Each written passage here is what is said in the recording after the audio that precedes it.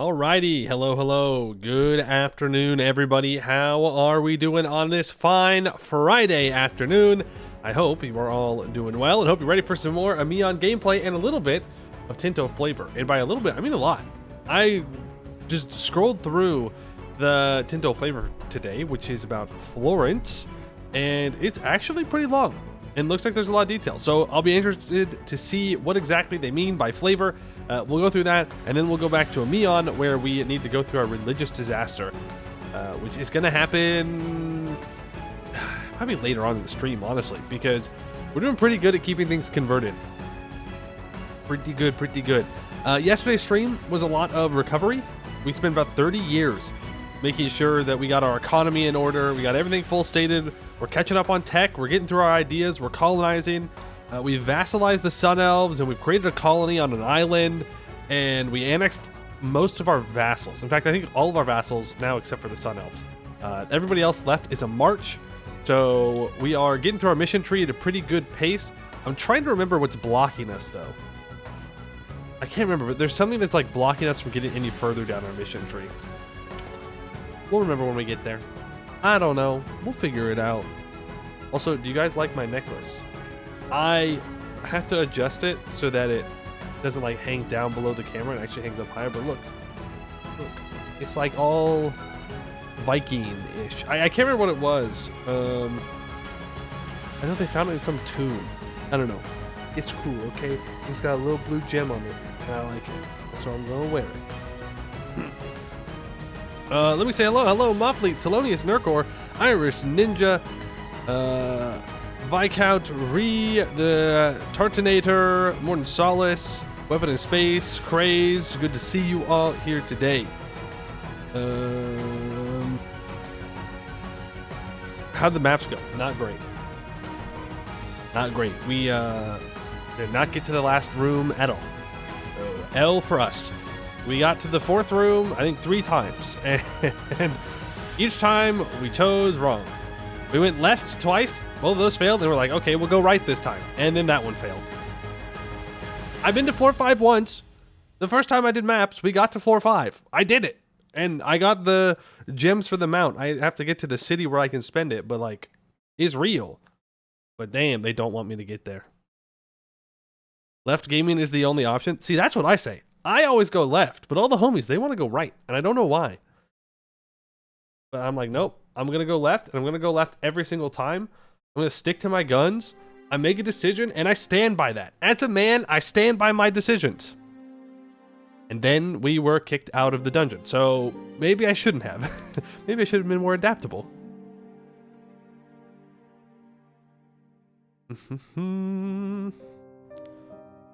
The man with the most entertaining personality and voice? Yo, don't glaze me too much. Damn, the and voice? For real? Well, good to see you, Carrie. Left-hand path is the way. New Anbennar players would never understand. They would never understand what left-hand path even is. It can never be wrong 100% of the time. You'd think that. And yet we failed at level 4 every time. Every single time. You mean left-hand path isn't going left in the treasure map.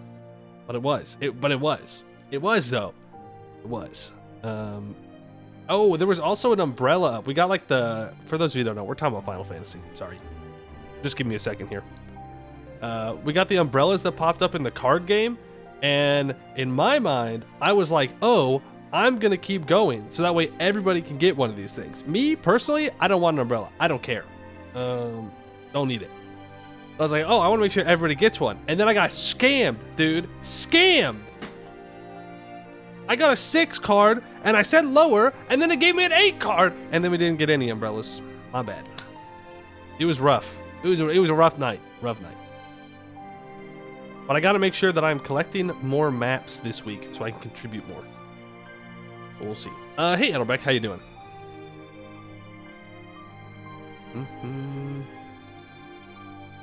You got into floor 5 a few times. Yeah, you know, it's a cool room. It's cool, and like you get an actual boss fight, but you know how it goes.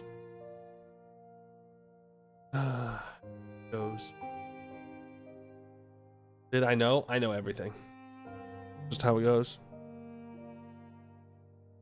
If you read the religion, you can actually figure out how it works. Like the Bible? Like what are we talking about here? what you mean by that? If I read the religion. Oh, you mean our religion, the Kaonis religion. Yeah, but that's boring. Imagine reading? I don't think so. Okay, reading? What, am I a nerd or something now? Come on. No reading in my math games. Long weekends coming up are pretty good. Nice. It is going to be a long weekend, huh? Monday is a holiday for people in the US of A.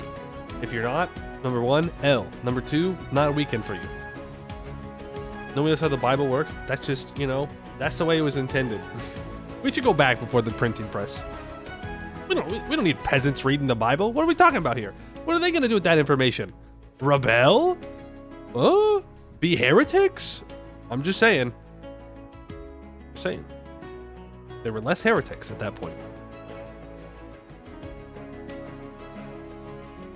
You feeling to understand it for 9 hours now? Look, I know it's based on the highest fine, we'll go over it today. But I think it's based on the highest monarch point that you have. And then it takes it from a group tied to each monarch point. It's not? And then why does it work like that? Why have I been right about it? It's not. It's based on the deity you have. The deity buffs an edict. Right. But the deities that are chosen is chosen from your highest monarch point of your leader. And there's like a grouping of them. Right? And then it chooses a random deity in there. Go cube instead. Pretty good idea. Pretty good idea. Am I wrong? You think one of the holy orders spreads the culture thing? Ooh, really? We'll look at that, because that would be pretty huge. Because we did lose all of our accepted cultures yesterday, which dropped my income by like half, by the way. Hello? My money? So we kind of have to deal with that. But if there is an edict, then I might switch it over, even if that means I have to lose my tax edicts.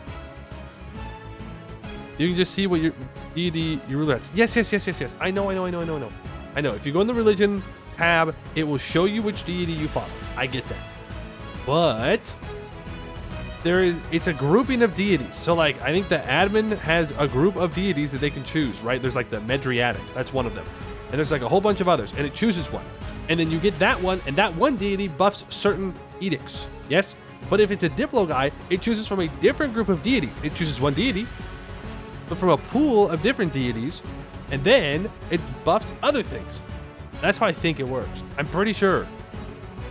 But we'll go over it. I'll probably be wrong. I went left, and that was wrong. And I tried to get everybody umbrellas, and that was wrong too. And so maybe I'm wrong about this. Maybe it's just L after L after L for me. 24 hours of nothing but L's.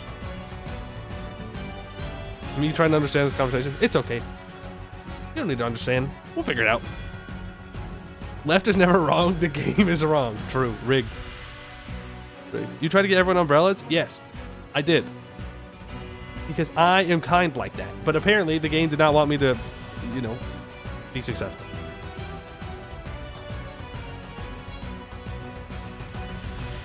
Umbrellas are one of the best inventions ever. Hey, you ever heard about being a man? Just simply being in the rain like a man, okay? Umbrellas? What do you think this is? What do you think, we're babies here? Little babies? Afraid of a little bit of water? Huh? Little goo goo gaga? Oh no, water got on me? No. You walk in that shit and you think you look cool, all right? But in reality, you look like a drowned rat when you walk through the rain. But you think you look cool, You think you got like the movie style where like your eyes are intense and you're like walking through the rain and you're like, yeah, that's right. I'm the fucking guy. I am him. And then you get a picture of you and it's just, your hair is all down and you're like squinting. Your glasses are covered in water and you're just dripping wet. That's how it actually goes. But you can think you look cool.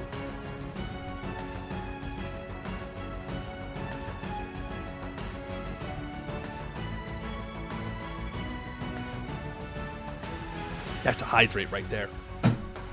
That's a goddamn hydrate. Are we skipping the app today? No. I'm sorry. I'm so sorry to tell you, Faroese. We are going over the Tinto Flavor. Or, hear me out, you could be a man and be dry. Interesting. I haven't thought about this. I'll have to take that back to the man council. Think about it. Brick? Yeah, I'm sorry. Fridays. Wednesdays and Fridays are Tinto days. Well, yeah. Wednesdays, they still have the Tinto Talks. And then Fridays, it's the Tinto Flavor. I showered not long before stream, so my hair is going to be all down. Should have put some product in it, but I didn't. I'm going to mute this one, folks, and the VOD rage will continue once the app is stopped. Maybe by that point, we'll be already looking at it. If you do yap to skip today, good luck, soldier. Good luck, soldier. I'll see you when you get back.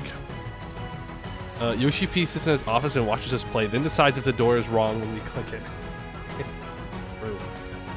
Rude. Let me pull up.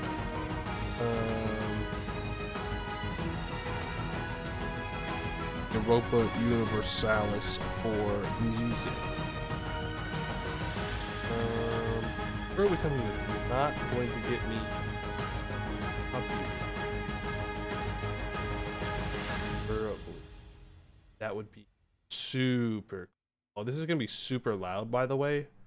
Initially. Okay, I muted it, so we're. How freaking fast I. You're so lucky I'm so fast. Okay, that's good, right? That's not too loud. Like, just quiet enough where you can still kind of hear it. How is the poet? You know, I'm doing all right. I'm doing all right at the end of the day. That's all you can ask for.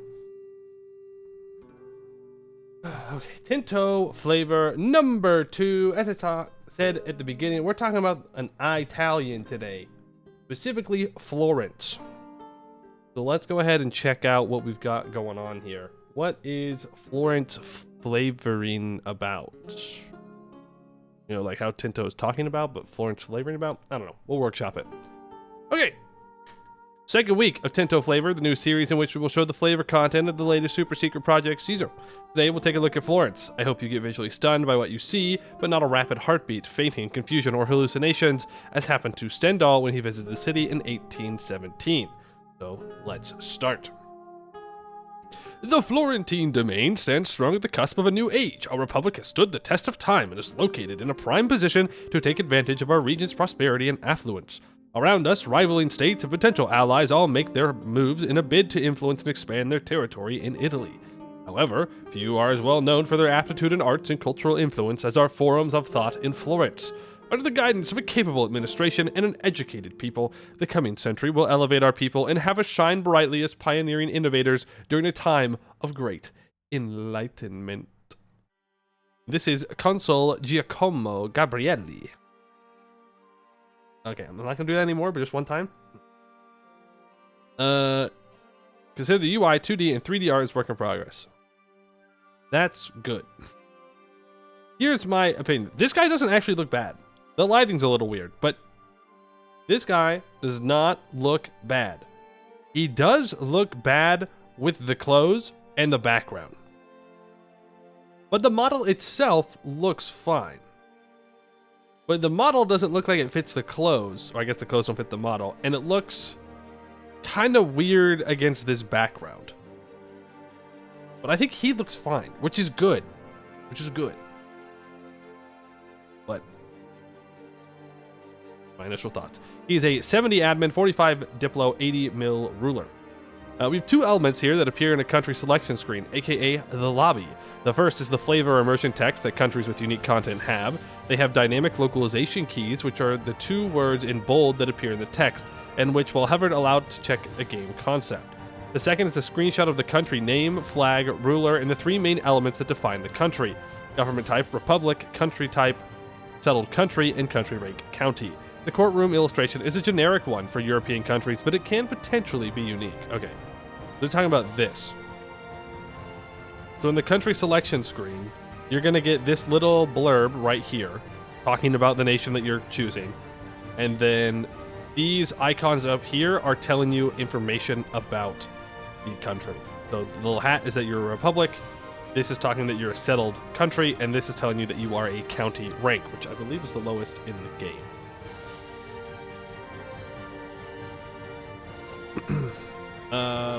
70, 45, 80. It's going to give us so many points. Yo! Best EU4 ruler. All right, let's jump into the country itself. Tuscany is a lovely place, isn't it? But where are the pink guys? Right here. I guess salmon? Salmon colored? Yeah. The Republic of Florence is a Signoria, which is a unique major government reform for all Italian countries. So it changes the succession law to the elective potestate, which we'll read about below. This gives 0.1 towards decentralization, minus 10% crown power, 10% less replaced cabinet member cost, 10% improved relations. Specific Italian form of city republican government. Power is concentrated in the form of a signor. These individuals are elected for a specific period of time, usually from the most influential members of the city, but in many cases they are also foreign rulers who are invited to rule the signoria. Interesting. I wish they would have made the rulers more CK-like. I disagree. I want them to kind of move away from the CK3. I think a lot of CK3 rulers look too cartoony for me. But that's just me. Reform unlocks a succession law. The electorate potestate. It It is a succession law for a republic. The ruler is selected from a country that has a presence in the region of its capital. The G is silent in Denoria. Okay. Eligibility rules. Decided by an election. Rules for life. Allow male and female. Allowed estates, nobility, and burghers. Eligible characters are ranked as follows. +1 per admin, diplo, and mill ability, and +1 score per years of age. I think this right here is that you could change it, and that's why it's going to cost 50 stability. Oh, test state. Oh, test state, boil him, mash him, stick him in a suit. Okay, alright, okay. I thought you were out here telling me how to say it right, and you're making a Sam from Lord of the Rings reference? I respect that. Florence also has a unique estate privilege for its Senate. The flavor name of nobility for republics, the Signoria Council, gives 5% estate happiness? No, probably noble happiness? Yeah, it's for the nobles. 5% happiness, 50% power. Minus 10% maximum tax from the noble estate, 0.5% stab decay. The Signoria of Florence is the name of the Council of 9 that governs the city. Its members taken from the different guilds. Every 2 months, there's a lottery to renovate the council, so the constant shuffling ensures that the interests of the Republic prevail over the personal ones. The fact all its members come from all the guilds, though, makes it so that the same families are always the ones in charge. They also give a unique Burghers Florence Guild, 5% loyalty, 25% power, 0.1 monthly progress to plutocracy, minus 0.02% monthly inflation, minus 1% bank interest. The different artisans and merchants of Florence have a tradition of being associated into different guilds. This ensures not only a standard of quality for the products, but also avoids unfair competition. However, the power and influence these guilds hold as a result is undeniable. Unlocks the law, the primacy of the Florentine guilds. Speaking of, it unlocks this unique socio-economic law, the primacy of the Florentine guilds, in which you can pick one of 3 policies to embrace, promoting one of the 3 different types of guilds. Okay. So here's the 3 down here. We have the Arti Maggiori, 5% burgher estate loyalty, 10% power, 10% production efficiency.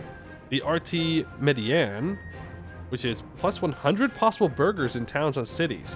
Minus 5% burger estate satisfaction equilibrium, minus 5% buildings cost. Or the Arti Minori, 0.1 monthly progress to free subjects, minus 10% burger estate satisfaction, 10% peasant estate satisfaction, and plus 20% maximum RGO size in towns and cities. Huh. Okay.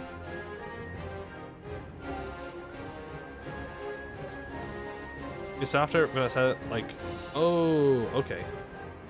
So, Signoria? I like this. This is cool. So you have like 3 different options that you can go with. And you can kind of choose, would you rather just have pure production power?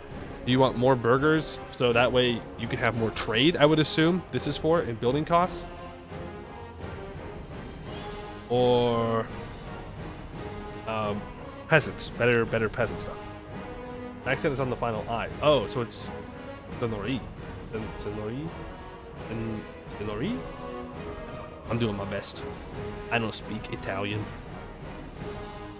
Florence has another unique policy for the legal code law, which is the Consiglio Maggiore, which gets 5% noble and burgher power, minus 20% peasant estate satisfaction, plus 1 cabinet seats. The policy of the legal code law. This takes 679 days to fully implement. A body of aristocrats and various classes of citizens, including merchants, artisans, as well as bankers, the Consiglio Maggiore is in charge of the autocratic apparatus within our republic. Florence also has unique advances, 13 in total, spread among the different ages, of which I'm going to show a few of the selected ones. So they have the Art della Lana, which is, or Dea Lana, is that the same as the Spanish L, where it's a Y? Dea Lana? 10% fine cloth output. The Fiorino de Oro, which is 10% tax efficiency, minus 1% expected cost of court. This is available in the Age of Traditions. I guess they start with this. The Florentine Citizen Militia in the Age of Renaissance, which is 0.03 monthly army tradition, and unlocks the Florentine Citizen Militia Army levies. If our people are going to stand the test of time, they must be ready to quickly mobilize in defense of our ideals. Forming a citizen militia equal in experience and ferocity to other armies in Europe will surely assist in the protection of our domain. Is this a unique unit? Is that what this is? Or is it like a military policy? I don't know. And we have the Uffizi in the Age of Discovery, which unlocks a building. I notice that 3 of them have unique icons and illustrations, while the one for the Florentine Citizen Militia still uses a generic one. Speaking of, it unlocks a unique type of army levy unit. It is a unique unit, okay. So 2% of valid pops will be raised as Florentine Citizen Militia. There are no modifiers impacting this. Huh. Okay, unique type of infantry. You get 0.1 weaponry and 0.05 leather for construction. The maintenance is 0.05 and 0.03. -4 manpower monthly. Unit statistics. Combat power, frontage, strength. Oh, they take 5% less strength damage. They have double their food storage capabilities. Initiative. I mean, I don't really know what these numbers mean in a vacuum right now, but it is interesting that they have unique units. I hope there's lots of unique units for all around. Hey, TRK, how you doing? You are in time for the Yapping. Yes, this is the EU5 Tinto Flavor. Oreo, don't lie. Why must you be lying?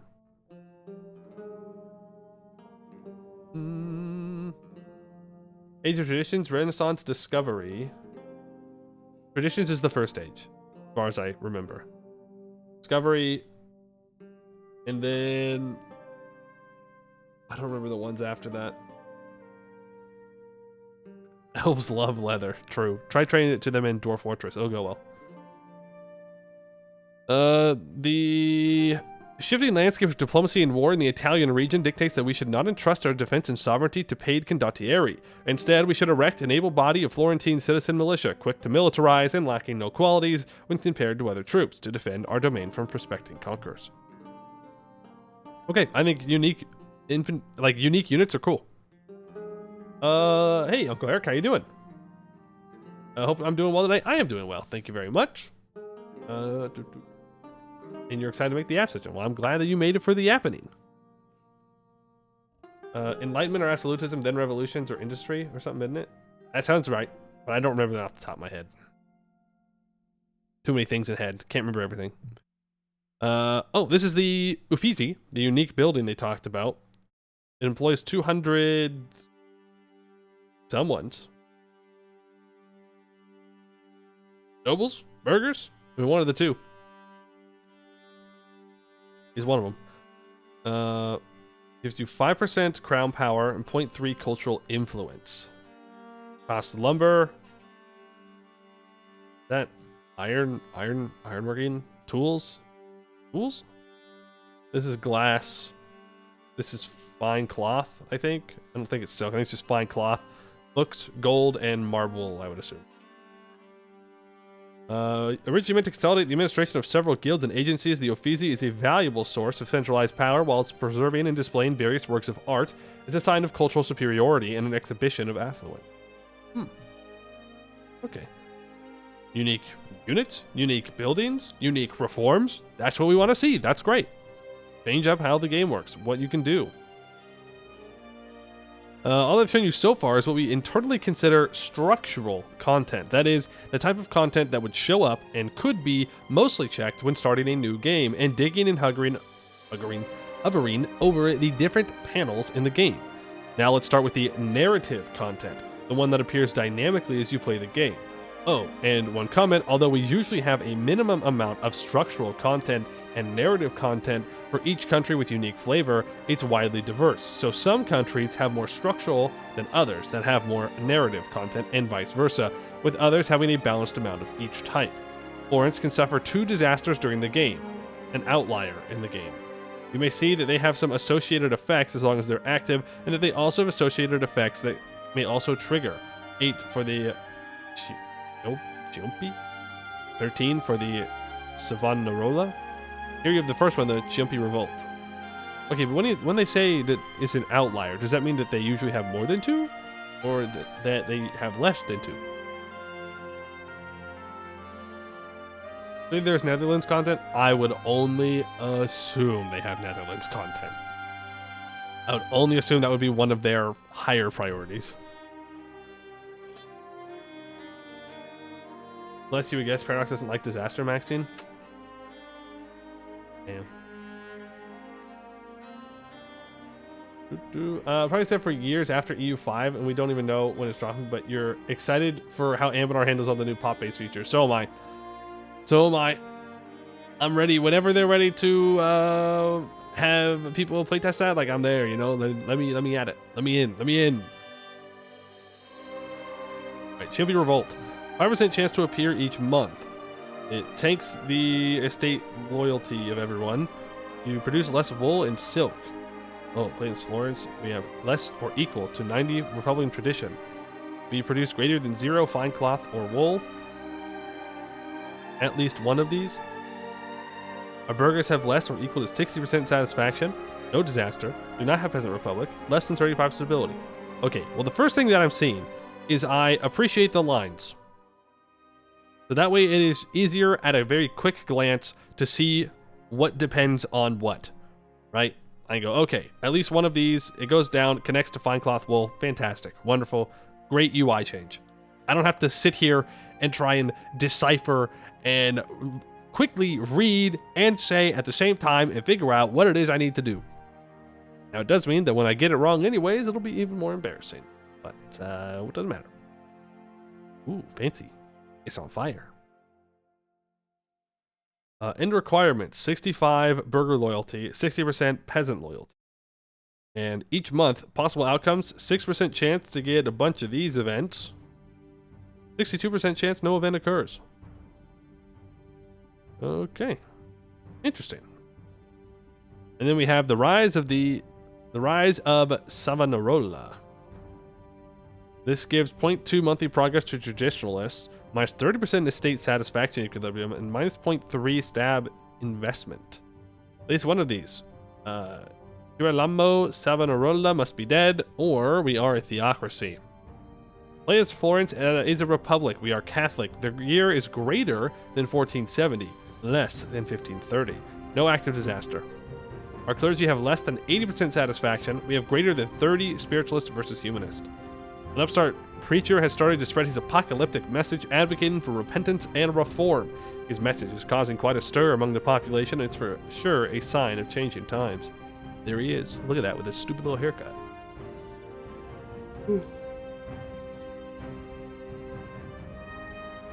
An upstart preacher has started to spread his apocalyptic message, advocating for repentance.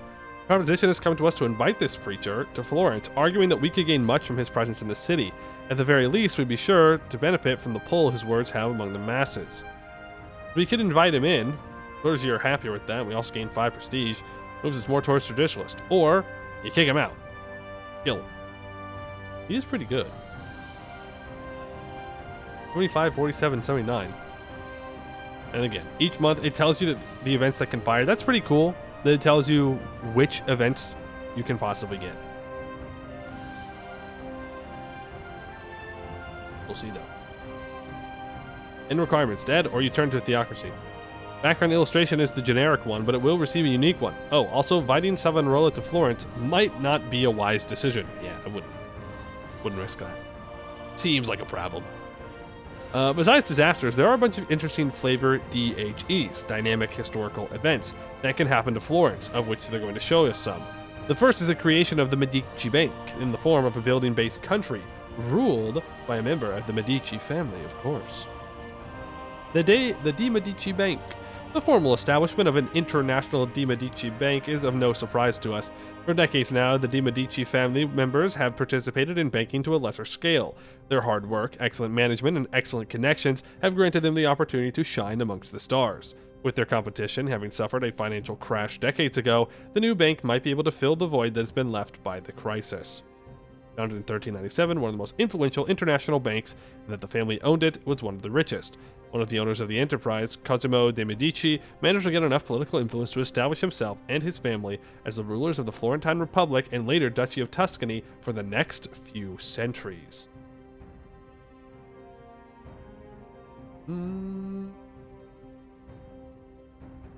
If you select the first option, you will continue playing as Florence, while the second makes you to continue playing as the Bank of Medici. This is not a common type of content, but a very special one worth showing. The event creates a building in the location of Florence, a bank, and also an independent BBC, which stands for a building-based country. Just so we are clear on things. Building-based countries. The Bank of Medici, Bank in Florence. It employs 100 people. It takes 0.08 paper and 0.08 gold. It does give you 0.1 trade advantage, and the tax base to owner is 5%. So does that mean that I, as Florence, I get 5% of the tax that the Bank of Medici makes? What else would it stand for? I don't even know. You got a similar reaction to it? Yeah. The British Broadcasting Company, obviously. And we're no Brits around here, all right? We're red-blooded USA. That's right. Current level of 1, maximum level of 1. Market access 84.19%. Owner of the Bank of Medici. Oh, it tells you the ruler, their succession law, religion. Their culture is Tuscan, capital is in Florence. Their population is 0, tax base of 0. They have plus 60 opinion of the Republic of Florence. Florence is in a Holy Roman Empire. With Medici Florence is in a Catholic Church. With Medici Florence is at a distance of 0, which is inside the diplomatic range. 2 more banking countries are starting in Florence in 1337, the banks of Peruzzi and Bardi. It also showcases the Medici after triggering the event. Oh! So there's multiple possible banking countries in Florence. Interesting. Very interesting. There are more events related to the Medici's rise to power in Florence, but let's not reveal all the interesting content. An interesting historical character in Florence's 14th century is Sir John Hawkwood, an infamous condottiere. Skilled soldier of fortune from Great Britain, having acquired extensive experience while fighting for his suzerain, he now seeks employment among the rich republics of Italy. This condottiero is now offering his services to us. If you decide to hire him, you'll be able to hire a unique mercenary company, the White Company, led by Hawkwood as a general. It has 15 infantry regiments and 5 cavalry regiments. Okay, interesting.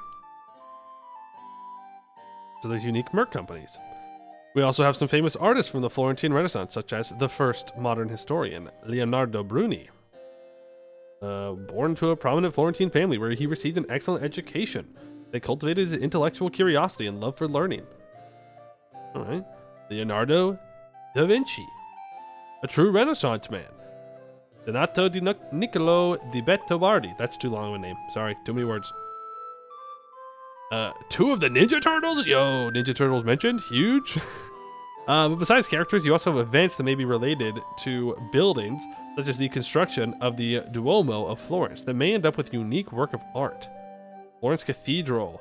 The Grand Cathedral in Florence has approached us with ambitious designs to complete the rest of the cathedral and properly embellish it. That sounds expensive. But it will give you a unique work of art, which are pretty good. And much more Florence-related content, as there are dozens of unique flavor events, but this is enough showcase for today. Don't want to spoil the fun of starting the game for the first time. Next week, we'll be taking a look at the unique flavor content for Novgorod. Okay. We'll be jumping up into the Rus. Interesting. Well, I'm liking what I'm seeing so far. I mean, that was good. Lots and lots of interesting stuff. Units, reforms, buildings, events, disasters. I mean, that's what I want to see. That's fantastic.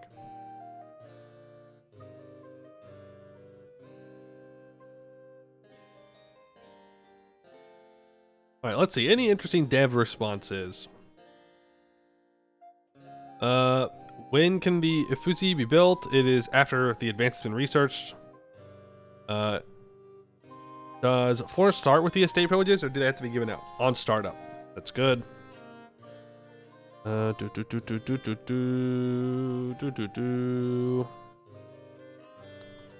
nothing there.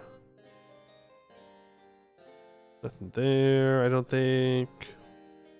Oh, for the unique advances, could other Italian tags get them if they control Florence? Or are they fully unique to Florence? They are fully unique to Florence at the moment. Are there any unique events related to special advisors? If you employ him, yes, there are other events related to his works. Ooh. Can't wait for me to play a country with a bank focus and lose everything to the banks. I would never do that. I would always win. If this is a standard amount of flavor per country, and this is a good start for the game. I mean, yes, they're definitely putting their best foot forward, as you're saying. Like, is every country going to have this? No. But if this is like their standard for what they consider to have content, and they have 60 countries that start with that, that is a pretty good start. Obviously, more is better, but if this is when they say, oh yeah, we have 60 countries with flavor, if this is what they're talking about, that's pretty good.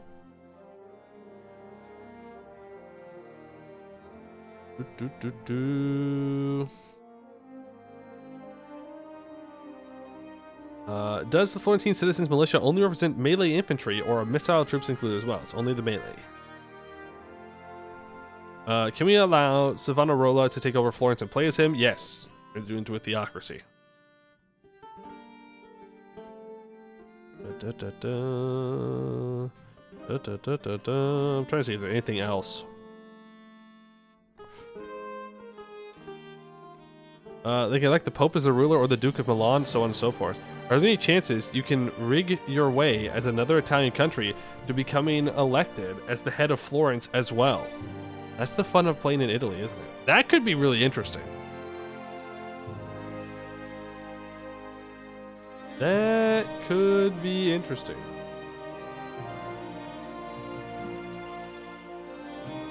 Like it where if you were in the same culture group as a tag with unique advancements, if you take them over, you can unlock them. But only if you're in the same culture group. I mean, yeah, I guess.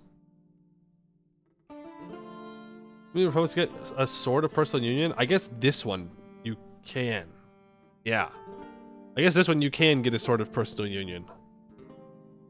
You can try and get your ruler onto Florence's throne, which is kind of interesting. Production efficiencies, building profitability. Are unique buildings disassembled if their original tag is conquered? Would the Uffizi disappear if Florence falls to Milan?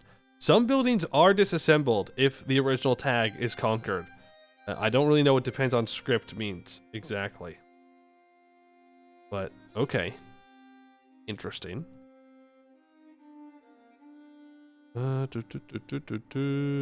expensive is it to hire one of the great artists like Leonardo da Vinci as Florence? Should I be able to hire all that are presented to me fairly easily, or are they a significant burden on our finances? It is a money sink into your budget. How much it is exactly is still a subject balance, but let's put it this way. It will be comparatively more expensive in the early game than in the late game, which I think is good. That makes sense.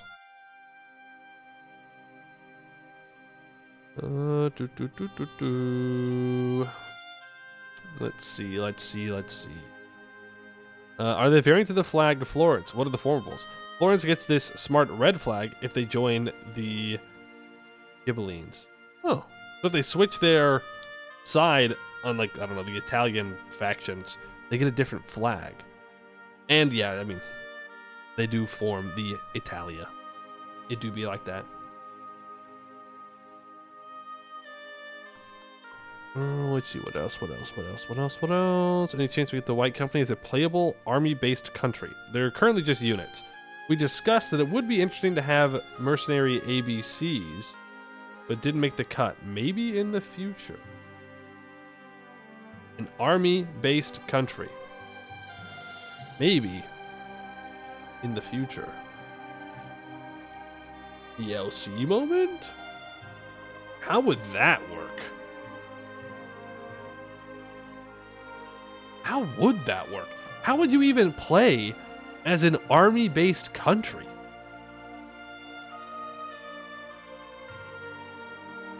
Huh.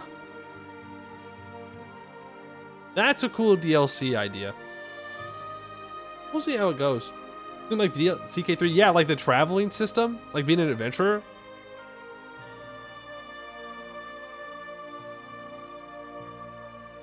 I don't know. We'll have to wait and see. But that is an interesting idea. To be fair, though, we don't even know how building-based countries are really working. At least I don't think they've talked about any of them in significant detail. So let's just get to see if those work well first. Then we can start daydreaming about army-based countries too. Road Warrior. That's true. Road Warrior would be an army-based country.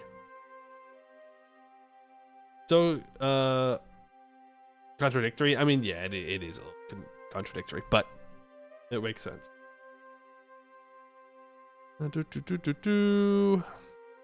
Can artists have a descendant if they end up as rulers of a country, though, like as monarchs or dictators? They can't be rulers in general terms. Okay, they're asking about the disaster specifically. What is the acronym BBC again? Sorry, it was probably in a different Tinto talk. What is the acronym BBC again? The Bel Benzema Cristiano. The building-based country. Winky face? For what? Why a winky face? What's the point of the winky face?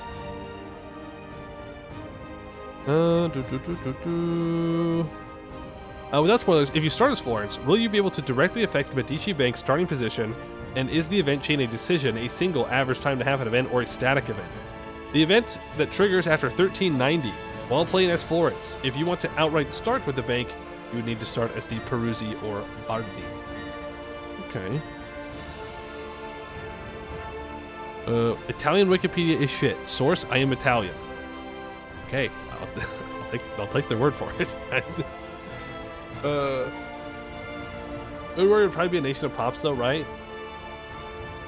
Road Warrior would be. I mean, they'd be an army-based country if those were real. But if what we know about it, I guess they would be a society of pops. But yeah.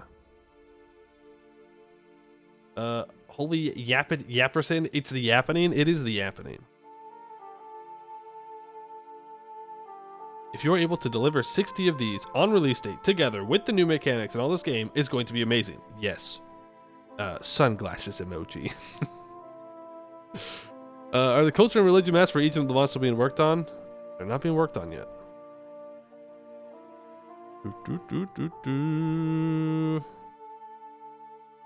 Alright, well, it looks like that is all the responses. Okay, so, you know, pretty good, honestly. There's a lot of information in here that you can really sink your teeth into, take a look at, try and understand. But it does seem like there is a lot of unique stuff, which is cool. If you conquer a region with a bank, do you steal the bank? Well, you don't. I guess that's a good question. Can I somehow attack or destroy a building-based country? Can I just destroy their building?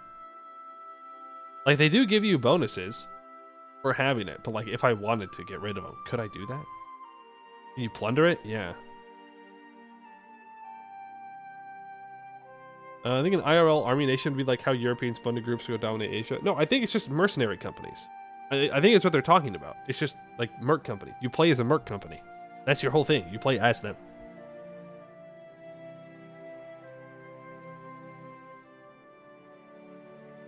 You need a high CB to attack the bank. You gotta get a team together. Imagine taking every single bank across the map just so everyone has to take loans from you. It'd be kind of funny. How do you skip the app on Twitch? You don't, but great news for you, I guess. We're almost done with the app. Can we finally start EU? Finally. Oh my god. Imagine yapping.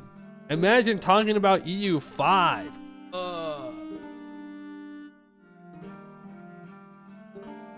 Oh no. Oh no. Yap skippers are uniting? No, yap skippers just like yapping. Quite the conundrum, huh? They say they like to yap skip, and yet here they are yapping. Interesting. Is it actually EU5 already, or is it still Project Caesar? It's still Project Caesar, but I mean, come on. Come on. It's EU5. You know what it is. You like the yapping, but you skipped the yap. That's okay. What if it's Imperator 2 in 1337? I don't think so. but you never know. You don't care about the flavor you want to discover in-game, not through a dev diary? That's fair. That's fair. Look at that. Oh, Ameion's on the loading screen? It's not going to show you because OBS doesn't like it, but he's here. It's him. It's Lascaris. He's dead, though. He is here. Also, I'm not going to forget to switch the category today. On top of it. Go on top of it. Boom. It's that easy. It's simply that easy.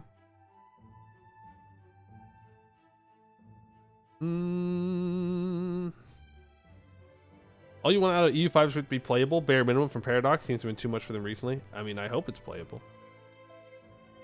Maybe they stuffed him. Okay, well, I don't think they did that. They talked about how they buried him by the sea, okay? Coffee or tea? Water. But if I had to choose tea, I don't drink coffee. Maybe I should, though.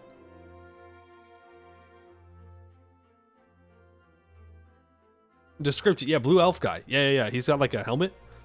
Looks like it's made out of bronze. And it's like a purple frill on the top. He's like super blue. He's got pointy ears. It looks like he's outside of the big city. Maybe. I think. That's what I got for you. He's sitting on a tree. Pretty good.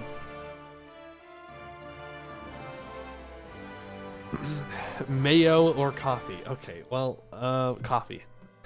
mayonnaise is bad. Gross.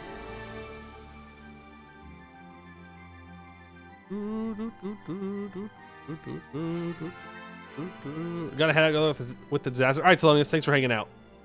Hope you catch the VOD. Rocks or coffee? Yo, eating rocks? Huge.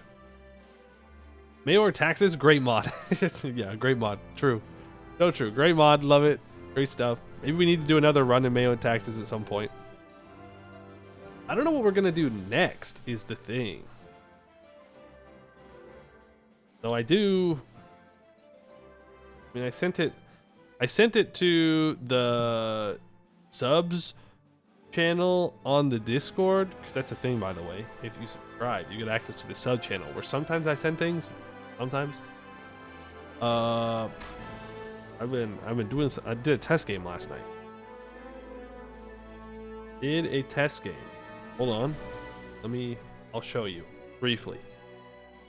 I'll show you one very brief moment of what I said. Okay. Pull this thing over. Right. Okay, hold on. Oh. I opened this in a new tab.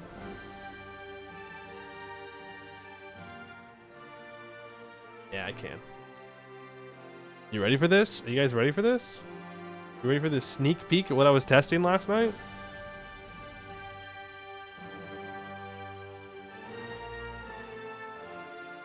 It's possible. I'm just saying. That run is not impossible. I beat Goed. You can do it. You can do it. I'm just saying. You can do it. You can beat them. I had to do a couple of reloads to get a good first fight against them with a decent general. But with that, you can do it. Playing Bolton Land Size out. I know I might not play it soon, but I'm just saying I was doing a little bit of testing. Major alert not necessary. No, I got a 5-shock general, and that was good. That was enough. That's all I needed. Drop a green scale tutorial, please. Fucking kill him. Tell Muldor is going to attack you. Kill him. Eat him. Eat their vassal. Then kill the small tag next to them. Try and eat Adshot as well.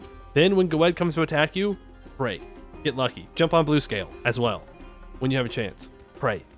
Have Bjarnrek guarantee you, so that way the gnomes don't jump on you in the middle of the war. Pray. But it's a lot of just bleeding people out, and you gotta win a couple of fights. Green scale does get 100 mil points early in the game if you upgrade your traps, which you should. Oh yeah, just saying. Let me reiterate though, new kobolds are cracked. They are pretty strong. They are pretty strong. The green scale also now starts off with 2 forts. Two of them, 2 forts. So that's pretty nice. Heard of a strat that declares in the gnomes first. Well, not as green scale. Boy, as green scale? That'd be crazy. But because you get decked on almost immediately by Sel Maldor. But who knows? Maybe there's a different way to do it. I was very aggressive in my green scale game. Maybe it's better to play taller. I don't know. All right. Game capture. Why be green or red when you could be blue? Okay, well, I played as the red scales. I played as the blue scales. I haven't played as the green scales, so maybe we need to do green scales. Even though it would make the run harder, but that'd be more interesting, I think.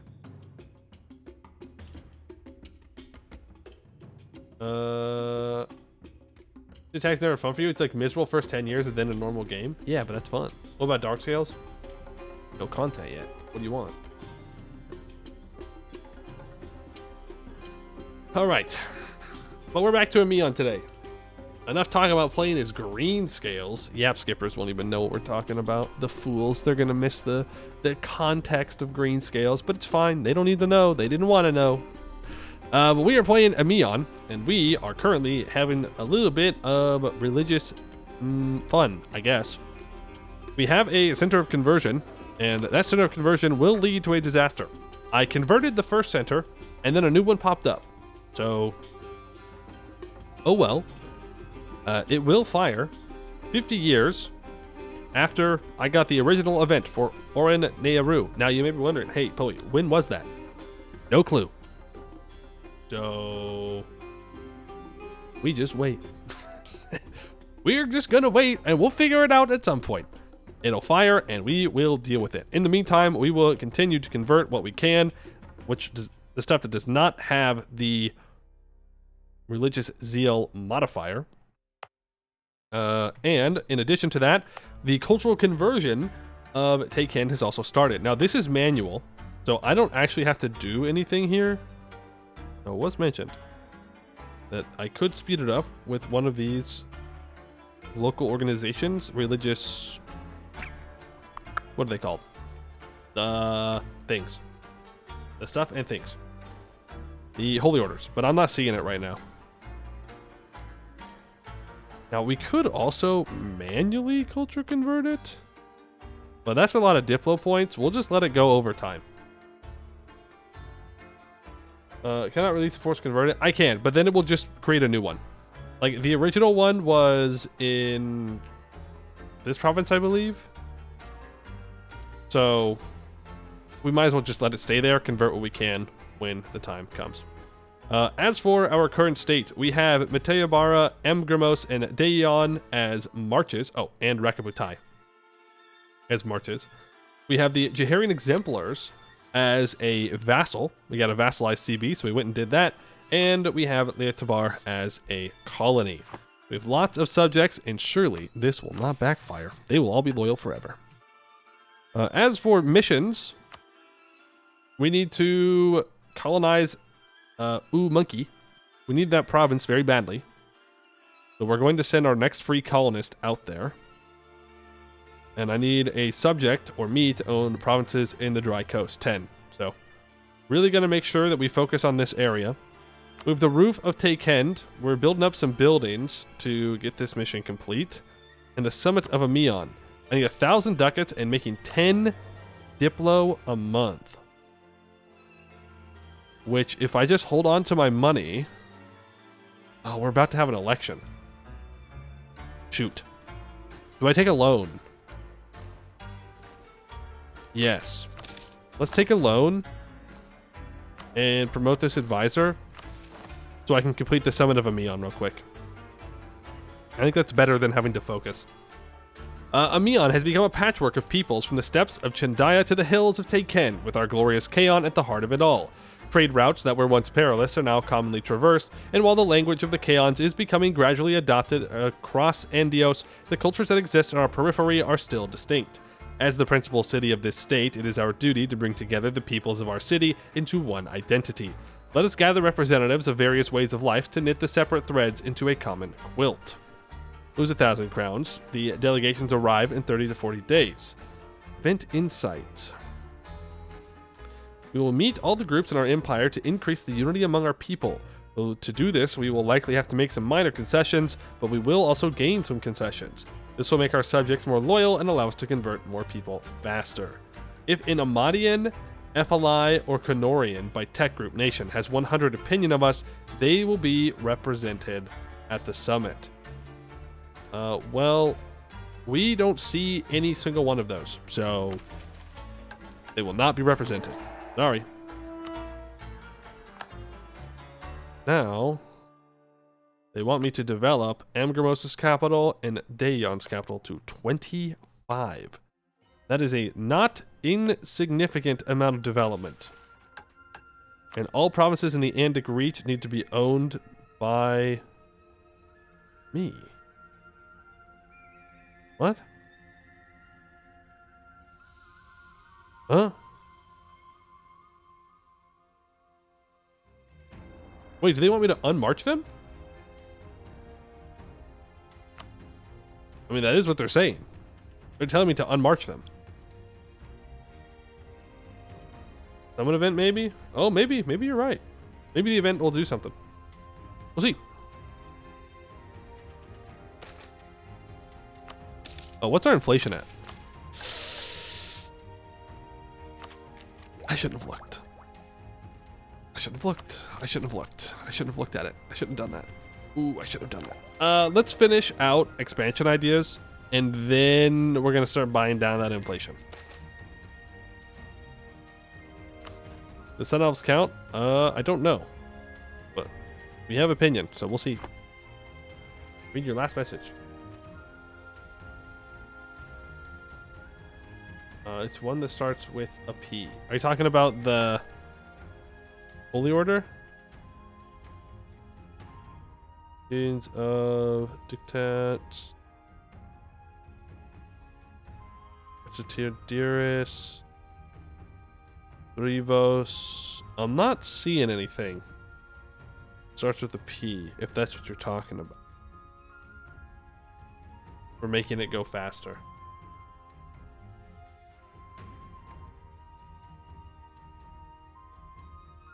Hand out the control of monetary policy for the burghers to help get that down. Doesn't that increase all power costs by 5%? That sounds bad. Alright, the delegations arrive. The Chendians, with their swift feline mounts in proximity to Ameion, are the first to arrive for the summit. Their mounts seem timid in an urban environment unfamiliar to these steppe native animals. The tribal leaders are reminiscent of their mounts, tame but eyeing those unfamiliar to them with suspicion. Our fellow Kaonai arrive next. The Daeoni and Amgrimosi of our league are the most familiar with Ameion proper, a city much like their own but showing its magnificence and influence in the streets alone. The Matibar also come by boat, but in smaller river vessels, following the river from their lands to ours. They are the most familiar with the style of gathering the summit invokes, with their own tribes partaking in a smaller scale activity within their valley. The most distant of our subjects, the Tekendi, arrive last. Hundreds of ships enter Ameion's harbor from the great ports of the east, as our subjects make a point of showing off the power they have retained through our conquests. Though the city they enter is no longer a peripheral trading outpost on the edge of the world, but the master of that world's future. Summit begins. What if I splendor? You just read it wrong? Sorry for wasting time. No, you don't waste time. It's fine.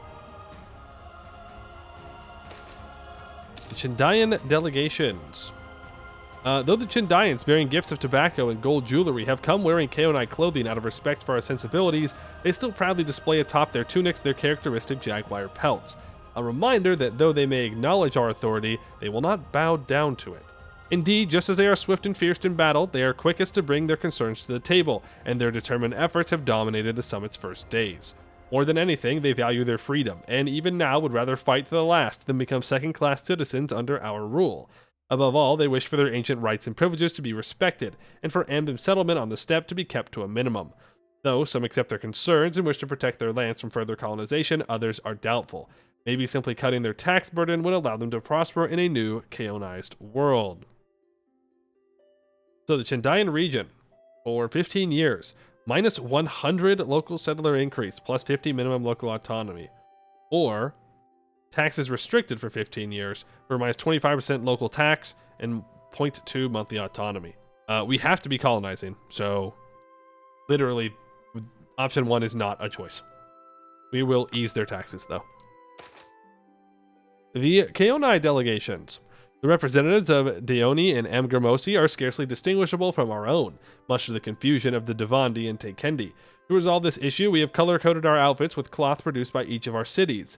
Likewise, we bestow such cloths to the other delegates, along with preserved food suitable for voyages or winter storage.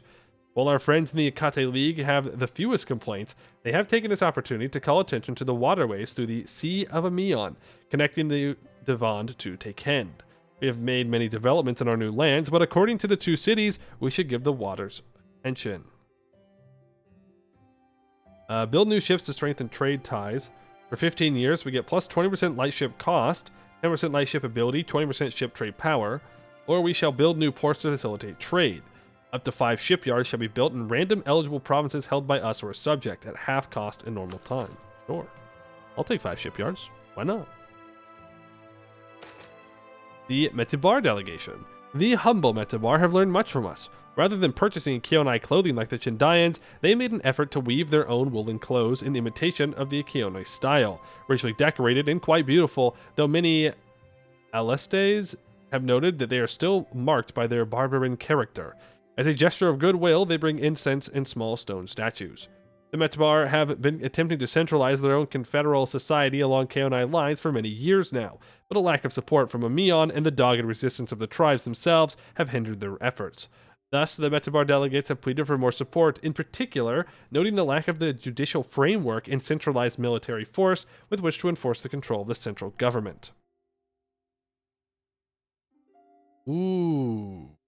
Okay. We can help them codify common laws. 100 admin points. They convert to Kaonist as the new state religion. And Astelben becomes their new primary culture. Country name changes to Astioin.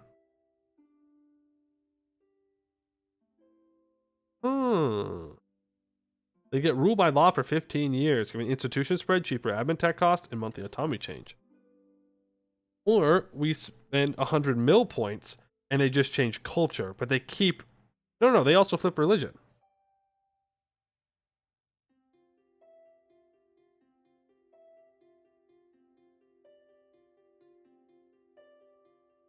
Am I missing something? Get some cheaper mil tech cost. Why is there a whole extra line here compared to here?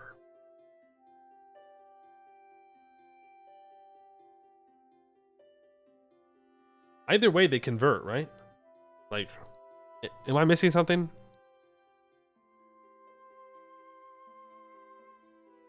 This just says that Kanos will become the new state religion twice.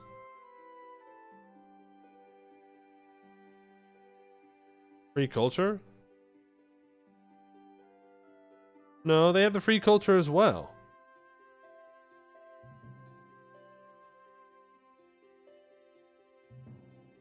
No, because this one also says the state religion. Impossible. Here, let me move it over farther in case I'm blocking it.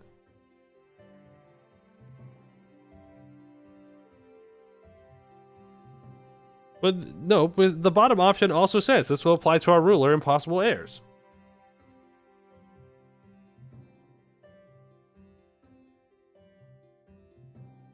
I think it's the same thing. I'm pretty sure it's the same thing. I'm just gonna spend the mill points. We'll make a save. It's just mill points or admin? Okay, well then I'm just gonna spend the mill points. The Tekendi delegation. The delegations of the Tekendi were amongst the largest and most extravagant of all sent. Clearly, our Thekverstana and Yodhempir subjects, alongside a notable number of Clariyen, have used the summit to show off the might and power they have retained through our conquest, bringing along with them masses of servants and guards, flanking gifts of spices, teas, fine silks, and cloth. Negotiations and meetings with the Tekendi have taken up a large part of the summit, as the various disparate interest groups jockey for Sincleto's support. Perhaps the biggest issue, however, lies in the question of resource allocation, particularly in efforts to support economic development. While those in the cities simply request more funding, confident that they can pursue their own projects, those in the countryside have been asking for more Amben personnel in order to enforce their designs on the ever-restless kin. 15 years, I get minus 10% dev cost, plus 10% advisor cost, or I get minus 10% construction cost and less tax. Let's go for personal development. Oversee development. There we go.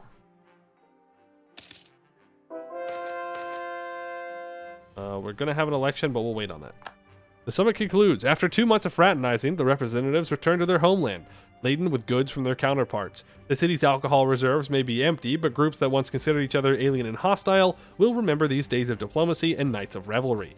Some are even eager to learn our language to foster communication between their newfound friends. The time now turns to work, however. Promises were made to our subjects, and fulfilling them will necessitate keeping the goblets empty. We get Empire Born of Ruin until the end of the game, giving 5% discipline, 5% admin efficiency. We automatically become an empire. And we enact the Ameion Parliament, a tier 6 government reform, which enables Parliament. We get +1 possible policies, +1 free admin policies, minus 10% state governing cost. We turn all of our marches into vassals, and we gain cores on their capital areas. How much did you miss, Posey? Yeah, not too much. We just had a big meeting with all of our subjects, and now we can annex these guys in 10 years, and we will annex them in 10 years. Downside, it is going to make people a little bit disloyal. They are going to be a little bit upsetty spaghetti about this, you know? But that's okay. They'll get over it. Trust is high. Trust could be higher with you. Trust is maxed out with these guys. We can definitely make this work. But let's add in our capital to Parliament. Boom. Let's try and get a nice reform going here. It's 10 years, right? We have 10 years for this Parliament, so we can't annex people in this 10-year period anyways. A cheaper missionary guy? Unnecessary. We already have one. Ooh. Ooh. What do I want to do here? I think we just go for the reform progress growth.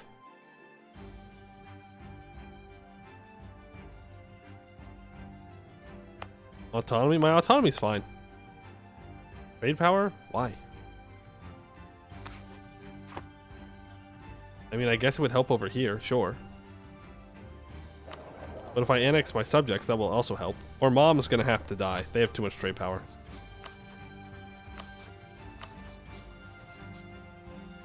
Culture enrichment. We could manually culture convert, but we don't need to. It will culture convert on its own. And then I don't have to spend the points on it. I think I just take the reform progress growth. Nice. And now we need to add in places to our parliament. Add that gold mine in. Add Ameion in. These two cities over here need to be added. That needs to be added. That's what I meant to add in. Remember how you lost the last run? I mean, what? No, I remember nothing. We'll be fine. What's the worst that could happen? UN. I don't know. The rest of them, they'll automatically get added.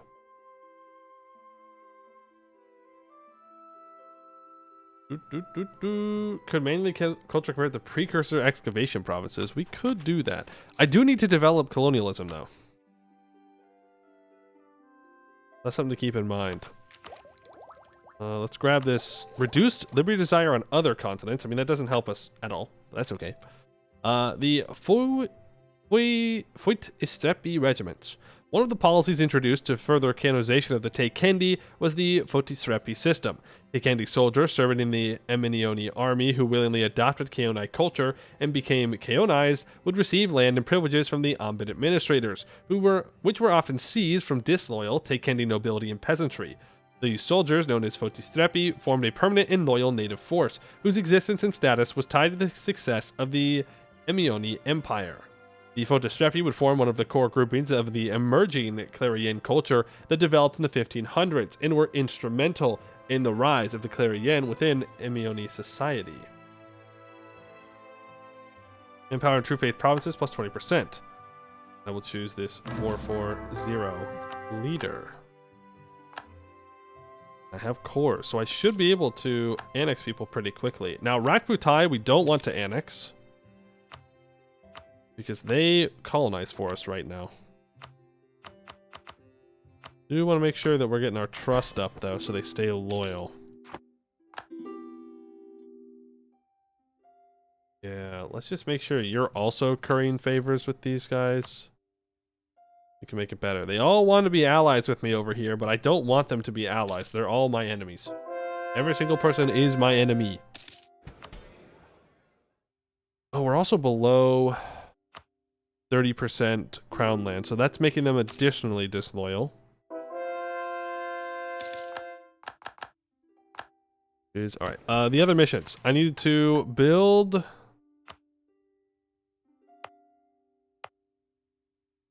a barracks in that province, and that will finish that mission. When I get a colonist, we can do that one. They want me to develop my vassals' provinces. Let's wait until... Well, actually, we don't need to wait till after we annex them, to be fair. We could do it right now, because those are cores that we're going to be developing, but even then, we know that these are the two people we're annexing first. We colonize these two provinces up here. Go ahead and state them up. And let's go colonize Ooh Monkey. Ooh Monkey. And yes, let's go land our 4,000 troops over there. That will work. Okay. We have plenty of governing capacity now. That's doing just fine. That was culture conversion that just completed. I believe more places are being converted to our culture. We do have the Ambennar culture, which is our primary one. But we'll see how this goes. I wouldn't mind getting this gold. Oh, what is that? Getting converted to Oroneru. No, not my gold mine. Frick. Frick, dude. Locals protest excavation. Excavation is disruptive work, to say the least. The movement of dirt, people, and uncovered materials in the Bukana Varanya is disruptive to the lifestyle of the local inhabitants, many of whom have begun to protest the threat to their lifestyle. Do they not know what I'm doing here? That I'm trying to help them? Get rolled, bozos. Here I am trying to better your lives, create jobs, and you spit in my face? Interesting. The Roof of Takend.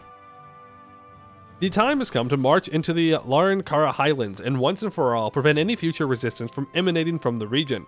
With Larankar broken, we merely need to clean up the fragments left in their wake. Of particular interest are the rugged hills of northern Larankar, home to the Advakala. They profess descent from Iceni, proven by those among them with rainbow hair, and truthfully are not as bloodthirsty as the southerners, making them prime candidates for canonization. Their skill at Katiem, in particular, a method of fighting using sabers as spell foci, may make them a valuable part of our empire indeed. Unlock the Katiem Auxiliary. Mercenary does not cost army professionalism when higher. Up to 6 provinces meeting the conditions and not already Kaonai cultured will convert to Clarieren. Nice. Get culture converted, bozos. Right, now we're just focusing on colonization and annexation. So we could take Miltech, but let's hold off for now. Again, we're not under any threat. Unless one of our subjects gets to Tech 9. And one of them is, but he only has 2,000 troops. Not the end of the world. Now, there is an argument to be made to not colonize over here right now and to focus my colonization on the dry coast to finish Twilight faster. I think that's what I'm going to do. Just really go over here. Love developing land one doesn't own. Well, they're vassals, and I need to annex them anyways, so it's not the end of the world. Not the end of the world. We can purchase an age ability. Huge. Who's disloyal? Why?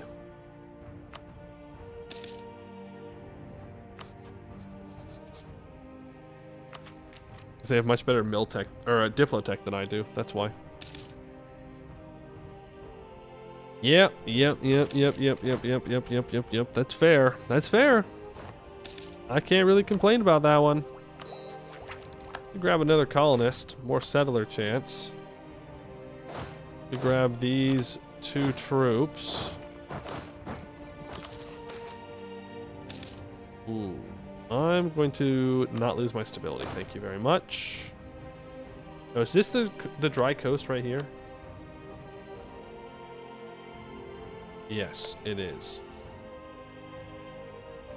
Oh. Do I colonize it and then give it over to the Jaharian exemplars? Probably yes. Well, let's just grab it and start colonizing towards them. Statesman is dead. That's not great. For sure. I think it's better if I develop colonialism, right? We have prosperity. I need to build a shipyard. Let's do that. If I can get my mages loyal, that'd be great. A 5-6-4, absolutely. That's a 6-6-5 leader. I mean, they're only going to rule for 3 years, but they're pretty good. +1 Diplo rep, also not bad. I think I personally need to land near the giant mountain range. This one right here. Is that what you're talking about? Also, what year can I annex? 1528. Okay. You have your OG cavalry. Yes, that is where we're going to develop the institution. Don't you worry. I have not forgotten. I remember. I would love to get 100 population there. Fast colonization is fantastic. Thank you. Thank you, thank you, thank you, thank you, thank you. Mages are... Well, if I do what the mages want, which is 3 admin development, or 2 admin development, you know what? Fine. We'll do that. Makes them happy. That gives us -5% all power cost. Do I have an all power cost guy here? I do. I'm going to switch over to him for an additional -2.5% all power cost. My capital has an additional... Oh no, they don't have dev cost reductions. Boo. Let's go encourage development here. So now, in the province next to Ameion, it will cost 12 to develop. Go ahead and give it a seat in the parliament as well. Not that it does anything for this, but just because it'll help. Okay. Mission 15. Expand. Do the 5 there. I would like to be able to still take Miltech soon TM. I didn't expand at 30. You know what? You can't do everything perfectly every time. Yes, we have begun to Hellenize the natives. Wait, have we begun to not Hellenize the natives? Oh, yes. Yes, we're Hellenizing them. Yes, we're doing it. Bukana Varanya dig complete. Our mages are familiar with the use of Kaenilian, a material known as Damesteer to some, but the variety found in the Bukana Varanya is unlike any we've encountered before. It seems to be especially made to be converted into magical energy at a moment's notice, flowing much more naturally through the mage than the normal material. While the mages normally find themselves allured and drawn to the magical energies of Canalian, ours find themselves calm and sharp-witted in the presence of this supply. The only downside is this material is that we cannot determine how to make more of it. So while it lasts, our mages may find themselves the most capable in the world. While the brightest candle does burn out the fastest, the candle is nonetheless a spectacle to behold. At the end of the game, we are harnessing relics, 5% mage loyalty and influence. For 10 years, we get minus 5% all power cost, 20% mage influence, and we get a skill 1 court mage that is 75% cheaper to employ. Which is great, because then I can get him to level 5, and I can catch up on admin. Yeah. What policies are we going to get here? Production efficiency and national manpower. Pretty good. That's pretty good. I'm gonna walk down here in case he doesn't fight these rebels. I mean, he probably will, but you can't be too careful these days. Rebels out here throwing the game. You know how it goes. You step there. Everyone's all dealt with. We're colonized in Monkey. We're colonized in 2 other provinces in the Dry Coast region. You're doing all right. Subjects are all very loyal now. Everything's looking fine. It's going to take us a while to embrace the institution, by the way. Kind of is what it is. You'd probably consider this goal of trade power. Plus 20%, minus 10% minimum autonomy in territories, and 10% more production efficiency. What was I saying? I should consider...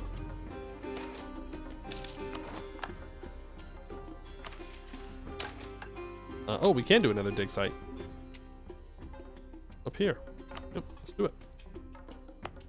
I forgot what I was going to say.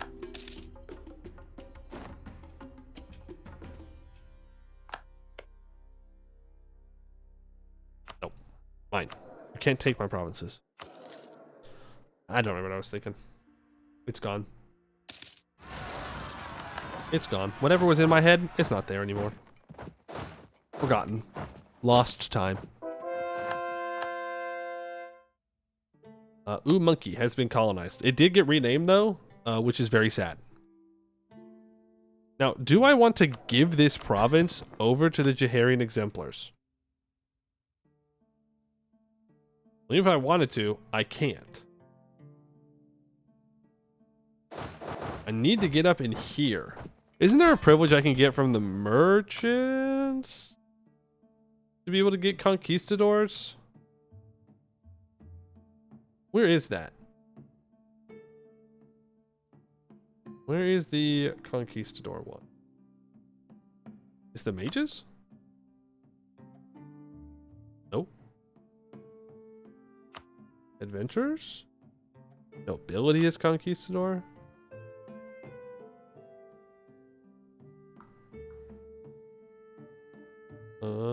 Diet, forced conscription. I'm not seeing it. We might just not. We just might not have the option. It's the thing. That'd be an L for us. Not seeing it with the adventurers either. I don't think it's the philosophers. Need exploration for nobility conquistador? I thought you just needed one colonist.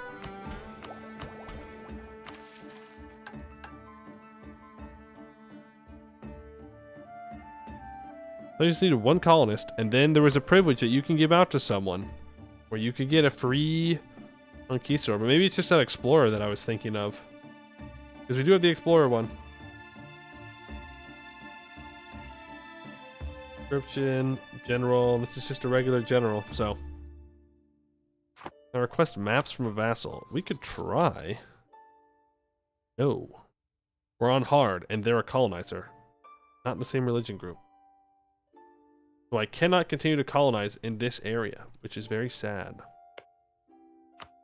But I can just start grabbing islands.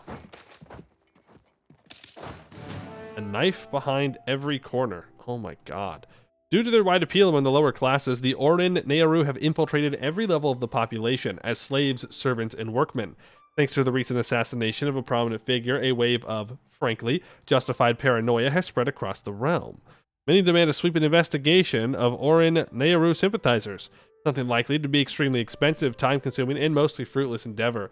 Nonetheless, if we do nothing, it will certainly make us look weak. As you had a huge network of shadowy guilds at your command? Yeah, so that way they could rise up in rebellion later as well.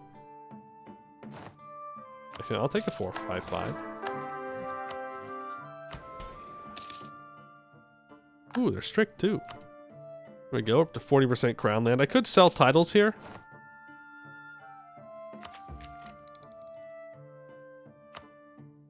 How long is it going to take for all this to spread? I mean, it's almost spread to here. If we hold on to our money, might be all right. Go spread there. Yeah, honestly, a couple more provinces and we'll be in business. Good to go. And then if we sell titles, we'll have the money, we can embrace it, and then we can take tech. It will be wonderful. As for our admin, yeah, the inflation's got to be brought down a bit. Just a little bit. A little bad right now. 2,000 ducats. Sell titles. Embrace that institution. Boom. Take Miltech. Take Diplotech. And is it finally time? It's finally time to replace the Lascarian phalanx. They served us well for so long, but they've finally been outclassed by the Manipular phalanx. Octacaon was not spared from the brutal campaigns of the Decacaoni warmongers as their lands were invaded in the 1490s. The Kalakis of Octacaon secretly hired military advisors from Ameion who would develop a formation known as the Manipul, which assembled Octacaon's hoplites in a smaller, looser, but more flexible formation. The Manipul was capable of efficient maneuvering and tactical flexibility, which disrupted the stiff battle lines of the Decacaoni phalanxes, hindering the cohesion and discipline vital for their successes. Combined with the effective application of heavy cavalry to flank and cause devastating shock damage, the Decacaoni phalanx was humiliated on the battlefield. Humiliated. Humiliated. Of course, that's when we have rebels rise up. Only took 70 years, yeah. We're kind of built different.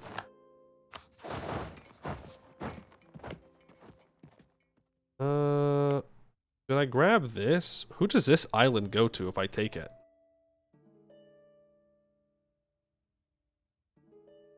Do I keep this? Could just go after this one. We keep going down the dry coast. I need to stay focused on colonizing the dry coast.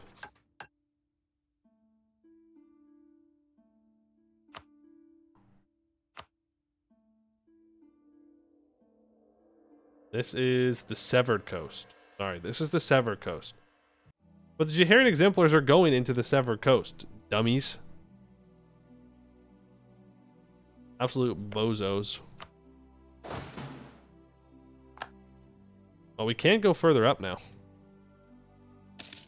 But I'm waiting for this province to be shown to me. That's what I'm looking for. That's what I'm looking for. Okay, this money can be spent on that. No good manufactories yet. Trade. Yeah, I don't think we have our trade buildings ready yet. Or I should say they're ready. I don't think we have them built yet. So let's do that.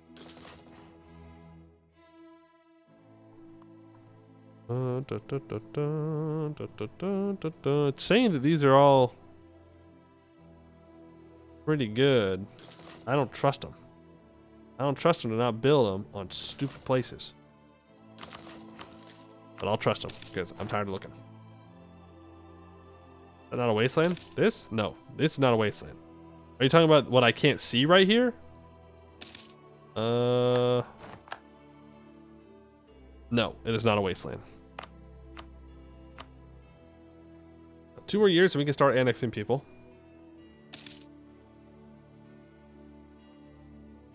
Two more years. We are not dealing with enemies. Let's be chilling and drilling, shall we? Chilling and drill. We can also upgrade centers of trade. We have a bunch of level 1s. We can get those upgraded to level 2. That would be worth it. Of course, the moment I walk away is the moment that some rebels want to pop up. You guys need to come together. Is there anywhere that I can make these guys stand? I know there's a map mode for this. Check. You go south so you can drill together. Building a fort on this mountain and this mountain, probably a great idea. Until I have to take it later. But until that point, it's a great idea. To defend against maybe a Mega FLI formation. I don't know. I don't know what they're going to be doing. We'll see.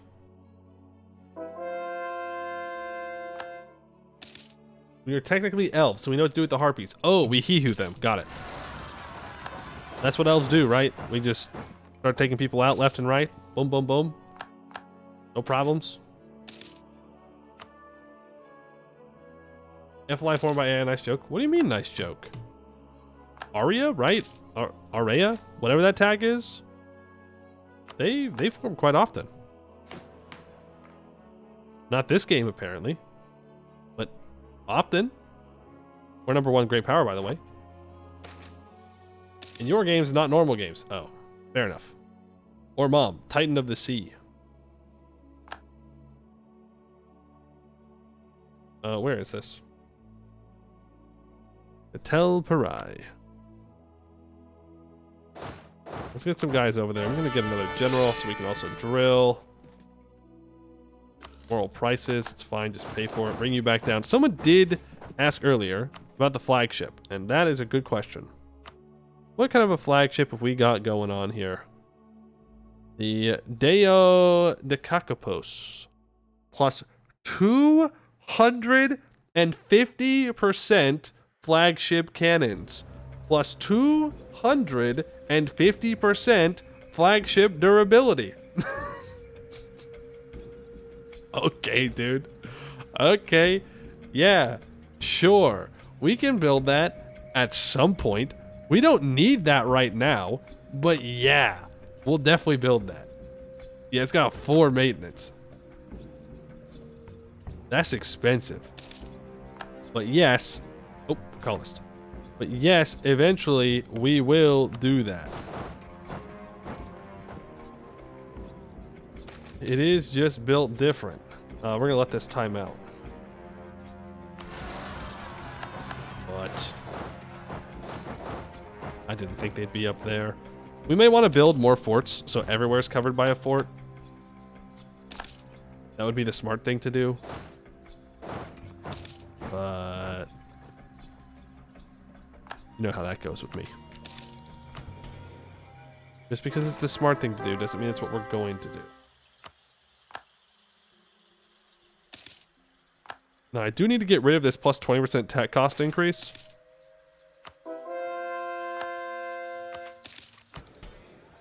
And I can't just give reduced research regulations because they're too influential.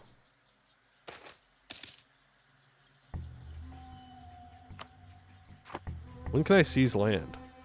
1529. Ugh. Well, I guess the minus 10% is better for annexing people. No debating part. Yeah, I'm gonna get this minus 15% Diplo annexation cost. Pressment, corruption, minting rights, pressment, placate nobility, take sides, impressment, admin. We should annex this guy pretty fast. 1531. I can make it even faster if I get the right advisor. Playing a Diplo rep guy? Even cooler. You're annexed in 1531. Got it. You'll be annexed in 1530. Got it. Get to it. Get that Diplo rep in there. Yes, we can do the nobility privilege as well. This is This is a good point. We're going to have a hard time getting rid of it, though. Later me problem. Now we're just by another 5%. Annexation should be done even faster. Yippee. Okay, so this was given over to Litebar. Why the Jaharian exemplars are focusing on grabbing the provinces in the ocean instead of grabbing their stuff here, I don't know. AI moment, I guess. I'm not sure. I'm gonna keep colonizing over here though because I need to for missions, but I do want to get back and colonize all of the Chendaya region very badly. The Vora Bekate dig is complete. Vora Bekate lies on the edge of the Ephelai, the great jungle that encompasses most of South Aelintir. Specifically, it has a view of fungal flora unlike anything else we know of, where we have not dared to venture. Our ancestors seem to have learned a great deal. In Vora Bekate, we have found what was once a hospital, containing an herbalist's dream of specialized herbs and seeds, along with records detailing how to use them to defeat otherwise fatal diseases. A curious detail in such records is that of the patient's ages at the hospital. They are penned in the thousands, implying an incomprehensibly long lifespan, and possibly even an inability to die as a result of natural aging, with no record marking it as the cause of death. Of all the great accomplishments known of the precursors, their capacity to cheat death may be their greatest, but with their knowledge of life we may attain a glimmer of it. There may be no cure for death, but there can be one for everything that causes it. 1,000,000 eternities ended, so our lifetimes could begin. Till the end of the game, we get 5% mage loyalty, 10% mage influence. Medical longevity until the end of the game, plus 25% average monarch lifespan, which doesn't matter. Hey, do those stack? Those stack, we're in trouble. I don't think it does, though. Monopoly company founded. Money or monarch points? Give me the monarch points. We could start our golden age, but something tells me we should wait. I don't know what it is.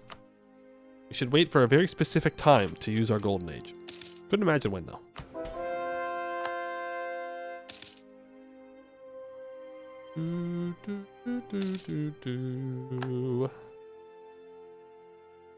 Conversions are automatic right now, so they'll do it when they need to do it. I don't really want to state stuff up in here because I'm going to give it over to the Jaharian exemplars anyways. The seize land. Ooh, I shouldn't have seized land until after I had annexed these guys, but honestly, that's okay. Not the end of the world. We take Miltech 10. We take Admin Tech 8.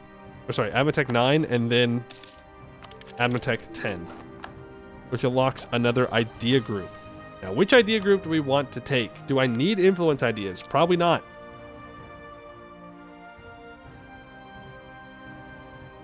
Probably not.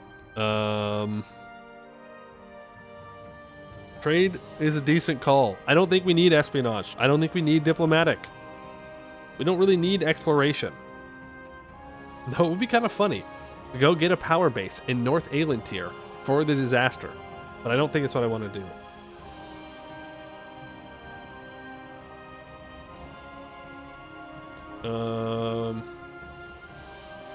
Do we need a Diplo idea at all? Another merchant. More trade efficiency, more trade steering.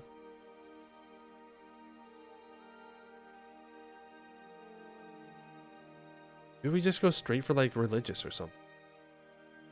Do I need religious ideas? Like I'm gonna be conquering into my religion from now on. Like I don't really need it. Is the thing. I mean, faster culture convert, sure, but again, it automatically does the culture conversion. I guess if we wanted to do it manually, we would take religious ideas. It did say that it was, if we took religious ideas, it would culture convert faster. That's true.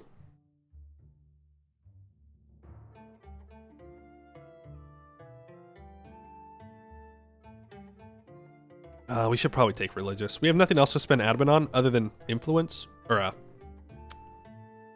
inflation. Do we need to flee against those pesky Canorians? Yes, but they won't mess with me for a long time.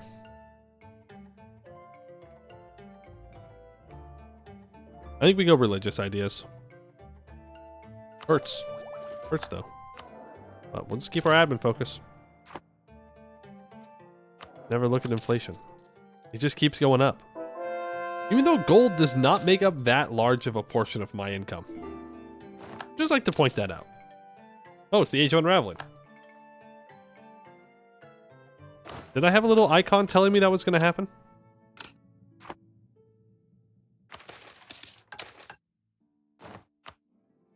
I don't remember seeing it.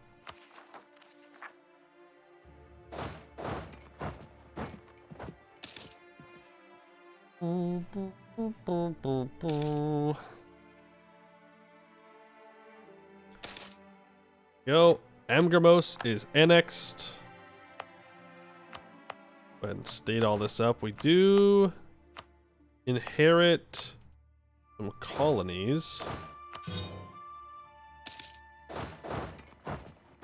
So that's going to hurt our income for a while.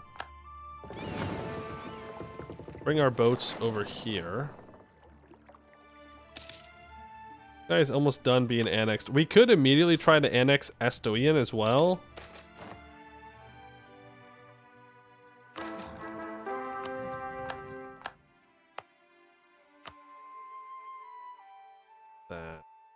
This one. Okay. Seize the island from the exemplars and give it to the colony? No. No, I don't think I'll do that. That just makes him mad for no reason.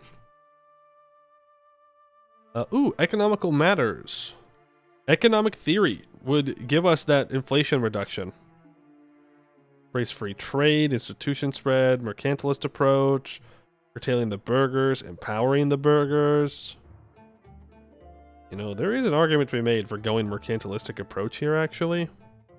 For more domestic trade power and more merchant trade power. That may actually be useful later on. Can I use the Runeborn Age ability as Ameion? Is there a special one? Runeborn Administrative Renaissance. Centralized estate will add +1 random development to every owned province, and it reduces it by 50% cost. Oh. But Aelantir Rush, also very good for us. But yeah, we can. But I think I also want to go embrace economic theory, at least for a little while. Because that solves this problem, and now I don't need to spend any monarch points on it. Ever. Ever. Ever again. Which is great.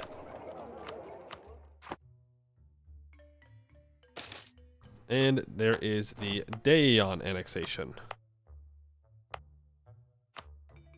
Boom. Delete those. We have 3 cannons in this stack. That's wonderful. Do have another colony. I'm going to recall from this one. Send them out here so that way it flips the culture to mine. Now, there is an argument to be made to not annex Estoian. That argument is that the culture will spread. Maybe. I don't know if they do culture spreading. You make a bunch more money if you get the trade capital, the old trade capital. No. I have to go kill Ormom. They have too much trade power. They suck all the trade out of this node. All of it. Like, I can definitely improve it, don't get me wrong. But also, let's put in the tax and reduce governing cost. I suppose there is an argument to be made to actually do more trade power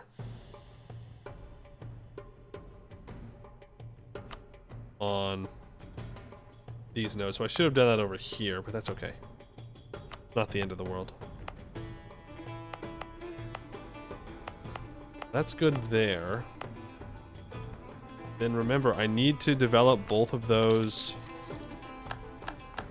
provinces up. But before I do that, I want to get Miltech 11, and I want to get this next Diplotech for plus 10 global settler increase. While I still have 3 colonists. Actually, I think I'll have 3 colonists, right? Yeah. Actually, I don't need to rush it that much, but that's good. Ooh, textile manufactories. I think we're going to do that. I think we're going to get, but we get minus 10% dev cost for taking religious idea. Ooh. Fine. I'll get an extra missionary.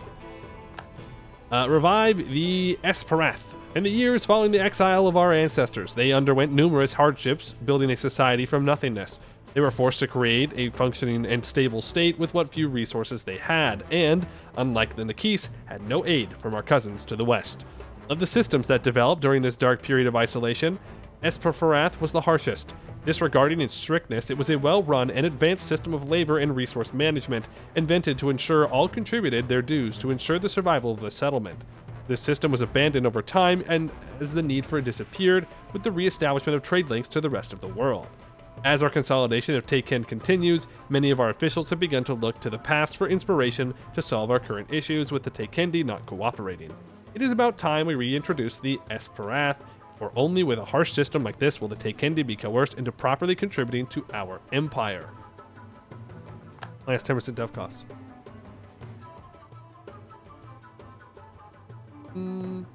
They suck so much out because you get minus 100% in it. Yeah, no, I know. I know. But he has trade ideas. And an extra merchant. Like, he pulls trade out like crazy, but I don't know, we are up to 43%. Should we move it back? It costs 184 Diplo points. Also, you want me to consider upgrading this great project?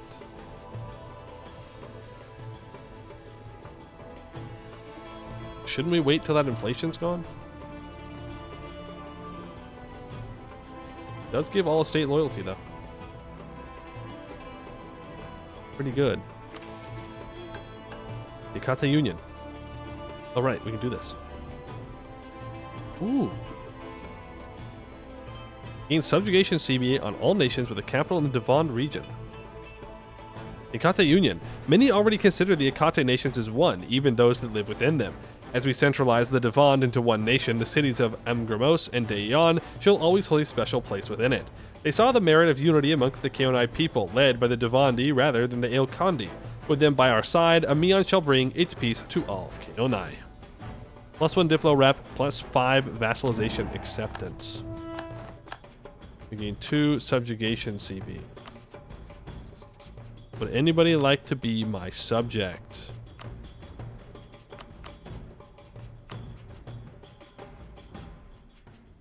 No one that I want to subjugate. Who the hell? Brigade Magnificence? I don't know who that is. Who the hell are you? Some stupid adventurer.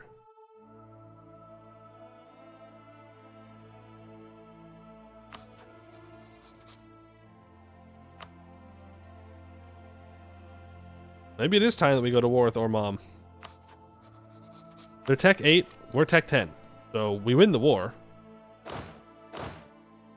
Send these 48,000 troops over. And you know what? I think it's time. It's time to get naval supremacy. Before I do that though. Fort in Ameion, please. Put it here. Oops. Put it here. Okay, I want the big cannons. The big cannons. I would like even bigger cannons. Maybe? Fleet movement speed is always the correct option for me. I love fast navies. Went to war with your mom last night. Banned. Perma-banned. Perma. How dare you? Or we can just go more fleet morale. But I like more guns. More guns is fun. What do we want to call it? Did we want to call it the Lascaris?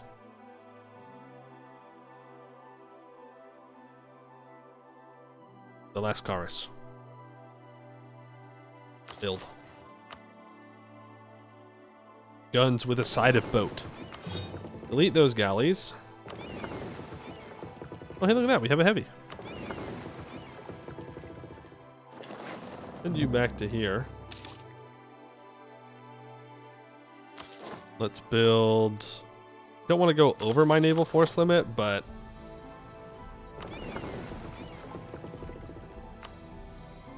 we can always delete some light ships.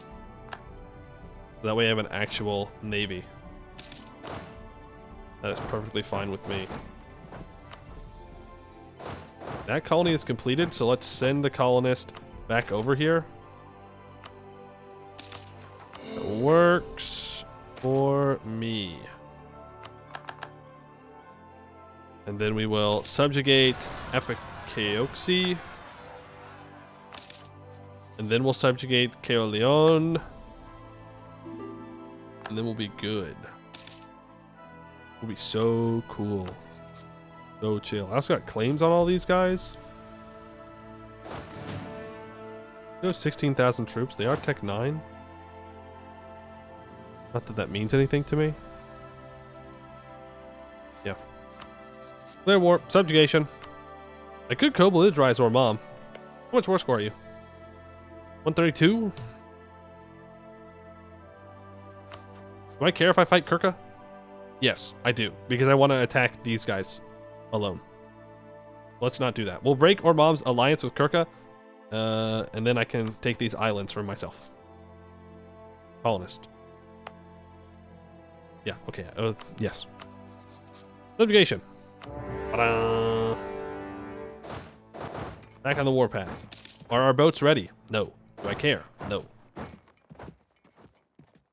The boats will be ready in time, guys. In time, in time, in time, in time. You... Oh, nice. Colony completed. Huge. You go here, and that completes Twilight.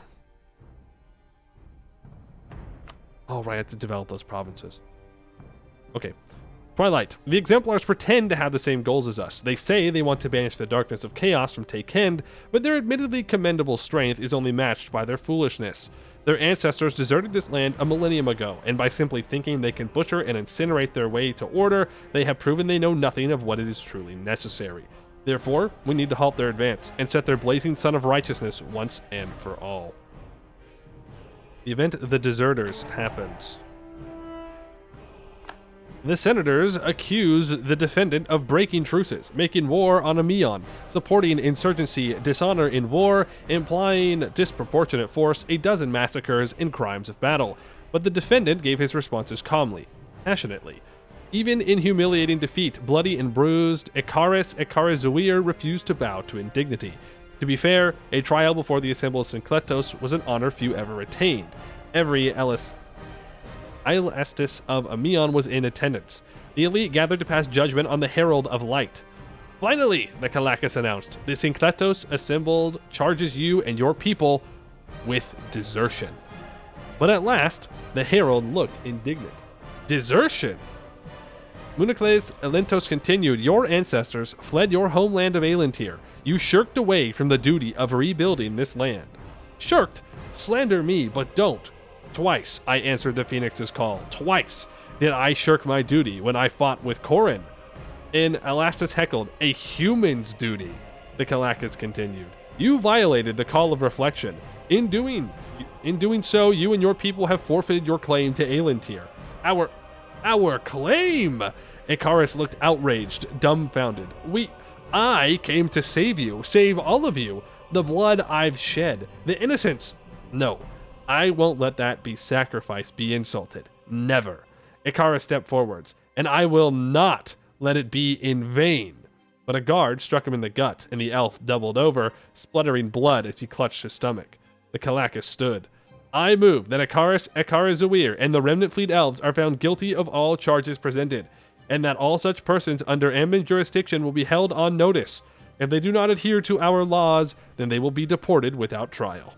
Then Municles Elentios looked down, smirking. Do you have anything to say in your defense? Icarus glanced up, but then he dropped his gaze, utterly defeated, and the dawn's edge shattered at last. Good. Then shall we vote? The Syncletos answered immediately. Guilty, guilty, guilty. The current elven tolerance level of integrated. We get a very large tolerance decrease to coexistence. The culture in the dry coast region will become Vakhel Elhi. The current ruler will die, and Vakhel becomes the new primary culture. Precursor relics will now be reduced. This province in Monkey. I'm just saying. Elves guilty of all charges. It's right there.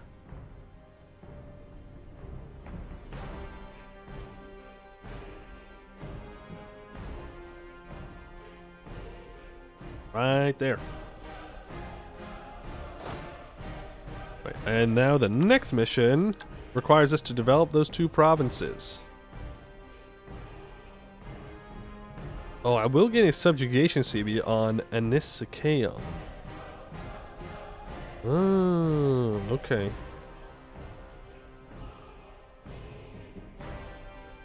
Interesting.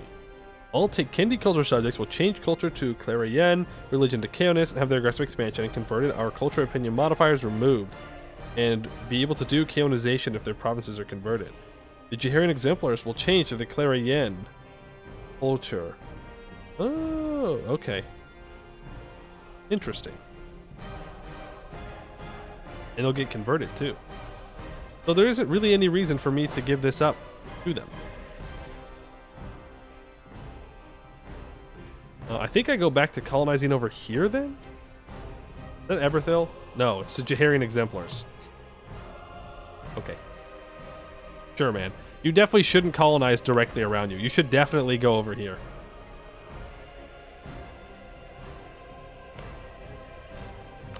Let's do this then. Grab the tip.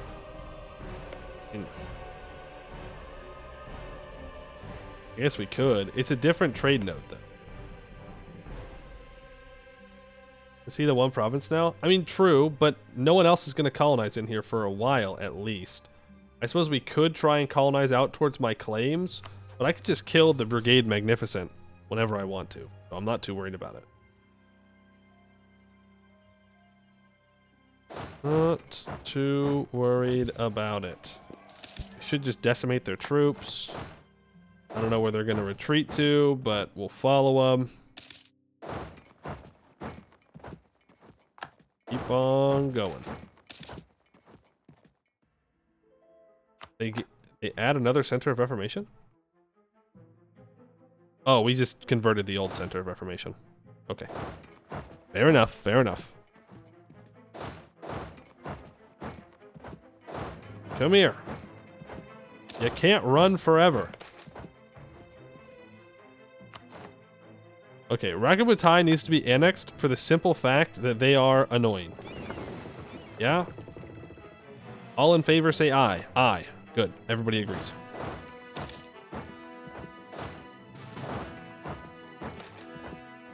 Everybody of importance agrees. Please do not have my transport fleet go die. I'd appreciate it if you didn't do that.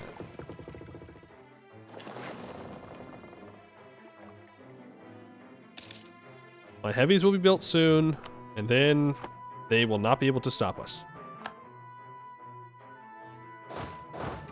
We'll walk through, and we will kill them. Incoming Chendayan raid. What? I own them. To the settled peoples who live on the borders of Chendaya, raids are a constant fact of life.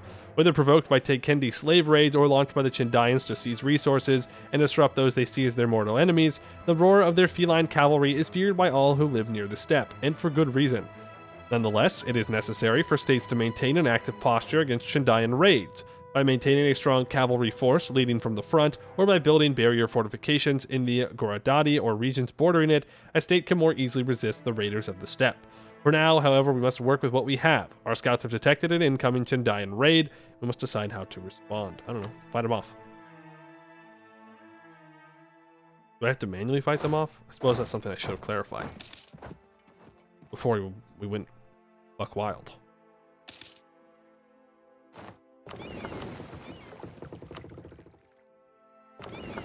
Okay. 3 of our heavies are ready. Going to need a few more than that. The Chendayan raid is victorious. L. L us. Huge L for us. We'll survive. Bum bum bum bum bum bum bum bum. Please. Election. Go with this guy.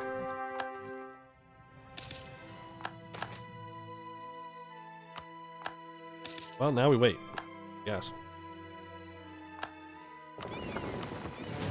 7 heavies. We're almost there. Why are we building so many heavies in this one spot? Is it that fast? It is that fast. Okay. We're actually just built different. I said I was going to take this, right? Before I upgraded anything else. It's probably enough. It probably is. We've got our super mega big boy ship, so. Get an explorer. Ooh, 6 maneuver. Don't mind if I do. Don't mind at all.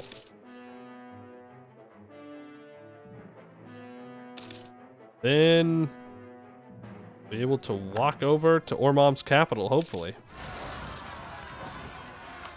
Don't care about Rakpatai Pretender rebels. Not my problem. As long as they don't become independent, I don't care. Let's send them over. I'm getting impatient. Another colony completed. At over here. But let's just keep one guy. Actually, recall. Send them to this coastal province. We'll do 1 colony on the dry coast, 1 colony in Chendaya. Oh, probably 2 colonies in Chendaya then. Yeah. We could try going into the FLI, I suppose.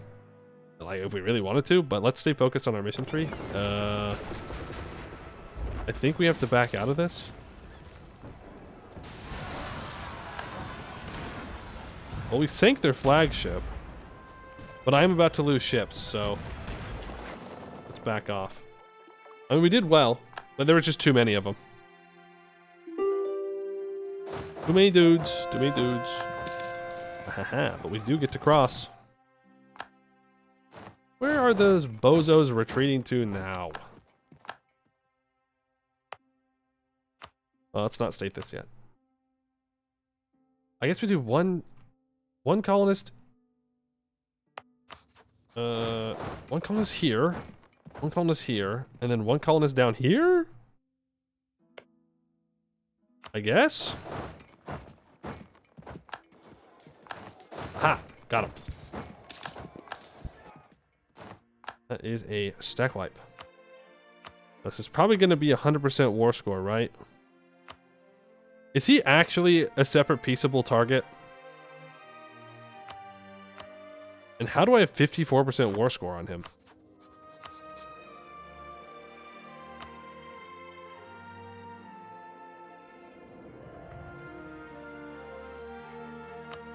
Wow.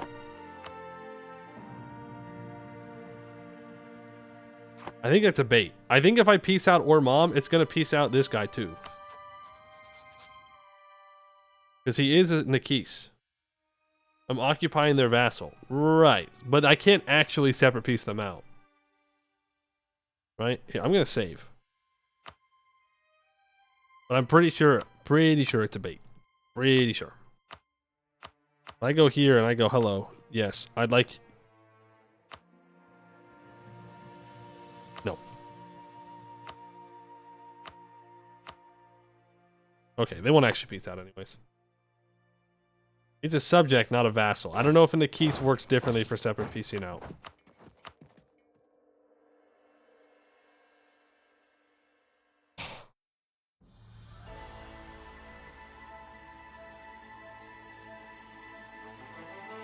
Right. I can't take land.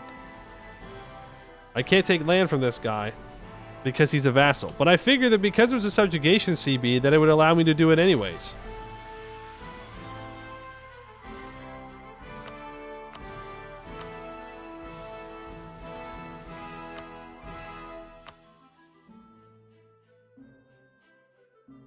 I can't take it from the other peace deal. No. No, why do I get a subjugation CB if I'm going to have to take it manually anyways? That don't make no sense. That don't make no sense.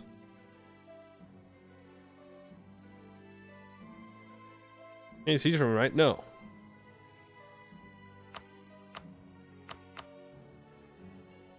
Well, I guess yes, I can. I have to cross and fight him. How much worse, or how much aggressive expansion is that? That's 100 aggressive expansion? That's ridiculous. Because I think it's because it's counted as non-co-belligerized. Because he's not. Who cares about 80 though? I do, because I want to annex the vassal eventually. It's not about a coalition. It's about annexing the vassals in a decent amount of time. But none of this matters until I can cross the strait anyways.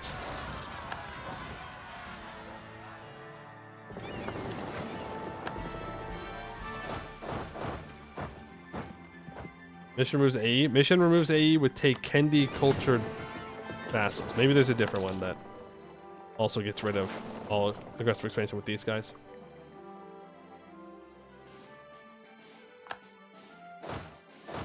Let's get crossing. Can I please have access through you? Thank you. Block feet. Can I? Oh, you're an Octakeon vassal. So I want to do a regular conquest war against this guy to make sure I don't run into the same mistake.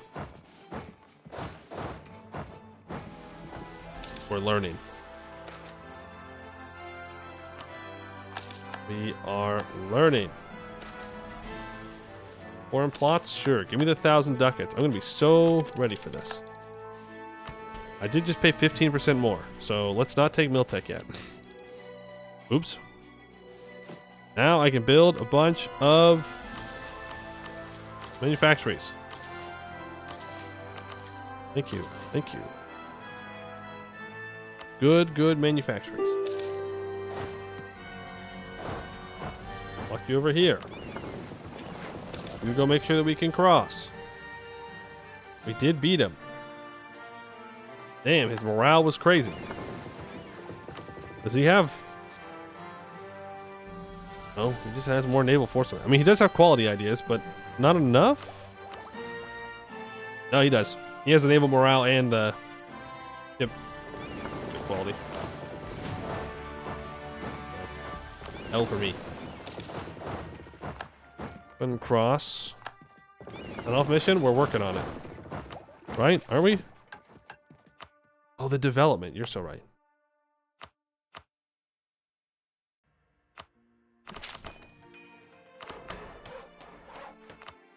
$25 there.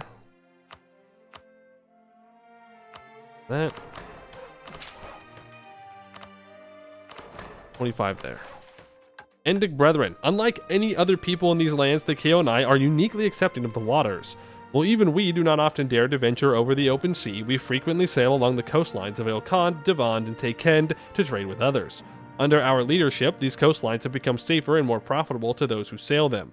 The interconnectivity fostered by this trade has strengthened ties between our holdings, and it is us Keonai who make these journeys.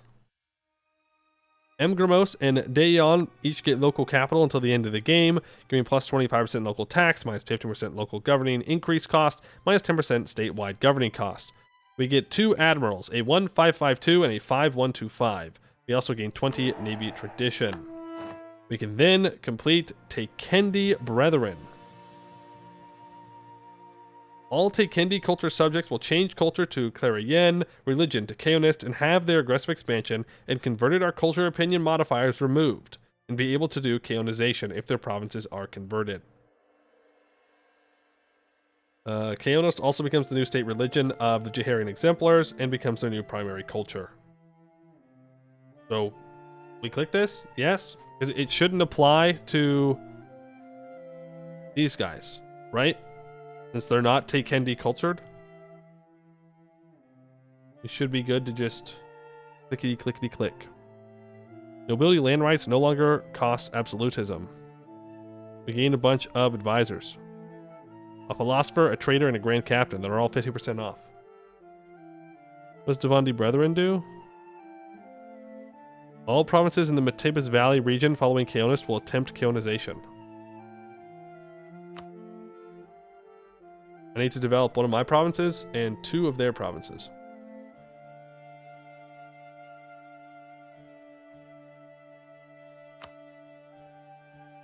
Command the Kaos submit to their rule. The more land they hold, the less likely it is they shall accept.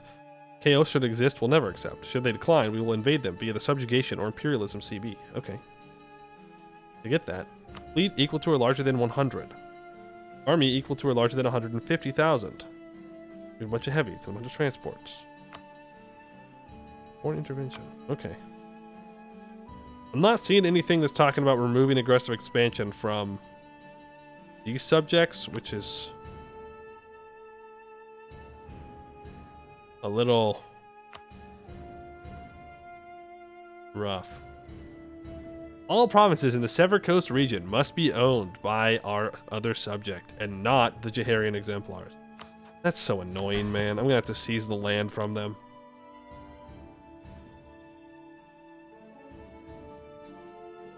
Right, the mainland. I mean, it doesn't really matter. We have to do it either way. So.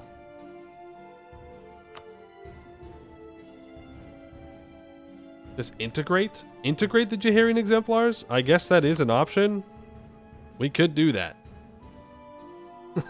we could just annex them. It's a good point.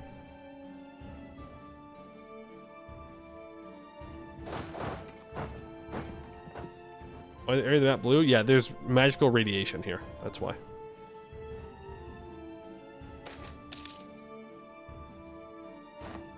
Plans for Dagarik has found.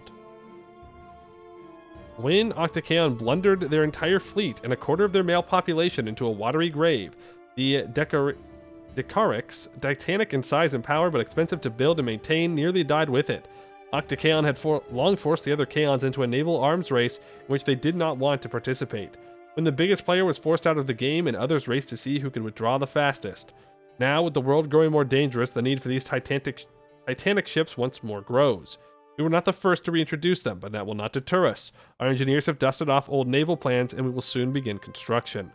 The Dagariks are so massive that they require specialized harbors and shipyards in which they can be first constructed, and then safely docked once they're completed. Apart from the obvious problem of draining a suitable dry dock for hull repairs and retrofits, and when you're dealing with a wooden ship unboarded, longer than 2 Krakens laid side by side, there will be repairs and retrofits. An unsheltered Dagarikos is liable to be literally torn apart if caught in a storm. Only our people have made these modifications. If we're to increase the size of our fleet, we will need to seize more Kaonai shipyards. Country allows Dagarik ships. Okay. What are these? Are they like special boats? They are. They're special galleys with 250% naval maintenance, plus 100% ship cannons and hull size. Oh. So they're like pretty good galleys.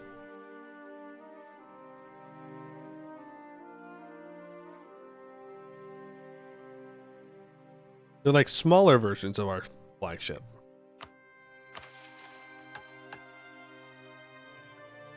I'm going to hold on to this mission for a second.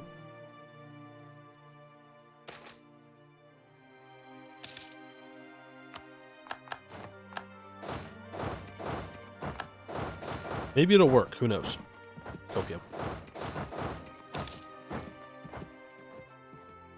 Isn't that crazy though? Yeah, but then I have galleys. Ooh, cringe, bad, gross, slow. Slow, but yes, it is very good.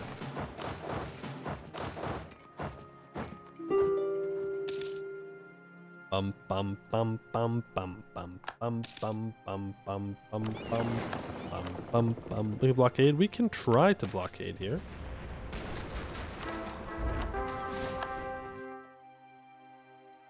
Say goodbye to their heavies. I'm guessing that these ships they have are the special ones. That's why we're not sinking their galleys.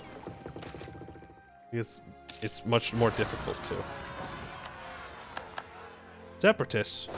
How dare you?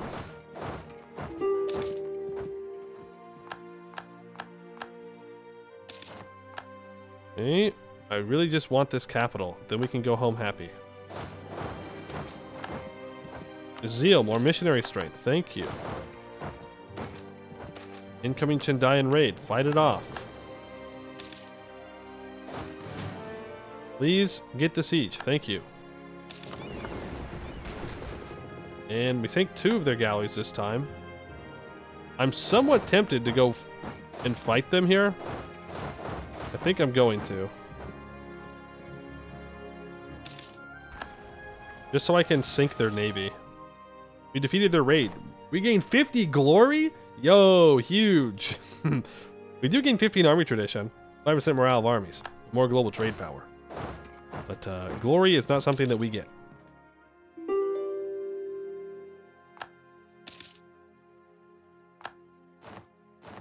We sank most of their ships. Okay. That's 100% war score. Give me the vassal. Take the money. Have a nice day. Get these ships back into harbor to repair.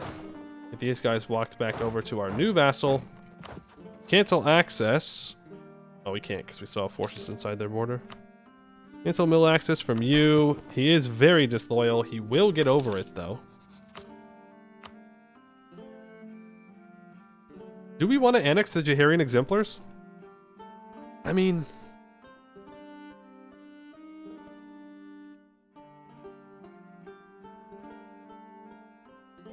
we might as well. If we're going to keep getting other subjects, I need to be getting rid of my older subjects. That's just kind of how it works.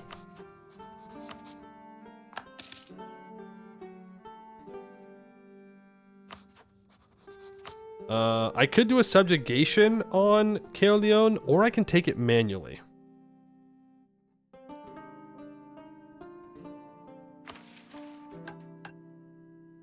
Also, let's make a save here. Does this get rid of my aggressive expansion with this subject? They have minus 99. Have we read this yet? I don't think so. When destruction came to Taken, its people proved unable to permanently restore that which existed here, instead cyclically tearing down whatever they accomplished. We do not hate them for this, but it has necessitated our intervention to bringing glory back to these lands.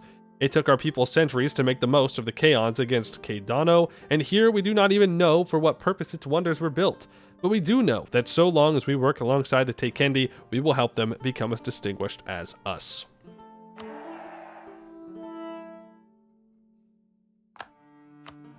It did not. Okay. Fine. We knew that was going to happen. Knew that was going to happen. Let's include subjects so we can convert all of the Jaharian exemplar stuff. We could take Miltech if I seized here. Go ahead and do that. Take Miltech 11. Not too shabby. Let's go ahead and get everything stated up. Because if I'm going to annex the Jaharian exemplars anyways, might as well just do that.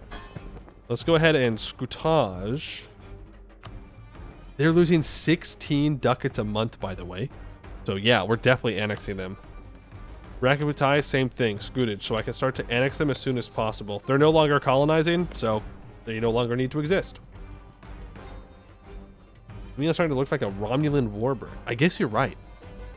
It does. It do be kind of looking like that.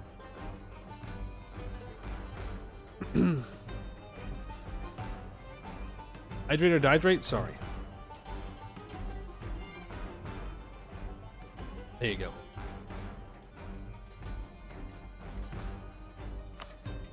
You... Do I just want to annex him is the thing. Like, I could just annex him.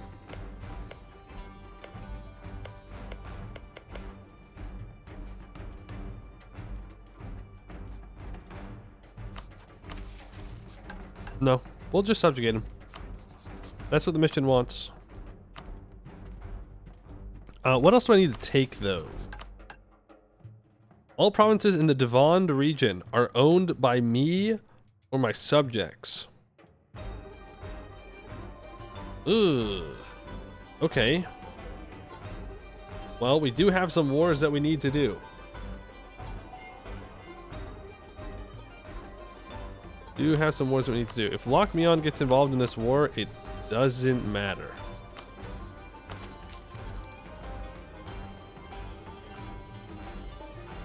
We do need to own all of our claims. Want to do with Ormond?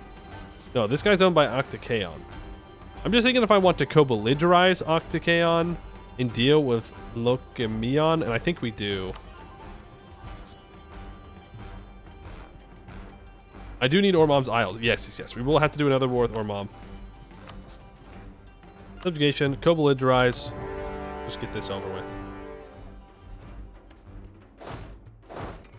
Guess we're gonna move here because you have the cannons. You move in this direction. You make sure that they don't get to run away. Organize my navy? It is organized.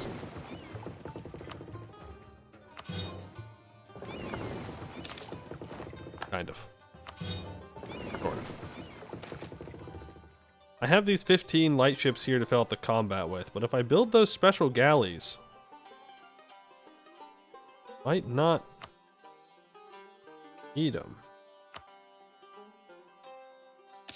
We would be in a pretty good spot. Not lie. Those galleys seem pretty tempting. They're super cheap. They do take up my naval force limit, but might be alright. Let's annex him. We change it. I think since they add as much width as they take. What do you mean? What do you mean?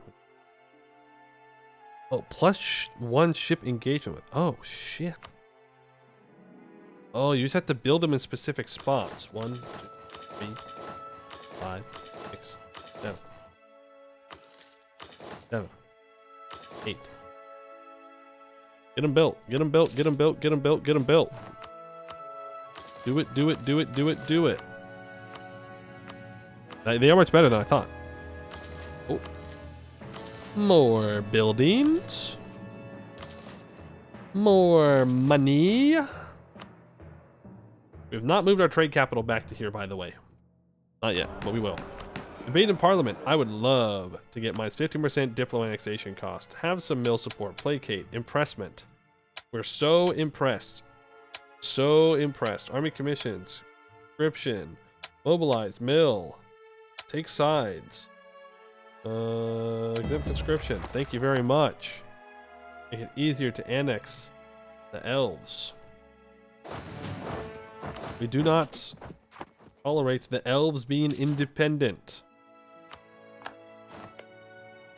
The next place we need to go colonize for one of the agendas that I just picked up, or the agenda I just picked up. Now we walk over. I guess we'll have to take this fort. I could use some more cannons. I do need to organize my military a little bit better. A little bit too lazy with my military organization at the moment. Sure. Yo, great conqueror moment. They're putting everything they've got into it. The AI's giving it all they've got. They're trying to stop us. It's a little late, I think, but you know what? Proud of them for trying. Blocking me with a boat. Don't appreciate that. Not one bit. Blocked by this. We have an uprising. Religious uprising, folks. They're being Not very nice to me right now. Not very nice. That's a shitty general. A 105 is pretty damn bad. I think we want to go Alien Tier Rush. For the +1 colony development boost. That's too good to pass up when you're colonizing, I'm afraid. This is Highlands. Oh, okay, they backed off. Spot.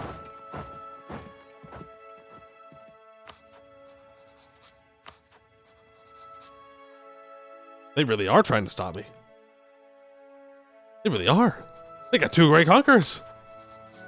How do 2 Great Conquerors end up on this island and I just happen to be fighting them? I don't know. But they are very determined not to lose. Huh. Okay. Respect. Oh no. We're becoming Laurencar. Oh no. Oh no, no, no, no, no, no, no, no, no. This is just what happened to Laurencar, dude. Let's go 10% manpower in True Faith provinces, I think. Yep. This is devastating. How will we recover from this? There are the galleys. Oh, I even left a heavy ship behind. Oops.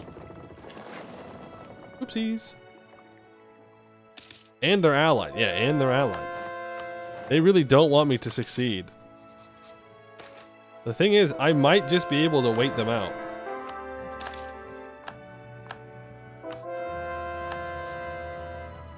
For their elections, if it gets bad. If it gets bad, I could also just bring over the rest of my army.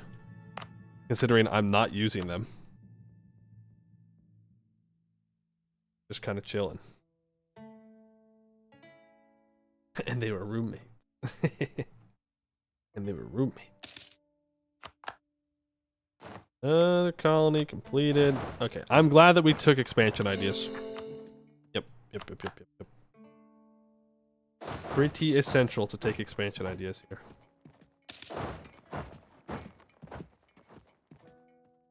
What do they have? They have a 6-1 general. I have a 1-4. Right, move in there.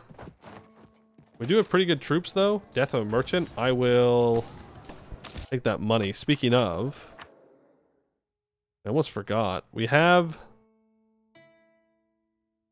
Wait, they gave me half-price advisors that I can't... Oh, okay. Frick you, dude. Frick you. They're not even an accepted culture.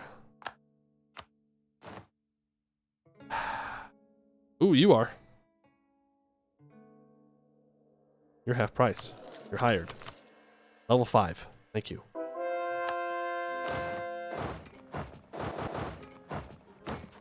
Did you just cut off my access?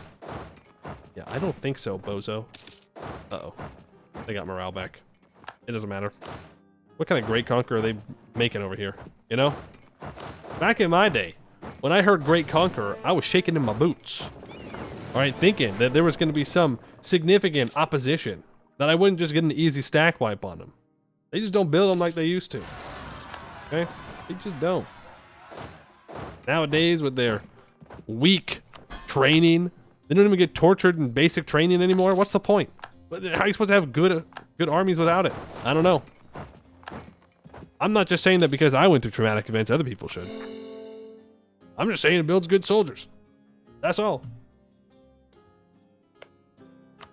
Connect our land here. You know what? No. Don't do that. Colonize these provinces. I need to make sure I secure this island before Everthil shows up and starts to cause problems.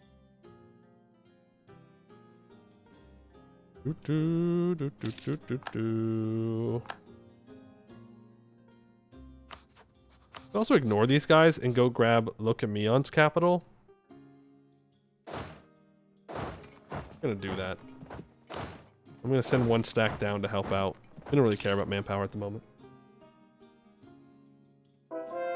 May want to go over the limit. You're not wrong. We really need to secure this island, and we can afford an extra colonist, so We're going to ensure that we secure this.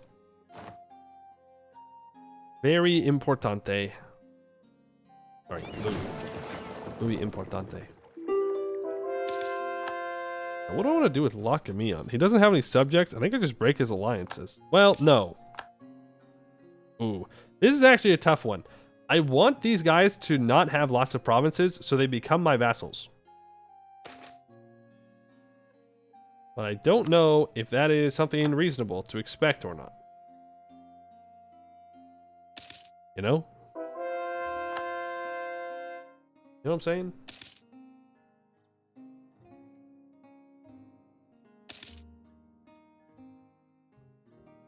Lascaris is only a normal conqueror? No, look, maybe he didn't get the tag of Great Conqueror, but Lascaris was a mythical conqueror. Without a doubt. Lascaris, at least in this timeline, was a mythical conqueror. He kind of went crazy. Whoever was in charge of him was like super good. Just saying. They must have been like really cool too. Like super cool, like the coolest. Be able to conquer like that?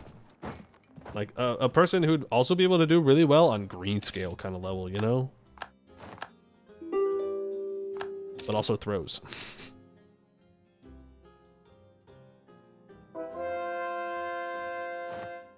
All of you are occupied. It's very nice.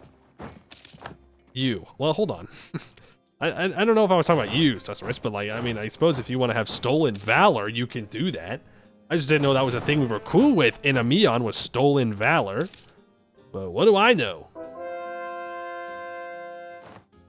You were screen recording Flurry's gameplay. How did you know? How did you figure it out? I haven't been playing the whole time. It's been Flurry's gameplay. He was just too afraid to play Anbennar because he knew that people would not stop asking for it once he started. So this whole run has actually just been him. You figured it out. You did it. The secret is revealed. My bad, Mr. Flurry. I failed in my attempt to keep it under wraps. Same person who falls for Alt F4 on stream. That'd be crazy. That never happened. It's so crazy that never happened. Well, not the floodgates. It is. It would. People would never stop asking him if he even played it once on stream. I get why he doesn't do it. We have the clip. Not real. Fake.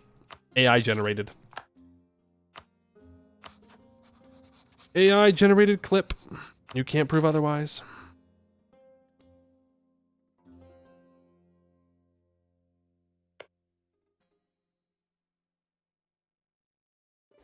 Sure, man.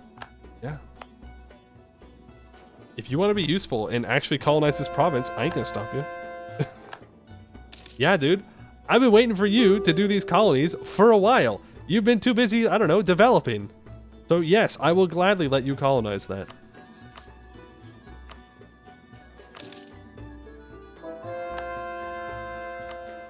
Then here. So let me yoink this guy as a vassal. Just him. Taking this and this.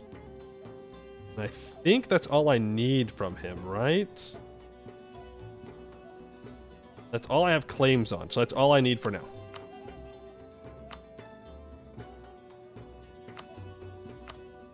Easy peasy deal. I also need the Northern Islands, but I don't have claims on them. Well, I'll take them anyways. Only 95 admin. That looks good. That looks good. Bada bing, bada boom. It's shrimply that easy. Now we have another disloyal subject. Oh, I should have waited until after I annexed the Jaharian exemplars. Roey Mew, back at it again. We're going to start annexing Rakabutai now. Okay. They are officially donezoed. Officially annexed. I'm not at war, which means, yes, all of that automatically goes over to Leti Bitar, which is great. That's fine. Congratulations to them. Delete these cavalry. I don't want them. You combine together.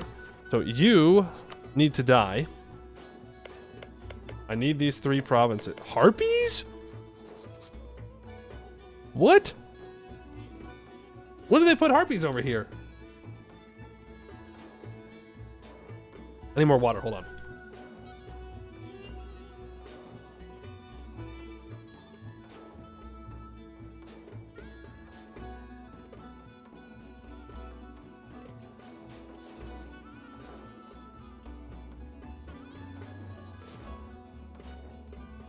Like 2 years ago? Damn. Damn. We told you. I didn't know what you were talking about. I just thought you were talking about harpies because you all like harpies. I don't know what y'all are yapping about when it comes to harpies. Come on. Come on. Come on. Come on. Come on. Probably start building courthouses again. Never a bad idea to build courthouses. Gold! There's gold in them there hills.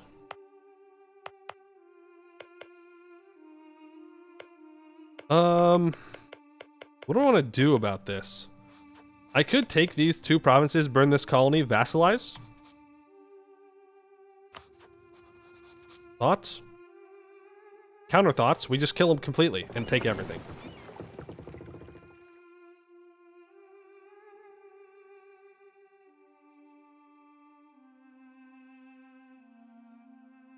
Any counter thoughts?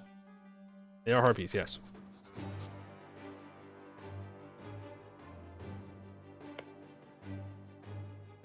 We need these 2 provinces for ourselves. What happens with the canonization of harpies? Oh, that's easy. That's very easy. You click the he who button. No, we're finishing religious ideas. I just don't want to risk these provinces being taken by someone else. I have troops over here. These guys are tech 8. Or girls, these gals are tech 8. We can take them out.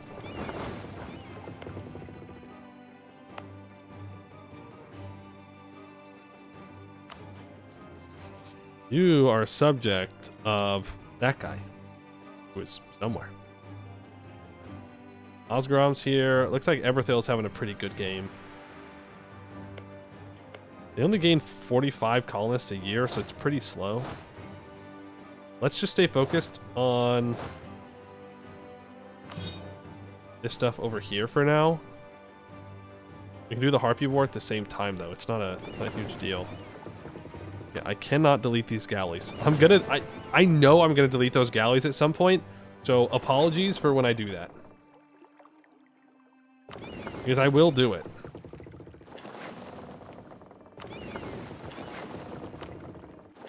And that special galley down here. Just diplo-vassalize the harpies? I mean, I suppose that is also an option. You could diplo-vassalize and then annex. Delete the galleys, you delete my save file? You got that kind of access, huh? Impressive. Didn't know that. Can you also make sure that you delete old VODs as well? Because I keep getting my storage full and then it messes up my video processing. And that's why yesterday's VOD came out later than I wanted it to, was because I done goofed and I ran out of storage. And then I went to go get dinner and I came back and it was supposed to be done when I got back, but it didn't because I ran out of room. Ooh. Ooh.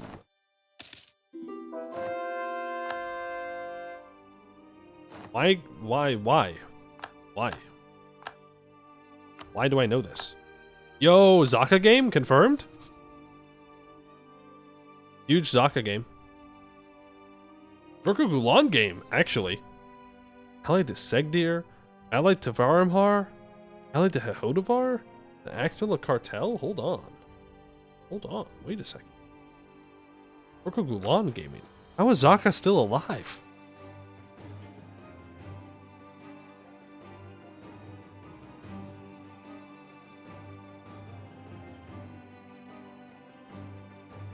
Pretty scary command. That is a pretty scary command. Looks like they own most of Yanshan at this point. Goed is still alive. The Gnomish hierarchy is here, and Laurent can't annex any of their vassals. They haven't even annexed the small one. Because their independence is supported by Gawad. Loser. Loser, loser, loser. They have like 1/4 the troops they had when you boarded them. Ooh, the command? I mean, sure. They have quantity ideas. They want admin quantity tolerance. Average command idea groups when you don't border them. They're like, nah, I don't need quality. We're fine. I tech this. I'm gonna grab that missionary strength though.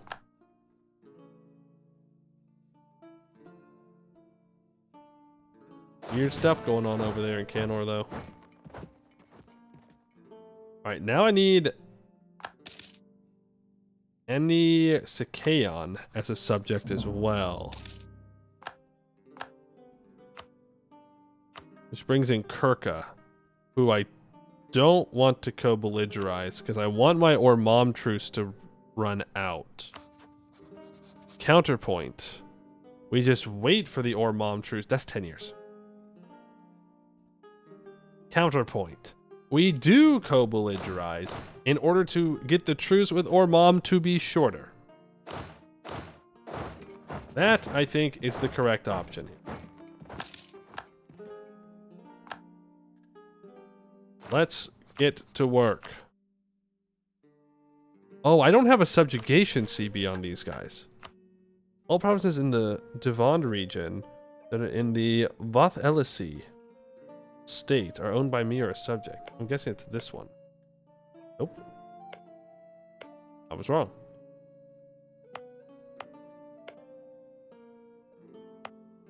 Well, oh, it's this area. Well, damn. Maybe we just annex these guys directly then. Right?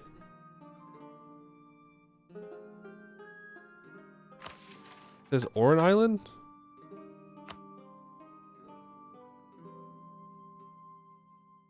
Oh. Well then why would it even bring up that state? That state is all islands.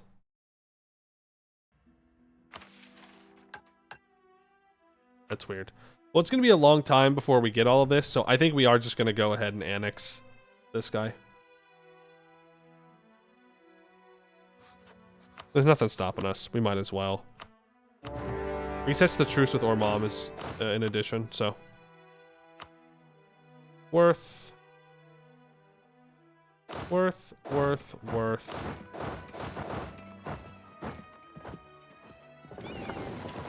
Big ol' honkin' fleet over here. Boom. You rolled. Your navy's not escaping this time. Well, some of it did. But most of it did not. Do this. We get our conquests in right now. All be good. We still have stacks to deal with rebels. Stacks are taking attrition for no reason. We're improving relations with the Harpies so that way we can kill them, or sorry, vassalize them, not kill them. Specifically, we're not doing that. Could go after these guys. I don't know how far into the FLI we want to go. Just thinking about a certain event in the future, which would probably make that difficult to defend. But who knows? Maybe it would still be worth it. It would give us a larger power base, unless they just give it away. Which is also possible. Let's take this tech. And let's upgrade our infantry to Ameion Photostrepi. Ameion's expansion into Taken rapidly stagnated following the death of Lascaris the Conqueror. However, the legacy of a momentous military reform did not pass away with such a great elf. One such reform was the Photostrepi system, where Ameioni administrators exchanged land and privileges to Kaonize Takendi soldiers. Known as the Photostrepi, the soldiers would form a permanent and loyal native force. The Photostrepi would not only help suppress Takendi unrest under Ameioni occupation, but also revitalize further conquest of Taken when the Sun Elves arrived in the southern Aelantir and shattered Laurenkar's empire. Armed with both Kenorian muskets imported by their Keonai leadership and indigenous weapons such as longbows and javelins, the Photistrepi would act as light infantry responsible for providing firepower and probing attacks in support of Ameioni phalanxes who would steadily push towards the main enemy force. This, combined with ample heavy cavalry support, were decisive against Teikendi armies who could not adapt against Ameion's dynamic and overwhelming tactics on the battlefield.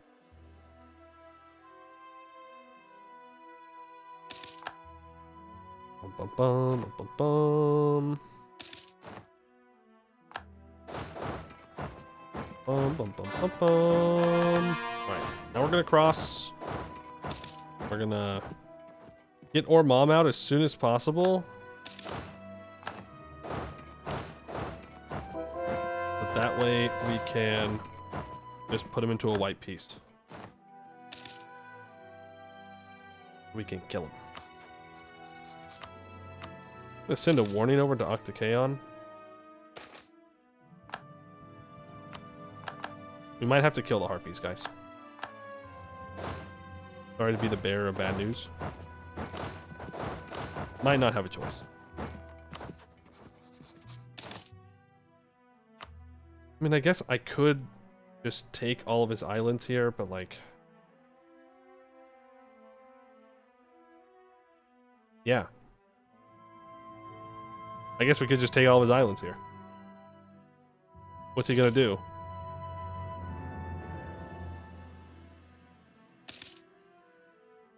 Nothing. Like, sure, it's aggressive expansion, but whatever. We just missed one?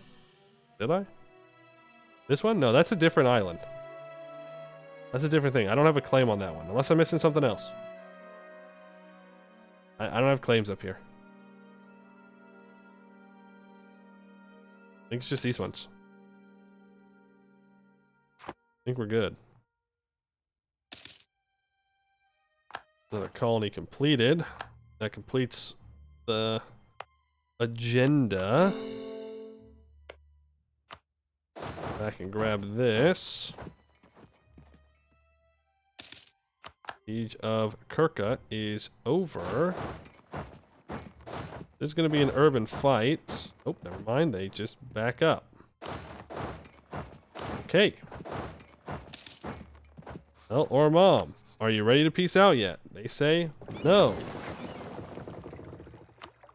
They do not want peace. Very well.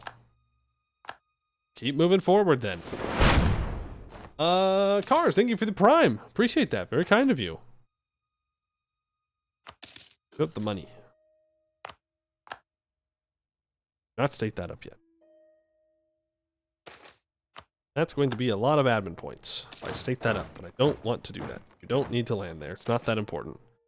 Powerful official is caught in a scandal. Well, considering I think we're going to unelf the elves.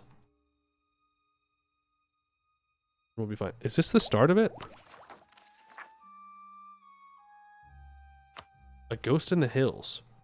Throughout Teikendi history, one particular monster has struck fear into the hearts of farmers, scavengers, and hunters everywhere. An unseen foe, lying in wait in perfect stillness, ready to shed its cover and pounce on an unsuspecting victim. The Dei Vitaga. Larger than a jaguar, the Dei Vitaga has the terrible ability to actively conceal its position, its fur color shifting to mimic its surroundings, as if the ghost panther wasn't even there in the first place. It can lie still, waiting for prey for days at a time, pouncing on whatever unlucky elf or animal happens to walk by. Few survive being ambushed. Luckily for the denizens of Teikendi at large, the animal is solitary and limited in range to the forested iron hills and the foothills of the Katal Marai. Even then, it is rarely sighted. Unluckily for the denizens of Provalar, a particularly hungry Dei Vitaga has been stalking the hills around their homes for months now, frequently attacking the locals. It has become dangerous just to walk alone in the countryside, and even small groups have been found eviscerated by the White Panther's claws. If we want life in Provalar to return to normal, this beast will need to be dealt with sooner rather than later. Though it will be costly, hunting the beast will undoubtedly bring us some measure of glory.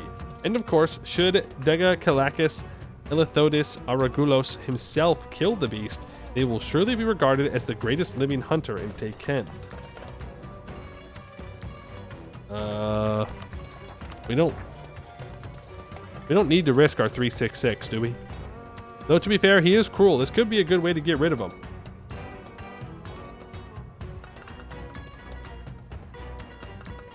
Endreach, thank you for the follow. Appreciate that. Long time VOD viewer, usually working my stream. Well, I'm glad that you could catch the VOD today. Or the stream today, not a VOD. Hunt the beast personally. We win these. It's simply that easy. You'll see. It's simply that easy. Do you peace out now or mom? They will. Give me your island that I have claims on. Go away. Oh. Now. Kill. Kill Kirker's troops, and then we will set off to grab the enemy capital. It's simply that easy, he says, as he dies. De Vitaga kills our ruler. Elethodis Aragulos stalked through the jungle, white-knuckled hands gripping his spear. Blood spatters covered his armor, and his heartbeat pounded. The loudest sound in a still forest. 1,000 regrets raced through his mind. He should have taken a larger hunting party. He should have brought those Chandayans he saw on the way here. He should have taken a mage. He should have struck the beast when he had the chance, while it was devouring his bodyguard, Galanpan. He should have kept a better grip on his sword. Shouldn't have dropped it. He should have retreated after Varamesh died. He should have never tried to hunt the beast at all. But it was too late for that now. Elethodis Argolos was on his own, far from rescue, with a spear in his hand, bloodied armor, and a monster beyond comprehension on his tail. It all made sense now, at the end of everything. He was not hunting the ghost in the hills, it was hunting him. Elethodis Argolos thought he heard a faint breath to his right. He snapped around, heart catching, as he readied his spear, but there was nothing. There didn't seem to be anything. But the beast was a ghost. It could hide in plain sight, pounce from anywhere. Elethodis Argolos stepped forward slowly, carefully, one foot in front of the other. He brought his spear low and began to sweep before him, his eyes darting from place to place, hoping to see any sign of disturbance. The Dega Kalakis' gaze was turned to the left when he suddenly felt the end of his spear dip down. A heartbeat, later, wood cracked, and the weight lifted. Elethodis Argolos' eyes snapped back to the now broken spear as the feline paw laid over the spear tip on the ground.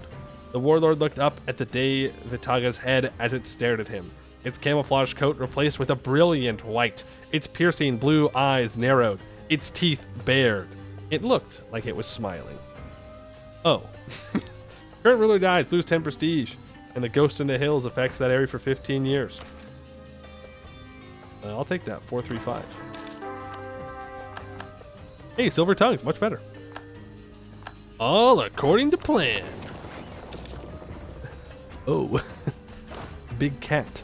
Not good. You guys can all go home. What? Oh, they're trapped here. Okay. Hey, Amy, how you doing?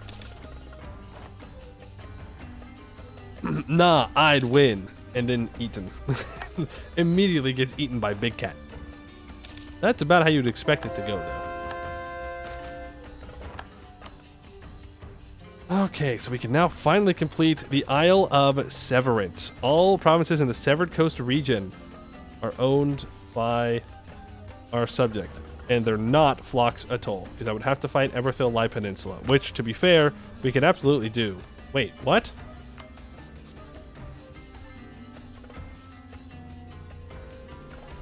Why? Why would Everthil get to join?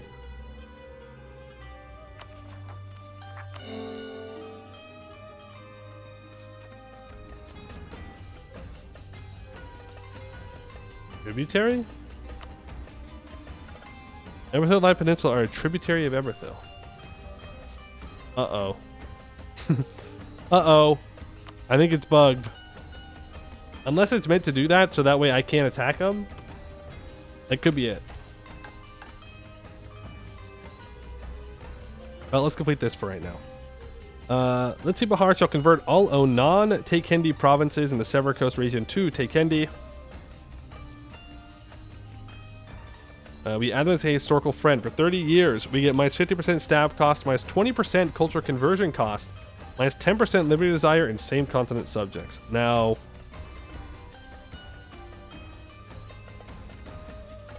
there is a argument to be made to not clicking that button. Finishing religious ideas, getting the cheaper cultural conversion cost, then clicking the button, getting the parliament thing, and then converting everything. So let's hold off on that mission for now.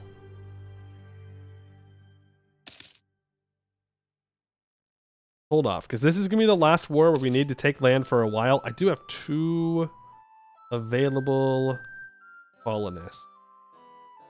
What do I want to do? I'll probably just focus on Devon, honestly.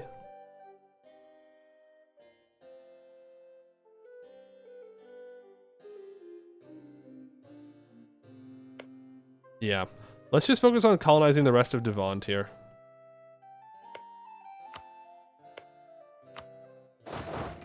Does mean I'll need to bring some troops over to help with that. We also need to annex these guys.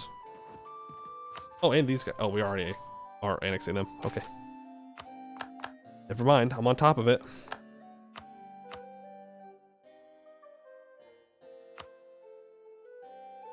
I think that's 6.9. If I take this here, it's 6.9. Okay.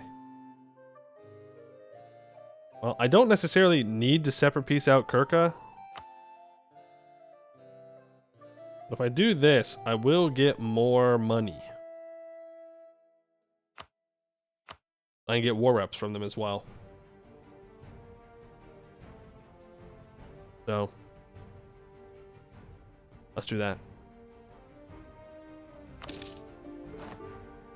we go. The Western campaigns are, well, done for now, I guess. Go ahead and improve with our own subject countries. I don't think we're going to be able to diplomatically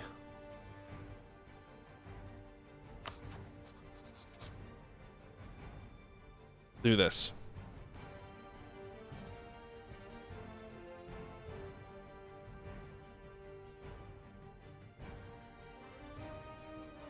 I mean, if I invested a lot of money and resources into it, we could, but I don't really need to do that. I'm going to be honest. A mission to dev 2 of the white provinces. I have a mission to develop one of the guys' provinces and one of mine. Yeah, this needs to be 25, and this needs to be 25. That is a lot of development I'm going to have to do here.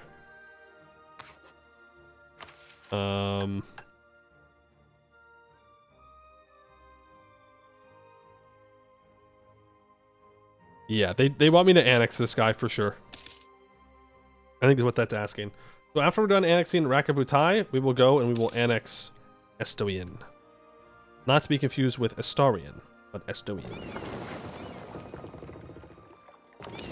Let's get back to protecting some trade in Ameion and dealing with rebels. I'm surprised I still have rebels over here. I guess it's because it's a different religion, but even then, it was a little weird. No precursor sites available yet. That off. We can just focus on trying to catch up on our ideas now while we colonize in the rest of Devon. Is it time for us to go through and build forts everywhere? I think so.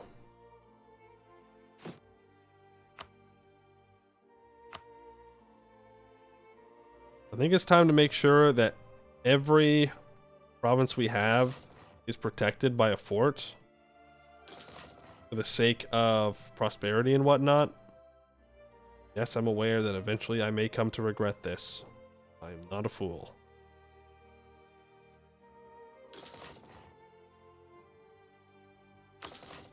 But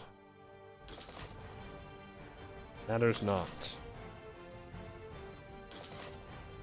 Because they still need to be built. Here covers these guys. I need one in this province, and I'm gonna have to have a shitty fort there. Fort in that province will also go well.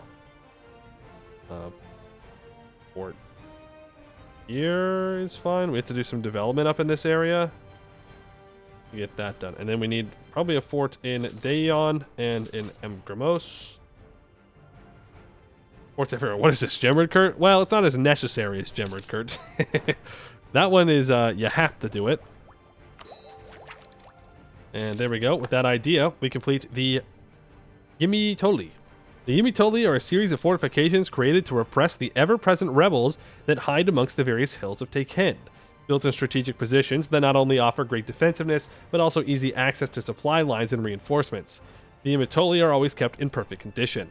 Minus 15% fort maintenance. Will help with our money. Am I winning? I think so, Vondo. I think we're winning. Why'd you have to ask that? Why'd you have to ask that? Then the game's like, so you want to lose stability. That's what you're saying. No. I just answered a question. I didn't want the game to dunk on me immediately. Don't need to invite Ruinborn. We have plenty of them. I've got 3 heavies over here. How far over my naval force limit am I? Oh, shit. A lot. Delete those. Delete those. Delete those. Send these 3 heavies over, though. I'll use them. I'll use them for sure. Stability is overrated. Vandendolo, thank you for the 4 months. Stability is overrated. You know what? You're right. Who needs stability? Stability, schmability. Stability is for losers. Ooh, speaking of losers, I forgot to... Wait! This doesn't count as a border for warnings? Warnings never work in my favor. That's just what I have to understand. Warnings never work for me. They always work for the AI. Never for me. They're not meant for me. They're not meant for me. It's fine. It'd be like that. I do want to core up all these provinces. We have this ruler for... Well, he's gone, actually. Let's hope for a high 6 admin ruler. 6 admin, 6 admin, 6 admin, 6 admin. Please, please, please, please. 6 admin points. Love 6 admin points. Would love me some admin points. We love admin points. Isn't that right? We love admin points.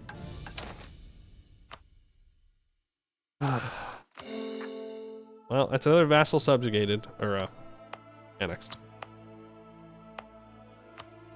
They did not colonize as much as I was hoping they would, which is kind of annoying. I really was hoping they would colonize more. They colonized, I think, 2 provinces. And I even gave them money. I was subsidizing them. So, that's a rough one for me. Skill issue, I guess. There is an argument to be made to go over our colony limit here by at least 1. What is this? He's colonizing into here? 45 a year? Okay. And I could focus on the steppe and hope that he just fills in this stuff. You're not colonizing. Any particular reason?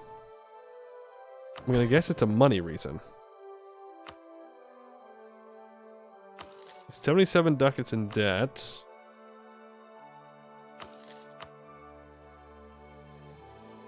You have debt. Well, let me go ahead and give you a little bit of money.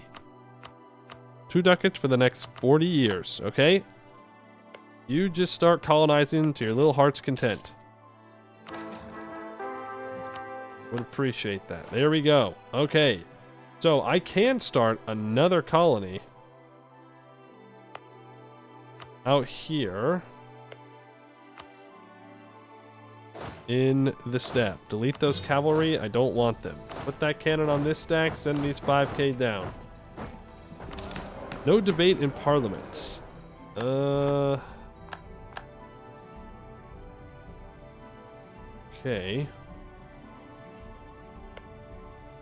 I don't know where I should colonize out to next. I guess we just keep going.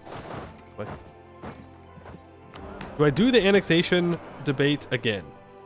We're not going to have this for at least 10 years, so I think we're good to put annexation in again, so I can start to annex Estonia. Yeah, that makes sense in my mind. Estonian time. Mill support, admin support, take sides, bribe, placating or corruption, placate, minting, admin, diplo, side, description, or diplo, navy, army. Now I should be able to annex you, and that'll be done in 1556. It'll cost me 8 diplo a month. We'll only gain 1 diplo a month, which is a little rough. What? Is what it is. We can do the next government reform.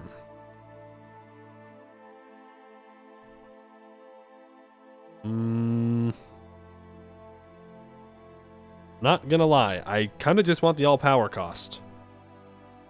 Though new men, does that apply to us? Are we gonna need absolutism in this mission tree? Probably. No, we're a republic. Surely not. All provinces in South Aelantir are owned by me. Okay. All right. Cool. Cool. So that's a yes to going into the FLI, by the way. Eventually. I think we just go for broad executive powers. I do want to be at stab 1. We'll make that work. Is in fact a yes, though, of conquering people and colonizing. Am I going to need to take exploration ideas? Surely not. Here. Oh, it's this guy. Okay. No fear. I do not fear them. We see Eskin. No, we cannot. It is hidden from us. They hide away. They are about to complete another colony, though. The Harpies are, I should say. But hey, the moment that I want to go to war with the Harpies, we can do so. But I'd rather get through our religious ideas first. And I want to spend this money.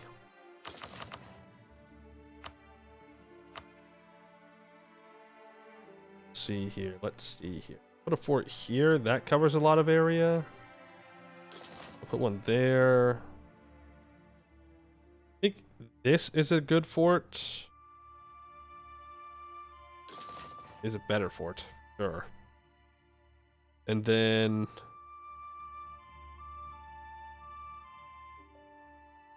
yeah, and then I can put one here.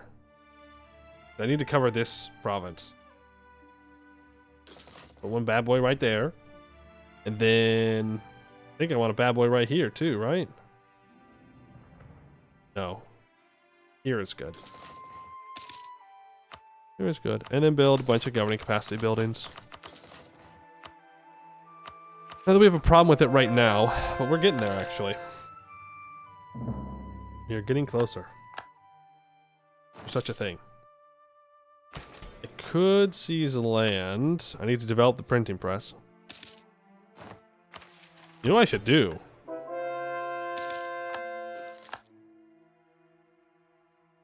Is attempt to find a way to get rid of increased levies.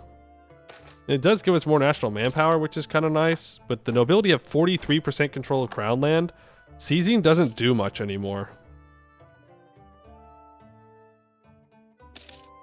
So I need to do that. I need to find a way to weaken the nobility. We could sell titles, and that would allow us to do it. I'm going to annex this vassal. Trust me, man, I would love that. It'd be great. But I don't think I can do that right now since I already started annexing someone else. Free Diplo, though? I'll take that. Or Diplo Dev, I should say. So yeah, I think that's the plan. Not a very solid plan. We're going to wait on these missions for a while. That's okay. Ready to deal with rebels. We're building up forts. Yeah, I think we sell crown land. We could just wait for an event, though. And the event would get us there? Like above? They're not going to lose any anytime soon either. Yeah, I think we have to sell. I do have a colonist, thank you. Take away those levies and then seize that land back. And we can start trying to take land away from the nobles. Are you annexing the guy that will culture convert his lands to an accepted one for you? No. No. Look. Look. All provinces in the Matemas Valley following the Kaonists will attempt Kaonization. Yes, but that doesn't mean that he does it. Like, it will happen under us, too. I think they want us to annex them. I'm pretty sure they want us to annex them. They turn him into a vassal. If they wanted them to stay, they would keep them as a march. It just means that our canonization can start to happen over here. Which, speaking of, this needs to spread more. I'm not throwing. I'm not throwing. Also, mission tree. I am aware. I'm not clicking it for a reason. The Azure Death comes. Word comes from the north, carried by the brave and foolhardy who venture those waters. The Kidhano stirs. The winds again sweep the great poison waste, stirring the desert's life-stealing sands, and soon enough they will whip south to ravage Ilkhan. Already the news spreads like wildfire throughout the Kaons and into the countryside, and those who dare to live beyond the wind wards are making preparations to move into the cities to weather the storms. Over the coming weeks, all life begins to revolve around preparation for the death winds, and normal economic activity slows down as people focus on surviving the worst. So this is an event chain that you get somewhat often when you are playing here. Oh. Damn, who would have known? The two great conquerors just split their island. This is like radioactive, like magically radioactive, and sometimes the wind will blow it down and onto these islands, onto the big island and the small islands, and so then they get hit real big. And that's why this is more of a city-state focused area, because the city-states have wards to help people survive in that kind of environment. Otherwise, they just die. Otherwise, they just get rolled. I'm saving this mission because it will give me minus 20% culture conversion cost. I'm saving it for when I finish religious ideas past the parliament to get an additional minus 15% religious culture conversion cost. Save up on Diplo points and then convert like crazy. So it is intentional. Do not fear. I'm not just throwing for no reason. I know annex the yellow shit. Great question. Great question. We're not taking questions right now. I could. I should. I guess I could say it costs admin points, but it won't be that many. Architectural development. Yes. I like monarch points. I will gladly spend money for monarch points. We are making 97 ducats a month. It's going to be very sad when I lose all this income some mysterious way. Very, very sad. Be one of the saddest.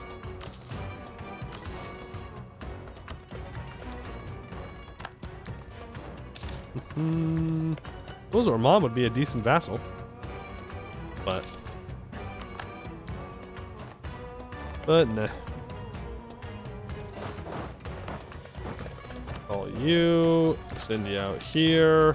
We get a bunch more mercs. I'm about to max out on mill points. I could get the Inno. Counterpoint, I can start to develop this province. Ta-da, I did it. We started it. Literally to development. Huge, massive. Age ability. Centralizing a state will add +1 random development to every owned province. Minus 50% centralized state cost. Might as well choose that. Question of love. What was this again? Oh, right, a love affair. We are a silver tongue, so we can get away with it, and I can make money. And I like making money. Let's start to upgrade the Ameion Great Wonder. Let's read it, though.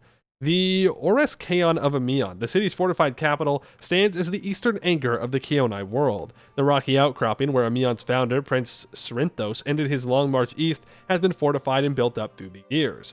The High City now stands as a labyrinth of layered villas, meeting chambers, and storerooms cut into the hillside. Like a dwarf. As the capital's summit lies the Calax's palace and the Syncletos' chambers' great columned hall, while deep within the Orakeon's depths lies the vaults of Ameion, stocked with a wealth of gold and precursor relics, many taken from Tekend. The Oreskeion, after all, is both the center of Anbennar power and their last line of defense.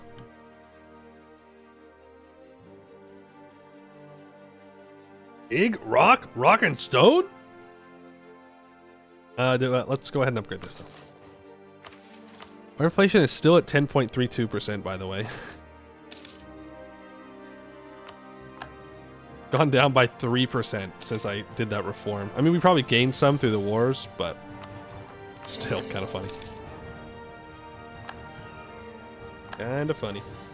We're rich! We're rich! Rock and stone, we're rich! I can make some states, and I want to. Definitely state everything up. Full states, core it up. Absolutely. Bada bing, bada boom. That easy. We have the all power costs, so let's go ahead and grab 0.1 prestige per development for missionary. Another colony is completed. Send them out. Let's declare war. What? Okay, weird. Go belligerize the both of them. They should be pretty far behind on tech. Yeah, they're still tech 6. We will delete their troops. Just kidding. We didn't have a general, and therefore we did not delete those troops. Now they're going to run around and cause havoc. We maxed out on mill points. I'm taking mill tech. We have unbalanced research now. That's going to cut into our cost. I'm going to gain 3 inflation because why not? Who doesn't love inflation? You know, it's great. It like makes everything more expensive. Wonderful. Yippee. A ghost in the hills. Surely this time.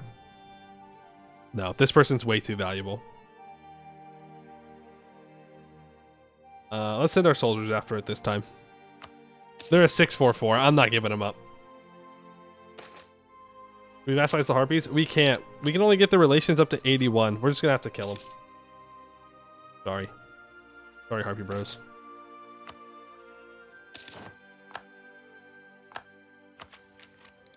Admin tech. Yo, no thanks. I'd like to finish my religious ideas. Please and thank you.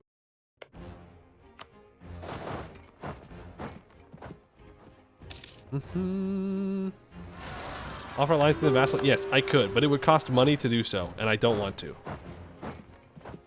If you want my real answer. I don't care enough. I will just conquer them. There's nothing they can do about it. It gets away again. Man. That cat is pretty good. Oh, yeah. It's time for the League War. Should we join? We should join. Give me your land.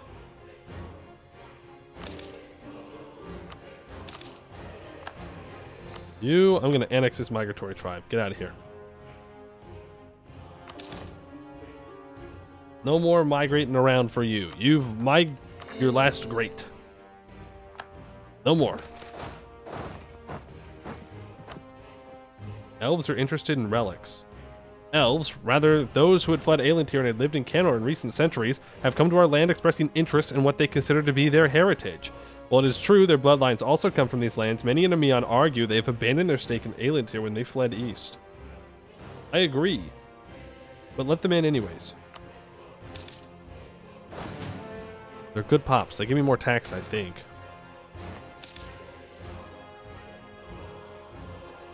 I started to convert things before I cored them, so I'm going to go ahead and cancel both of those.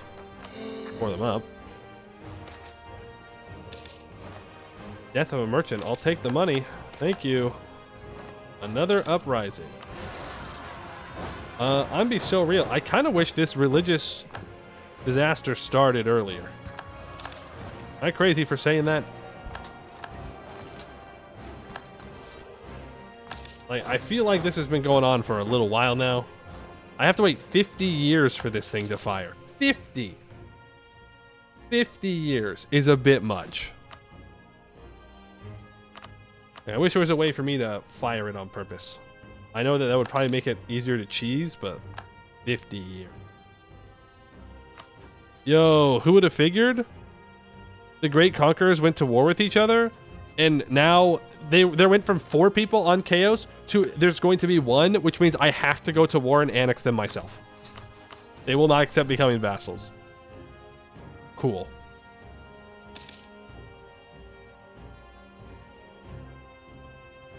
So it procs when you own it all? They don't expect you to own it all in 1460? Oh. You're saying I'm built different. Alright. Hey, when did you get here?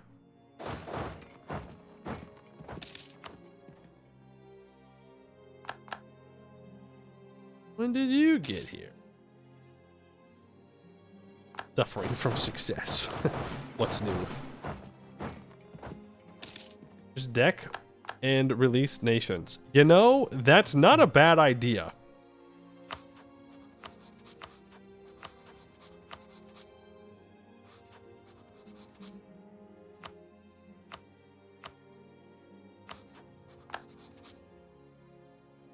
That's not a bad idea. I don't want either one of them to form chaos.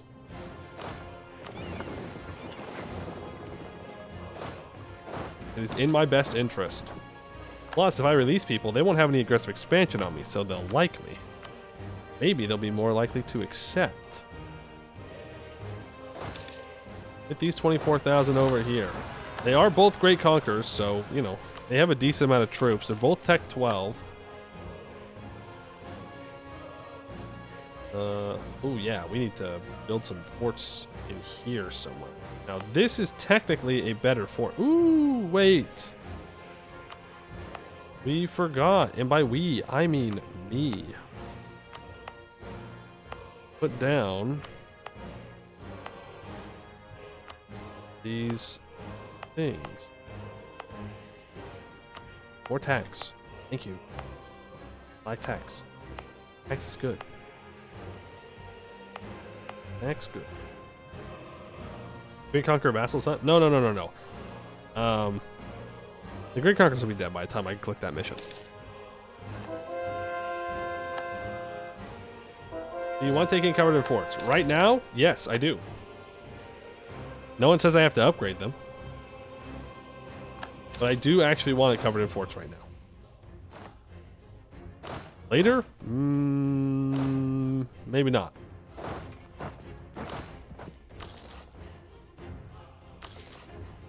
Maybe not. But right now, yes. All provinces in the Nunnu Nakar area are 30 development, have 5 buildings. Yikes. Indar Clarieren. Yikes. Big yikes. I have to do a lot of development in there. But we can finish religious ideas. Deny the Canorians. At first, there were a few. A small group of ships, explorers from a faraway continent beyond Aelantir. But this trickle turned into a flood, as all sorts of foreign people of differing colors and sizes crowded our Teikendi ports, seeking to steal the valuable relics of our ancestors. At first, they were tolerated, but soon our local administrators placed restrictions on their movement and influence. Once our agents learned of Canorian companies supplying Teikendi rebellions against us, the decision was clear. The Canorians were barred from our ports for good, and we sent our fleet to stop the Canorians from ever reaching Teikendi shores. Unfortunately, the Canorian greed for ancient elven relics was so great that smugglers soon appeared to meet their demand. We face a constant struggle against the Canorians, who seek to bring down our empire to satisfy their greed. We will not let their wishes be realized, for we are inheritors of the Precursor's legacy, and we will not let the foreigners defile it. 10% morale of navies and 10% ship trade power. We also have plus 15% morale damage reduction. 15% less morale damage taken by reserves. And we have plus 2 tolerance of heretics, I guess. Yippee. We can also close the Tekendi port. Add Orin Kareem as a historical friend. Who the frick is Orin Kareem? Who is that? They're dead, man. We do gain 5 mercantilism. +1 merchants. Minus 25% trade power abroad. 15% foreign spy detection. 25% cost embargo efficiency. Minus 25% cost promote mercantilism. Oh no, we add Orin Kareem as a historical rival. They're dead. They're dead. There's these guys. Who are these guys? Yeah. Cannot form alliances with non-ruin-born nations. This is permanent. Well, I guess the question is, do we care? That would definitely mean no allying anyone to subjugate them. Maybe not. This guy would actually be a decent person to vassalize. He's got a lot of land.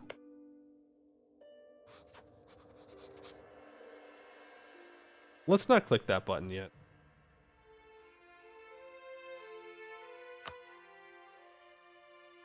I have great power influence. I can ally people. I can bring on over to my side. We can make it work. I'm going to have to be at war with both of these guys, though. Kind of annoying. But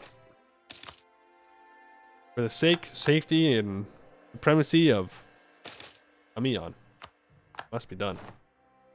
Speaking of, here's another annexation done.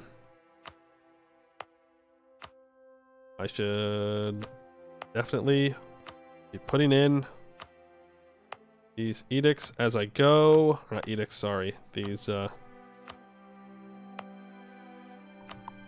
holy orders. That's the word. The holiest of orders.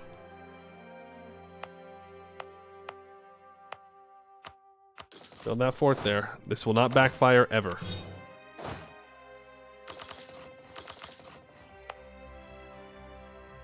Okay. Well, that is another vassal's annexed. Are we racist? How dare you say such things?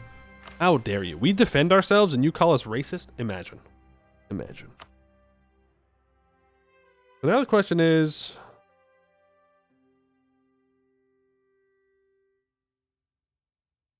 Do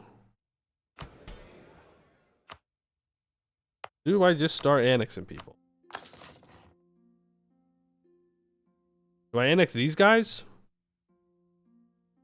I kind of want to annex these guys.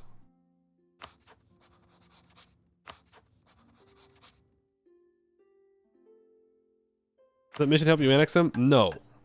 The mission's going to do the opposite of that. I think the mission's going to turn them into one subject. We will choose between reorganizing the Nakis into a different, more independent type of subject, along with reorganizing their borders and ceding any land they hold outside of the Devant to us. Alternatively, we can unite them as an ordinary march, or simply hold onto the lands for ourselves. So no, we can just keep it ourselves.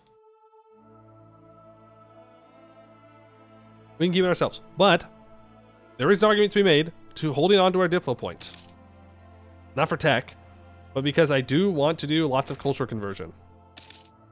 In the next parliament, we're going to get the option to do that. So let's just relax for a second. Dev the mission. You see, the problem is we're going to need Diplo and mill points to do that. Like, it needs to be 25 development. It's at 17. Actually, I guess we could do it.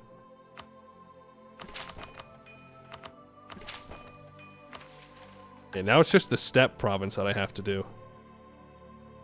But I do need to start the colonization of it, so... This has got to get to 25. Oh. That's rough.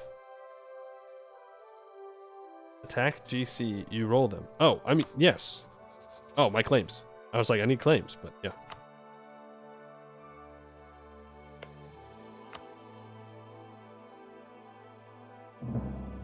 Again, it's not... I don't need to annex them. I just need to go in and release people. Nura Duradane.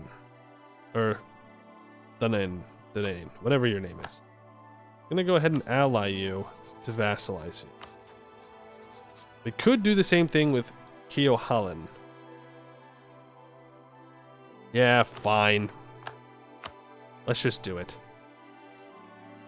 Diplomatic Ameion moment. Maintain those relations, and let's get to war.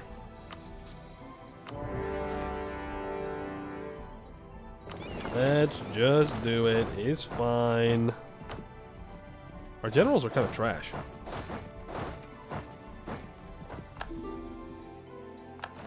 Okay, sink their navy. Let's get involved in these wars. We don't need to declare war on these guys yet. The time will get there. Lost a claim on a bunch of provinces. All this. That's okay. Oh, I should have Scoutage.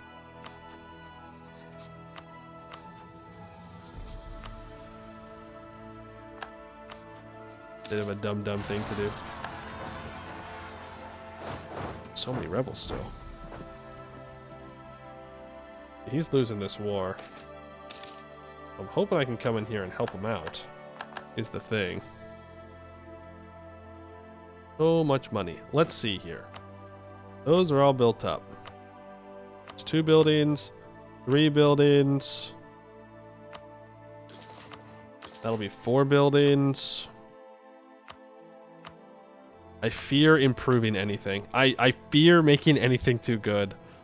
Oh, man. Oh, man. Government capacity. That's fine.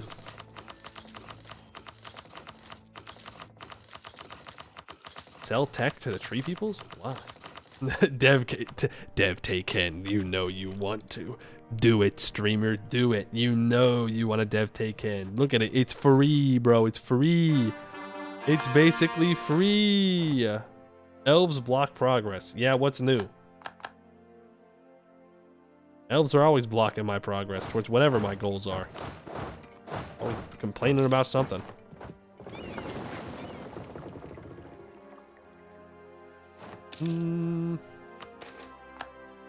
That is a colonist completed. Or colony completed. Go to the next one. Man, colonizing not in the Serpent Spine, so relaxing. I'm not getting constant pop-ups about, you know, a orcish warband wanting to come and burn down everything, or rebels every 2 seconds. No, they're just chilling, vibing. Okay, how do I get this guy happy with me? I don't need to invite Ruinborn, please, man, please. I don't need to do that. I can offer military access. I can get him to transfer his trade to me. That would also work. Mithradim run when? Cars, thank you for the 100 bits. Mithradim run when? I don't know, but maybe that should be the next dwarf run we do. Though I know that the Jade Empire stuff is new. So people will probably demand that. But I do want to do a Mithradim run at some point, for sure. It is high up there on the list of when I return to the Dwarvar of tags I want to play. For sure, for sure. And then I want to transfer trade from you. 183. Is there any other way I can get around this without spending money? Probably not. I should probably stop being a baby and just send him a gift and get over it.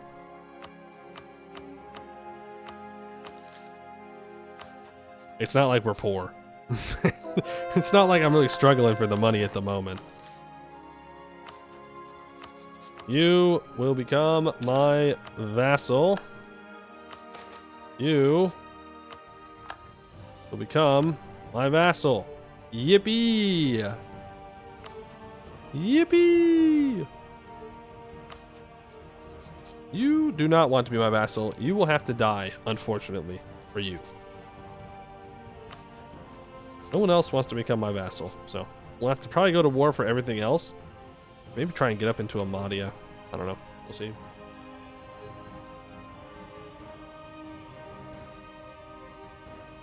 Who did you start as for the Jade Empire? The Red Raj. Because you still need to play as the dwarves that go back into the mountains to play as them. As far as I'm aware. That would only make sense in my mind. The fact that there are other chatters who say so makes me more confident in that answer. We're running 4. We could be running 5 colonists. I'm gonna be so real with you. We could be running 5 of these bad boys. Pretty easy. Pretty easily. Kirka is still alive, but Kirka doesn't really like me. That being said, I should still return their cores to them when I go to war with Ameion. I probably want to declare that war now.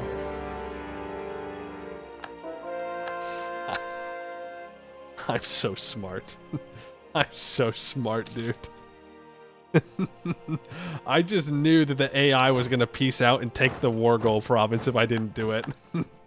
Outplayed. Absolutely outplayed. Outmaneuvered, outthought. Get rolled. I do need to take tech. I'd like to do that while at peace. Though I could develop, I suppose. My next parliament. So many things I could do.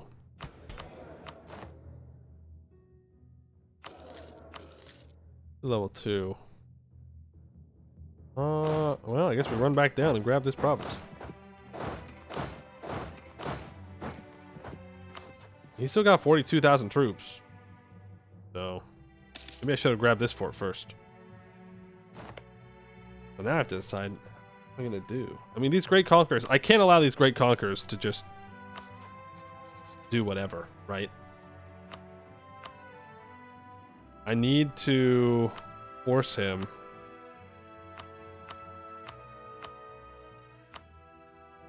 We could do that. That's probably better for us, though.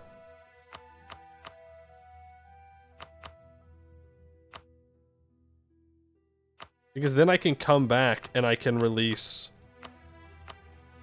this tag later. With Arpadifer. And also this way they can't easily get to war with each other either. The disaster starting? Nope.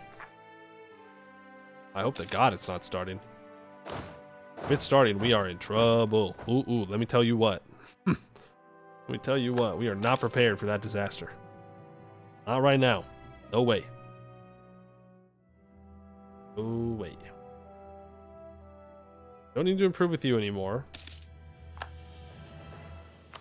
Go ahead and set this as vital interest so my subjects get claims on them. Because we do want to kick Eberthil, Lai Peninsula out of here. It is going to require fighting Eberthil, which is having a pretty good game.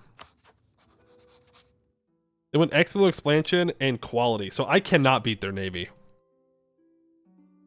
Ooh, trust me, as someone who has played Eberthil and fought against an Ameion, Ameion can keep up if I also took the quality ideas, but also you gotta get a little lucky as Ameion. Eberthil is just built different. What is this? Okay. Just want to make sure he didn't vassalize him. Just want to make sure he didn't get a cheeky little vassalization. Let's go. Culture conversion cost for the next 10 years. Conscription, take sides, minting, ignore corruption, pressment, parliament, minting rights, pressment, military, conscription. I don't want to use any diplo points if I can help it.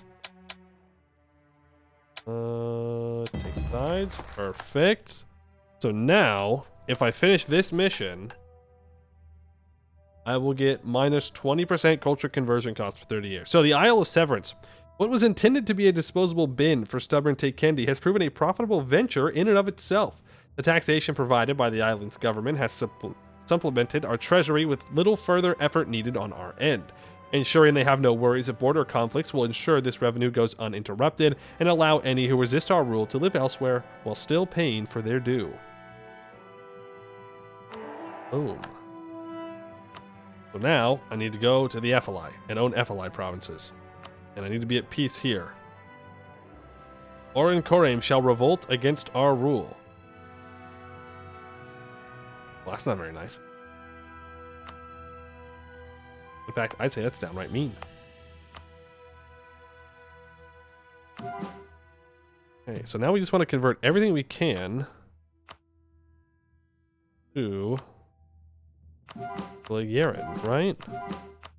All this stuff needs to be, if it's not accepted, converted over to Arayan culture. Yeah, look at that. Look at this. Oh, this is going to help our economy so much. So much. Look at this. Oh, it's glorious. Oh, it's glorious. And then what was the other one that we got? This one. Estolben. Stolben. Anything here that can become Estolben also works. Yeah? Yippee! We tell me it's wasting points of value. It's not wasting points. It says it will start. They will attempt Kaonization. They will attempt. It's fine. It's fine. It's fine. If I'm wasting the Diplo points, I'm wasting the Diplo points. I will take the L. It's not a big deal. I missed one. Okay, now that is unacceptable. Thank you. Throwing? We'll call it tactical throwing. Yeah? Okay, you. You're going to release these two nations. You're going to return...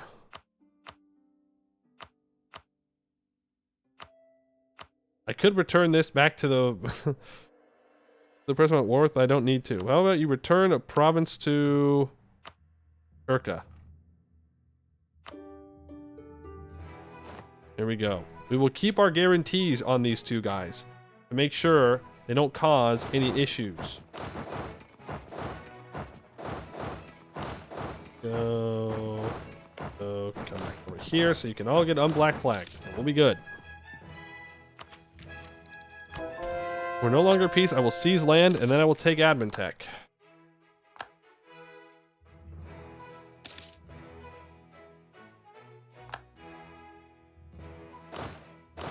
We're all gonna play nice on this damn island, okay? Whether you like it or not, you're going to play nice. My army tradition is abysmal. My generals are trash.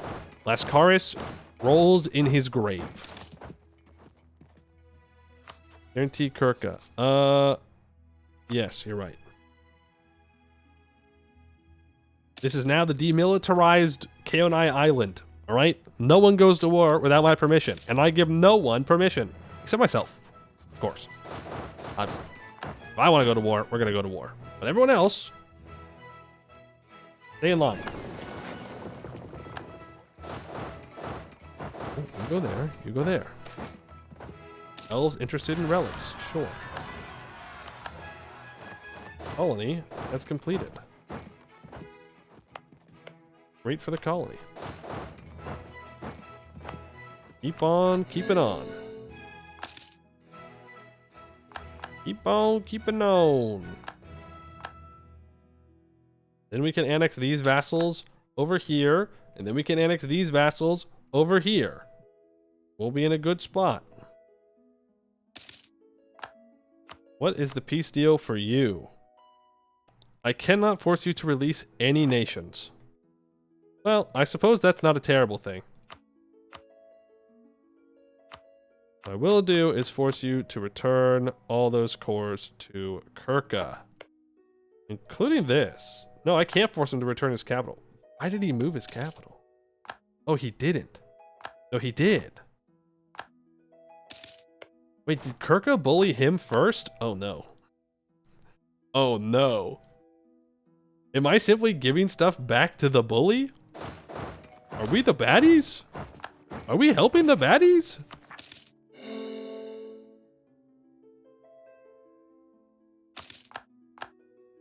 The green guy took their capital. Oh.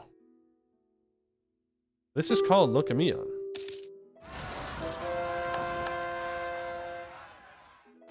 I don't know. It doesn't really matter, I guess. Fine, we'll be fine. No, separatists. Rick, dude. Why are there so many separatists out here still? I didn't build these forts. And now I'm culturally converting everything. Rowie Mew. It's fine. No big deal. Yeah, we don't have the war goal, by the way. And we'll never get the war goal. We just have to take Abentech. The war goal is owned by the green guy. We'll just have to full occupy. I'll do it. There are no chaos on the west, only Eltacan. Yeah, I know. I was hoping that Eltacan had cores down here, but they do not. Probably because it's outside their culture group and they went away. That was probably why. Well, we returned a bunch of stuff to Kirka. This should keep them all in line. I guess I could take Ameion, and then give it back to Kirka. That's an option. Other culture? No. LT Bahar is only in the north right now. Just keep it. Funny option, but no.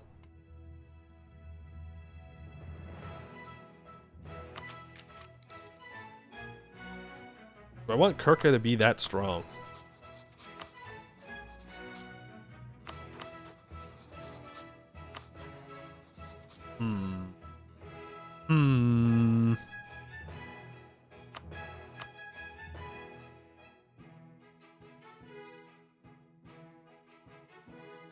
It's a bit border gore, but we're gonna do it anyways. Even pillage his capital. Thank you. Now, need to proclaim a guarantee on this guy, which will probably take us over our Diplo relations. No, it won't. Then we keep on you and Octakaon. I'm not going to proclaim on. Not going to do that because I don't want to. Not yet. I want to seize land though. That back up above 40. I need to develop the printing press. Ooh, okay.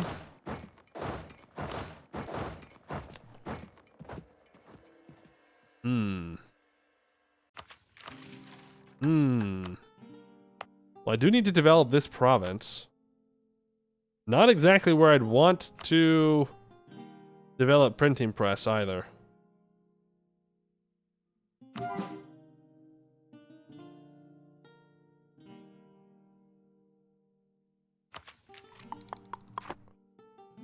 Not a great spot to develop it.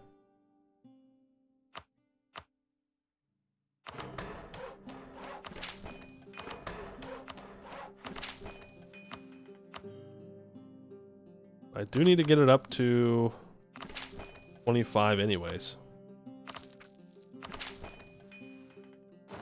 That completes the mission at least.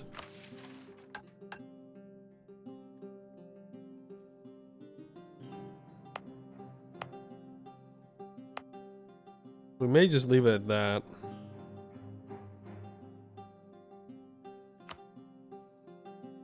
It's halfway there though.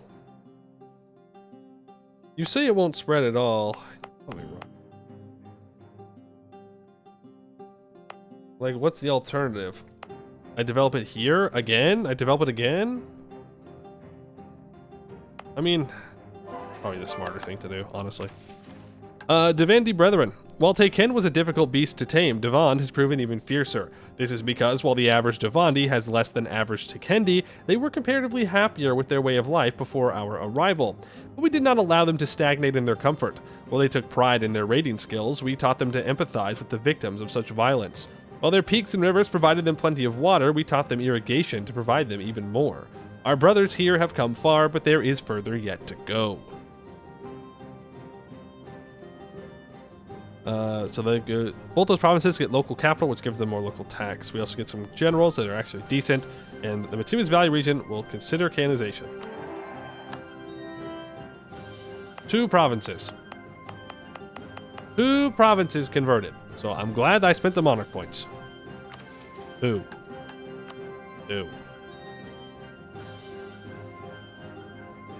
We may want to do this. We may want to focus our next couple of colonists on these 3 provinces and then try and get these 2 done. So that way we can just get this wrapped up and done with. And we can come back and get the rest of the step. What else can I do? 90% or more trade power. Oh, Everthil is causing issues. Send our trade fleet over. Before I do that mission, I probably need to send some troops over, right? It said that they were gonna rebel. Did I delete this fort? Nah, that'd be the coward thing to do. That would be the coward thing to do, and I ain't no coward. Does promises need to be cores? You could go 5 or live for a month or 2 to finish a mission.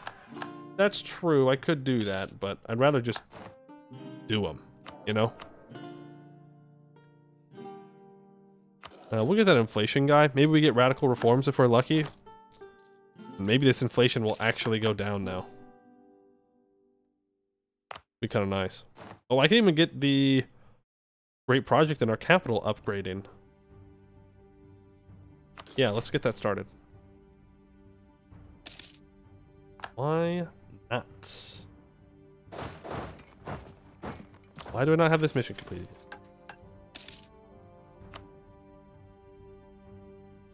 What?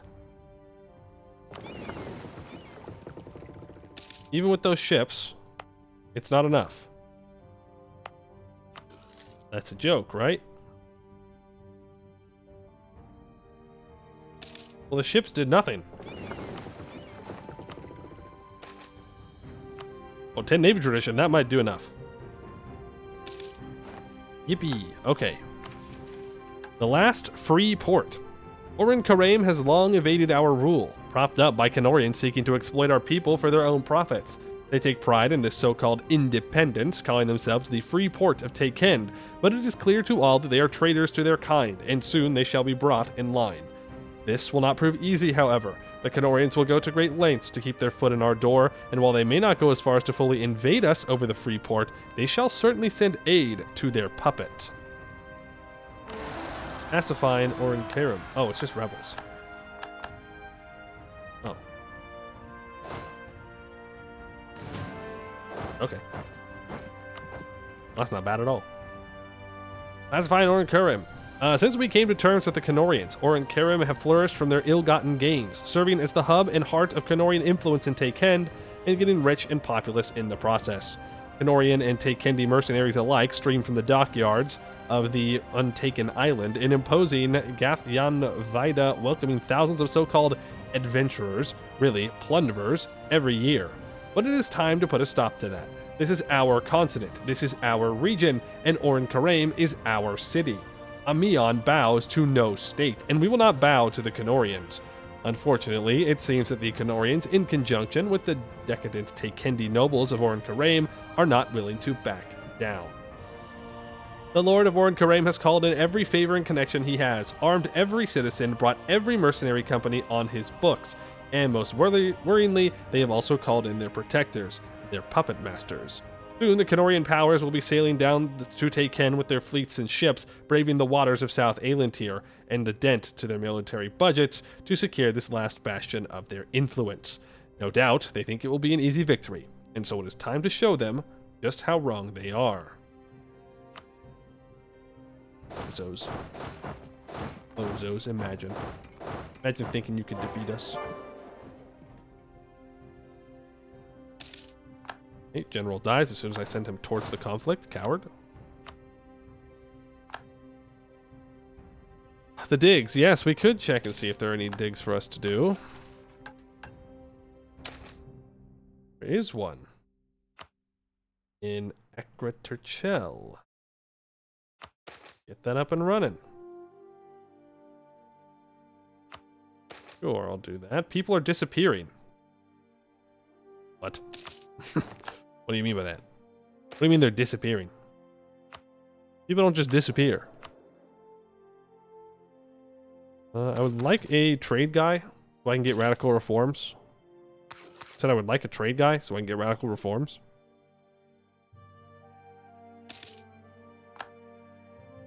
I don't really want a level 1 trade guy, but so be it. The Rending has come to South Aelantir. Oh no. No, no, no, no, no, no, no. Not the Rending. Save up our monarch points now. No techs, no ideas, no culture conversions, no releasing of tags, no nothing. We will relax. Number 1, I will improve the neighboring countries, subject, neighboring. Everybody happy. And then, through doing this, we will save up enough monarch points to develop the 3rd city in our future capital state. Right? Develop that up. We will get printing press. Then I need to make sure that I take... Well, no, I don't need to take Miltech. We're fine. I do need to take Diplotech. But I do need to develop our current capital city, though. Up to 30. Oh, also I need to build buildings there. I almost forgot. We'll develop it to 30, then we can build the building. All right. Nice.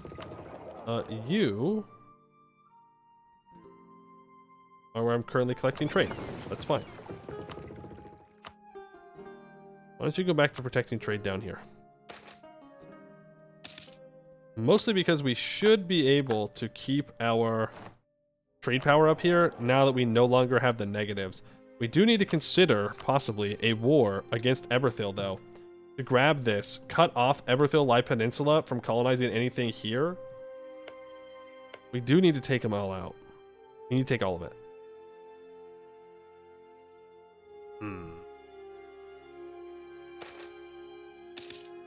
Raids intensify. I don't care about devastation nor development.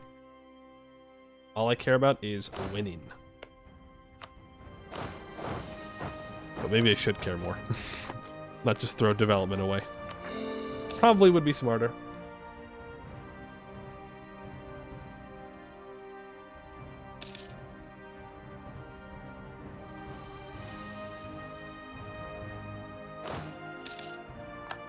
No. Simus! Thank you for the raid. Welcome in, raiders. Hope your stream went well today, Simus. What were you up to today? We are playing as Ameion in Anbennar, a run that I failed at a long time ago, and so we are back and trying it again. And while it may look like we're doing well, and we are doing well, the failure comes in a later disaster, where your country essentially breaks apart and you have to fight a very difficult civil war. So we'll see if we can survive that later on, but for now we're doing well. You accidentally hit the knock when raiding? I saw that, yeah. The button's right there. They're basically begging you to click the button. Stream's great, had a lot of fun in Enshrouded. Oh, nice. I played Enshrouded a little bit. I didn't ever get too far into the game. Has there been a lot of updates since the initial release? Because I remember I got past the first little bit and then I kind of just fell off. I didn't feel like I was doing much, and I'm glad you're enjoying the game. I have another great project I can upgrade. Wait, where is it?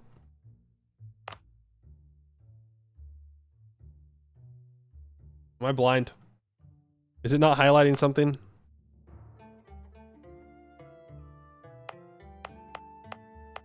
Is there just no highlight? Am I just being dumb? I think I'm just being dumb. It says it's down here. Tiny island. This one? No. Oh, this one. Ah, there it is. It was hidden. You're not sure you only just started? Oh, well, good luck in your adventures. This gives trade power. Global merchant trade power. Yeah, get that upgraded. You know what? Speed it up, too. Oh, that thing done. Send these 30,000 troops back over to help deal with rebels. Very good. Very, very good. I'm saving my monarch points like a good gamer. A very good gamer. I'm not throwing the game. Kind of. Another colonist available. Right now, I only have 3 going. So let's do 1 there, 1 there. Keep on colonizing. Keep on filling in the map. Hey, radical reforms. I like to keep that inflation guy around. I'll get rid of the trade guy, though. 200 admin, 200 diplo. I'm sure glad they didn't cap me out on admin, because that would have been embarrassing. Would have been a bit... No, I can't have a level 1 guy.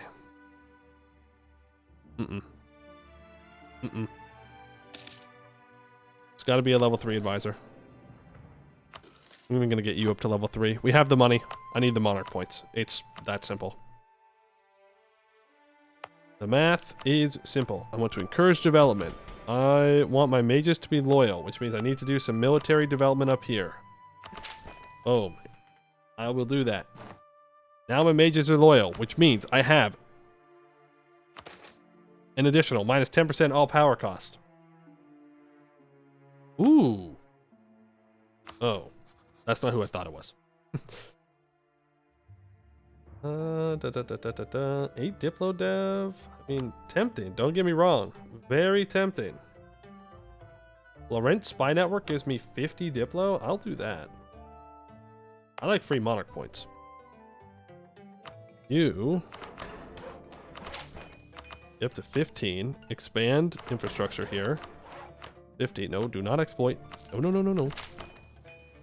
Not what I'm looking to do. I have lots of admin points, so let's make sure that we're developing with the admin. Boom. All right. Beautiful. So now that should start to spread. Little workshop here. Precursor cloths. 10 prestige and 100 splendor or 343 crowns. What do I need splendor for? Anything? Institution spread. Sure. Do that. Can I do more cultural conversion? That's a good question. If I select Clarion. Yeah, I can get 1 there. 1 there. 1 there. Most of this is already like accepted cultures.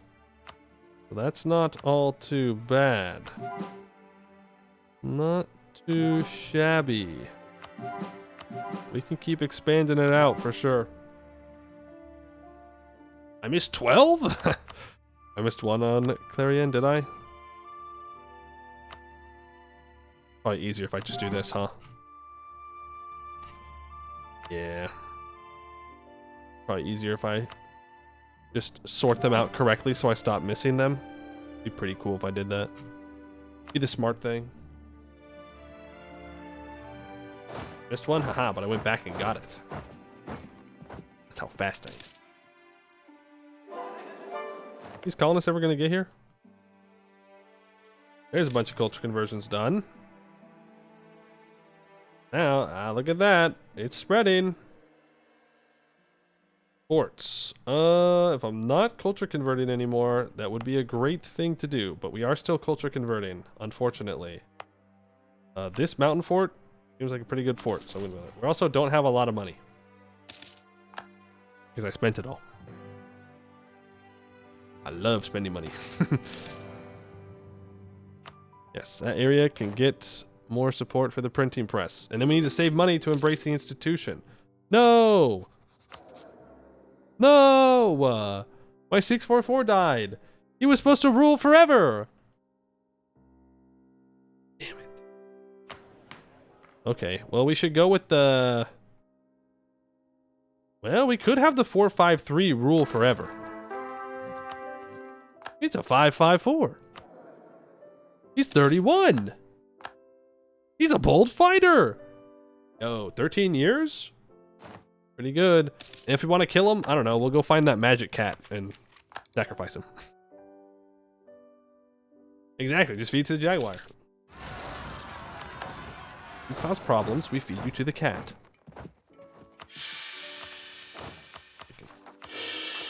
Negative stability. Always taking away my stability. By what right? What right do they claim my stability as their own? That's all I'm saying. That's all I'm saying. These do need to get to 30 development. They're super cheap to develop at the moment. So let's do that. Band you. I know that I said I needed to take Diplotech, and I still stand by that. I do. I really do. I do need to develop. Unfortunately, this province kind of a pain in the ass. Because it's not the right religion, but that's okay. Ooh, I can do a bunch more conversions. I will get around to that. For now, though, let's build some regimental camp. Why can't I build anything here? Oh, I'm still converting it. Okay. This is Astelben. That is all good. And there again. Chew. And that is all good. Do we want to flip to Diplo focus? Scary thing to say out loud. But not a bad idea. I'm going to be honest with you. We are about to be 4 Diplotechs behind.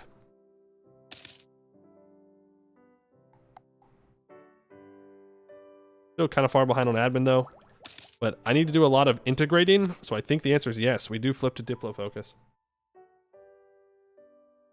Do we get an event where Eastern Port revolts with and gets forts with a gajillion defensiveness? Yes, but I didn't notice that it had gajillions of defensiveness. How are you deciding what gets converted to what culture? Oh, easy. I either need it to be Clarien or Astelben. So when I click on Clarien, if I can convert it, I click the button. If I click on an Astelben and it can do it, I click on that one. That's it.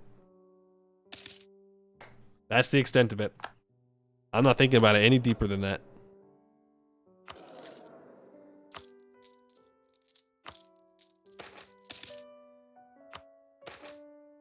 The culture ammo is looking pretty good. We're getting there. We're getting there, slowly but surely. Why are we converting the city province? Because it has religious zeal. Oh, hey, look at that. It's gone. The center of conversion's gone. I think a new one will pop up, but...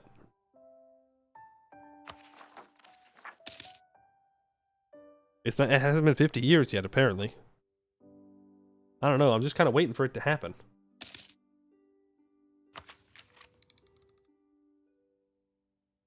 I want to annex these guys so badly. 1580. Oof. Let's not do that. Let's keep staying focused on culture conversions while I have the parliament bonus. And then when I lose the parliament bonus, we can switch over to the focusing on the other stuff. you know, the other stuff. Really descriptive. Great description there, Poe. Huge. Massive. People know exactly what that means. On the annexation. The stuff and things. Don't you guys know of the stuff and the things? Like, there's so much stuff and things. When is this truce done? 74. Okay. In 74, we're going to go to war with Octakaon. We're going to release Degakaon here. And Iltikon here. So that way, everyone over here has the chance to accept vassalization. Oh, I can get cheaper conversion cost on these areas if I own the entire Chandaya region, which we're getting there. We're getting there as well.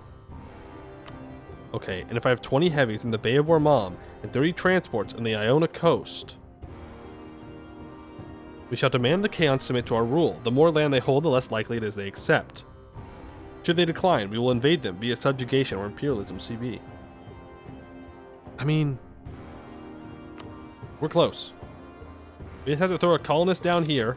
I think I need more heavies. Where are my ships? I do. Okay, come back.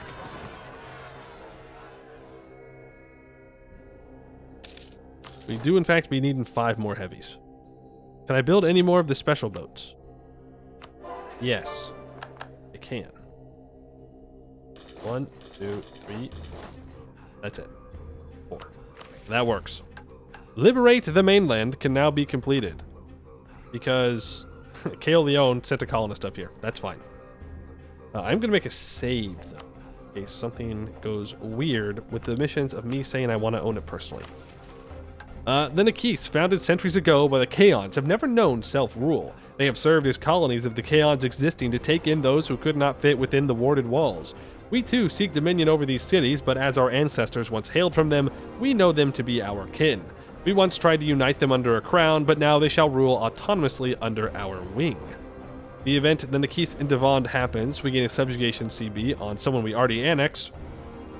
We will organize these guys the way we deem fit. The Nakis of Devond. We have driven the El Khandi from the mainland, and now the era of self-rule in Devond has arrived. While the Nakis may have aspirations of total independence, they fully acknowledge that rule under us shall be more beneficial to them than any other realistic alternative. Under our wing, they shall flourish as more than the second-class Kaons they have hitherto been treated as. You have their borders rearranged within the Devandi mainland and cede any land they hold outside of it to us. The Nakis shall remove any existing claims and cores on land they no longer own. Consolidate Western Devon into a single united polity of Thenos. Make them a march, or this is unnecessary. And I just gain 50 admin. Yep. End the southern toll. We own all provinces in Devond region in the Arpanissi area, which is this island up here. I'm glad that we grabbed said island. Right, end the southern toll. Ruinborn as a whole are not too fond of traveling on open water. Fortunately for the Keonai, the Cleave Sea is relatively shallow and full of islands that allow journeys never to venture too far from land. The southernmost of them, the islands of Eniostone, have served as a major choke point of trade between the Cleave Sea and Tayken for centuries. The Keonai are among the most maritime of the Ruinborn, and as the principal nation, we must control the sea that gives us this tradition. We gain 2 mercantilism. The Cleave Sea Admiralty event happens. The Southern Passage toll we remove from Enisoton, and Serigthon gets the Southern Passage toll for plus 10 local trade power. Enisakaon has always held a unique position among the Nakis, as it was founded entirely in the islands within the Cleave Sea. This gave its citizens an unparalleled maritime tradition in the Keonai world. Some have considered giving them a unique position within our domain. Their enterprise could help us ensure dominance in the Cleave Sea, but the Nakis have vocalized a desire to rule the islands for themselves. Grant them the position of the Cleaved Sea Admiralty. That's a lot of reading. Essentially, we make them a march that is good with boats. That sounds like a terrible idea. What are they gonna do with their like 3 galleys? Nothing. So this is unnecessary.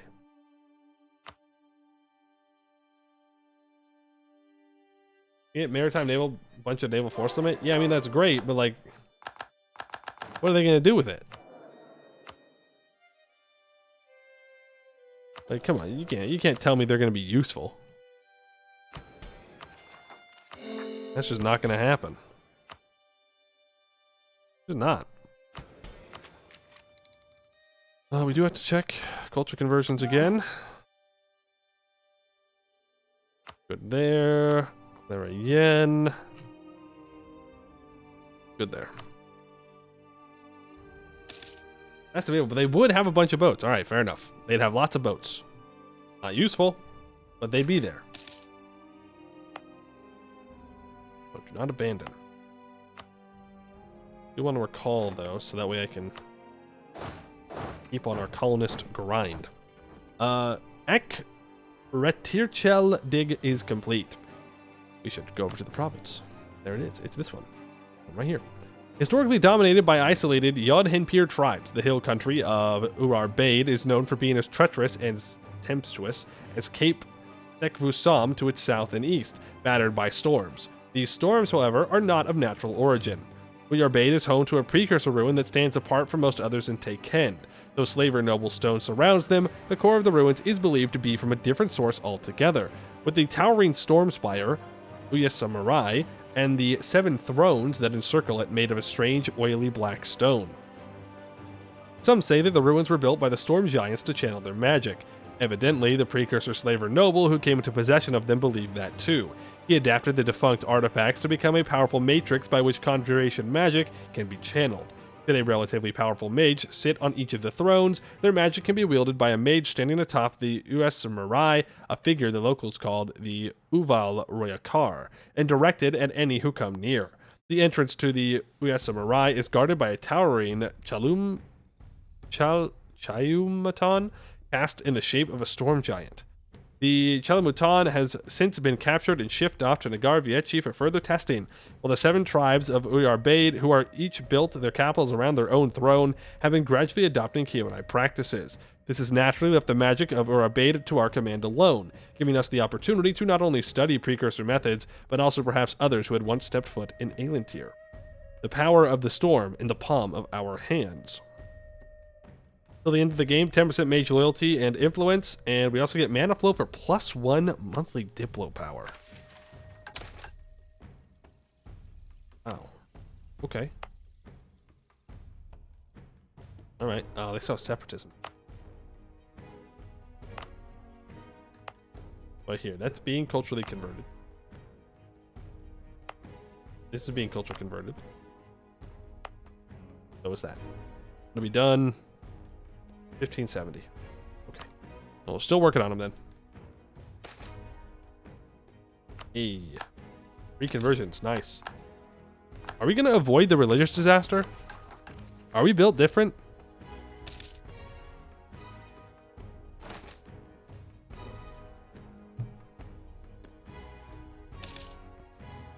Surely it'll just fire anyways.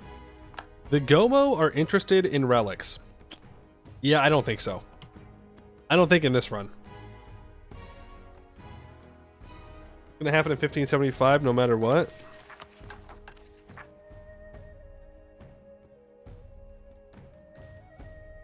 Oh, I thought it was 1575 and 60 provinces. See, this is why the little lines in EU5 are gonna be great. So I should bring my troops back, is what you're saying.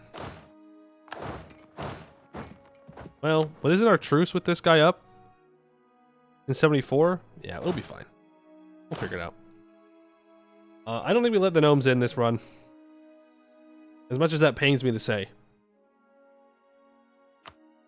I don't think it really fits Ameion to let the gnomes come and plunder our stuff. Oops. Sorry. No plunder. Sorry, gnomes. You're gonna have to find your precursor relics somewhere else.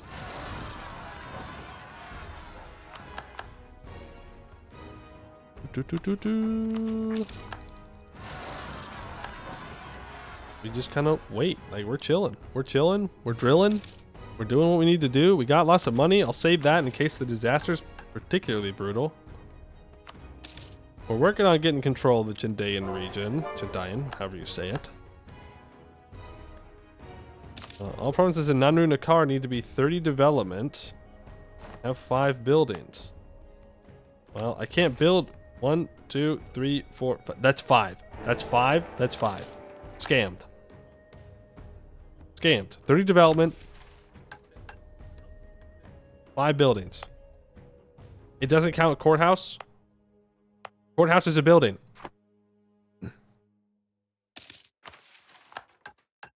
And your culture? Oh. Oh, you're right. You're right. I forgive them. No scam. No scam. I forgive them. I forgive them for something they didn't do wrong. Actually, don't build the fort there. Let's build it here. Then, okay, so we're gonna have a fort here, which means I need one. That province, but okay, so we're on this desert. This highlands. All of those. Put a fort on this highlands as well, even if it's not necessarily as good. It's good defensive stuff. And then I need a fort on the steppe here, right? No, here. That way it covers this province. Though I might just want a fort there in general. It's 25 development. Let's just build a fort there. Build another fort here. Like, it's all of these provinces, so I think Ameion is the next best spot for a fort. And then that.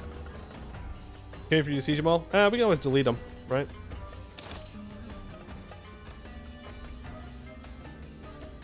You can always delete them at some later date.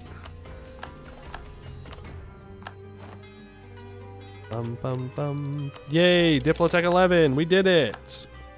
We did it. We're catching up. New government reform. Tier 10. We already have 4 possible policies, so I don't know. Choose admin, I guess.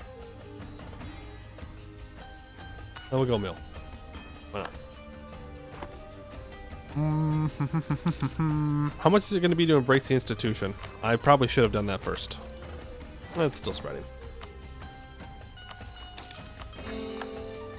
There is another core completed. Or another colony, sorry. Another colony completed. Let's recall you. Keep on keeping on. This is going to be 4. Let's send you here. Just keep colonizing. We need it all under our control. Move heavies and transports for the mission. Oh, that... We need to annex this guy. 82. Yeah. Yeah. Description, corruption, Diplo even, impressment, national admin. Oh, huge. Finally, where I can just click less buttons. Prime is fine. Cheaper Diplo annexation cost. 1580. We need to start annexing these subjects because if all of these guys are going to become our subjects, well, you know, I mean, kind of difficult to keep everybody in line. That's all I'm saying. All I'm saying.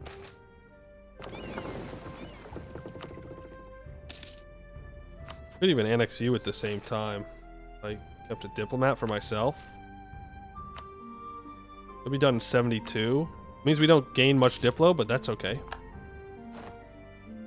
You're already guaranteed all of them, so slots are fine. No, it's not about the slots. Loyalty. We should be fine with loyalty at this point, but you never know, okay? Like, these guys are at 35%, so we gotta get rid of them.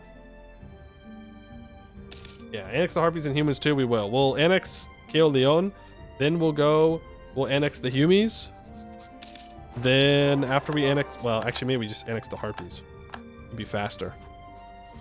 And then we annex the Humies after that. We can just start to fully consolidate everything, and then we'll have all of our vassals on this island. That is Miltech 14 time.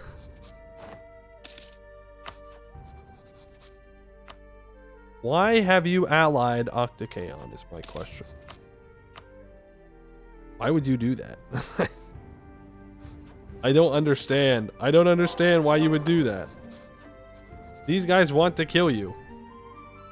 They may tell you that they don't want to kill you, but they do. I promise you they do.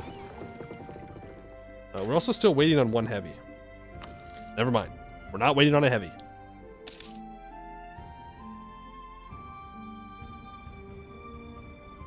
Do you even want to split him anymore so you can vassal him in one war? Yes, because that's a very big vassal. And he will not be loyal. He also hates my guts.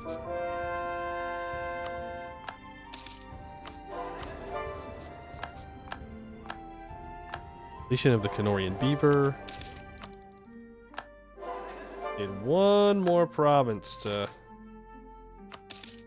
flip on over to embracing this institution. Just one, please. That's all I'm asking for. Just one. I'm not even being greedy right now. America wants an alliance? No, I don't think I'm interested. Thank you for the offer. Waiting on culture conversion, waiting on colonies. I mean, I could do this right now, but I want to beat them up first, split them up. All provinces in the Aelcon region need to be owned by us or a subject. Yeah, see, that's one of the other reasons why I want to do this. We need to own it all, so if I can... Well... Shoot.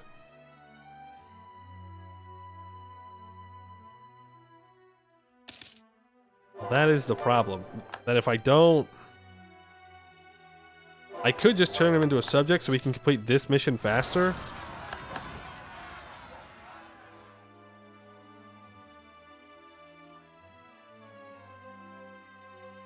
Oh, how do we want to do this, actually, now that I think about it? Do we want to leave Octakeon? We do subjugate him right here, right now. We go after him. When the truce is up, we click this button. And then... Wait, can I vassalize Kirka? No. I could diplo-vassalize Kimanis, though.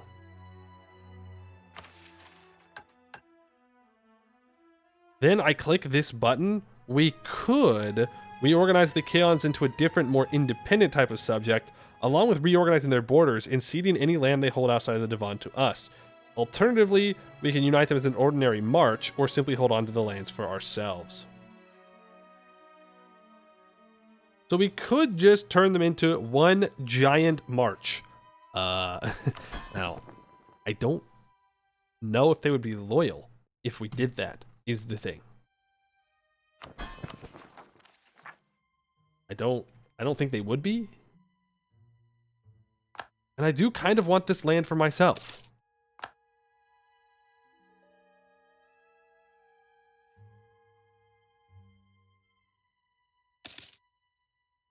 A lot of governing capacity, but we have money. We can deal with that.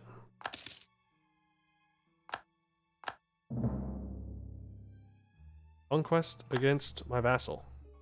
Okay. Sure.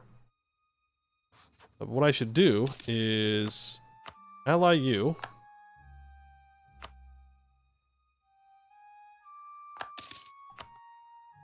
Great power influence.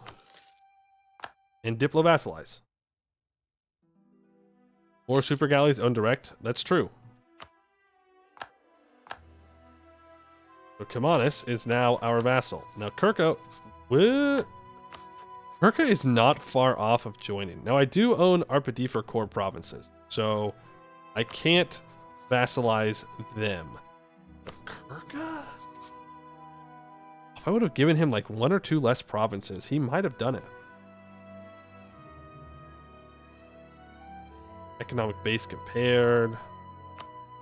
That's all right. Hopefully they accept. Hopefully they just accept.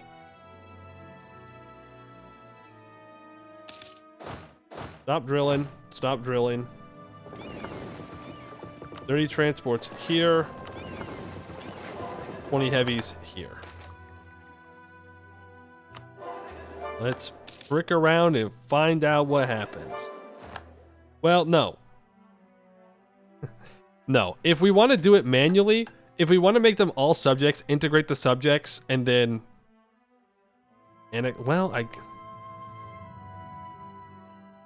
We could...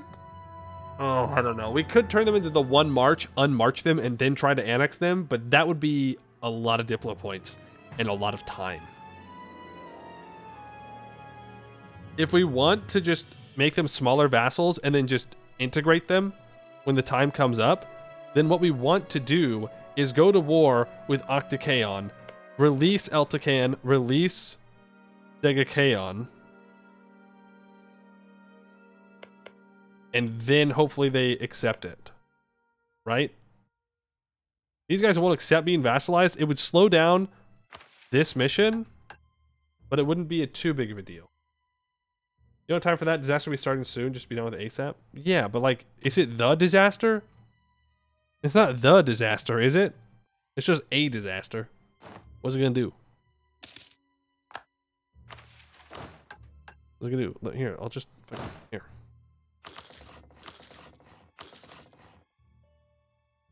No, it is the disaster. What is the disaster? That means nothing.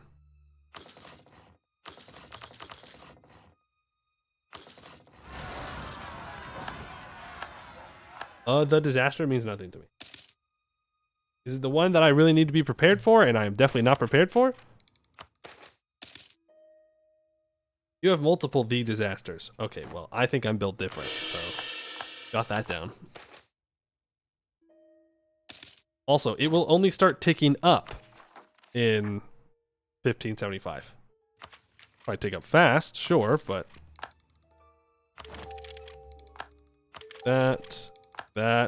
take that. Oh my goodness, 2 admin techs in a row? This is just like old EU4 with the way that the scaling worked with the time bonuses. You'd wait and then you'd take like 5 admin techs at a time. We are behind on Diplotech. What's new? No Diplo ideas for us. I think the answer is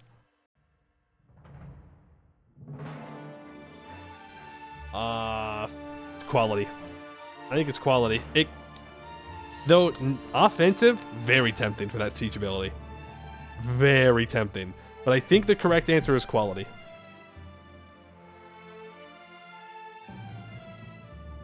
We are going to need very good troops. Very good troops. What kind of policies do I get offensive here? Settler chance? That's pretty good. Religious unity, religious versus heretics means nothing.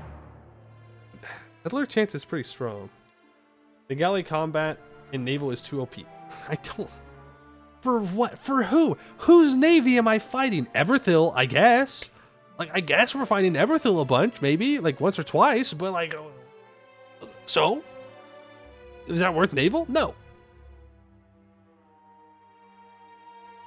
Defensive ideas. I don't think I need defensive ideas. Boats are pretty cool. Okay, then we compromise. We compromise between offensive and naval, and we go quality. Yeah, look. There's 3 boat things. Outplayed. Outmaneuvered. Can't keep me down. Get rolled. Did I take 2 admin techs with plus 50% tech cost? Yes, I did. Yes, I did. That's just how we game around here. Oh, culture conversion completed. Nakira the Kaon.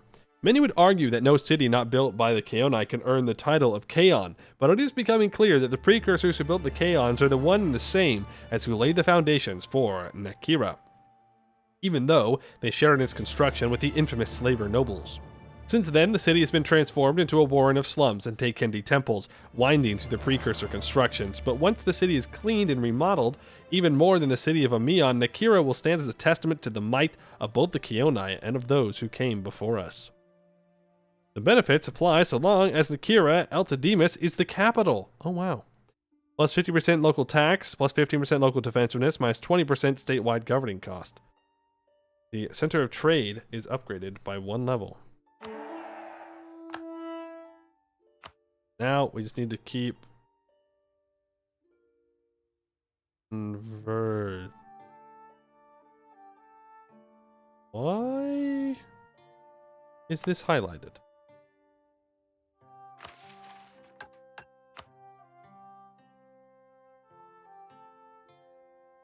Why are these highlighted like I don't own them? Fear. Surely it's just a visual thing. Surely. Remember proposing this homebrew sub mode? General staff ideas. I love general staff ideas. I love general staff. I still love general staff ideas. Did we do Mithradoom with homebrew? Whenever we do that? Homebrew with dwarfs? Like the good old days? Would be interesting. By interesting, I mean make me super overpowered.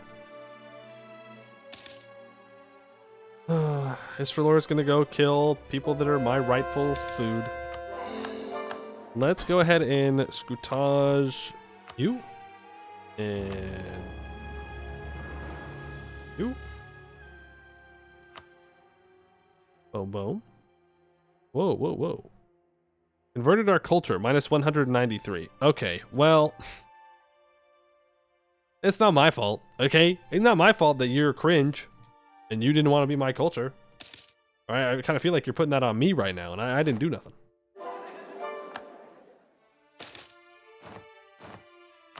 Right, Caerleon has been annexed. Boom. Gone. Taken out. Eviscerated. Evaporated. Destroyed. You are being annexed. Do not cancel that annexation or I will cry. Next up, the Harpies. Annex them. Done. In 4 years. Start it. We're still gaining 4 Diplo a month.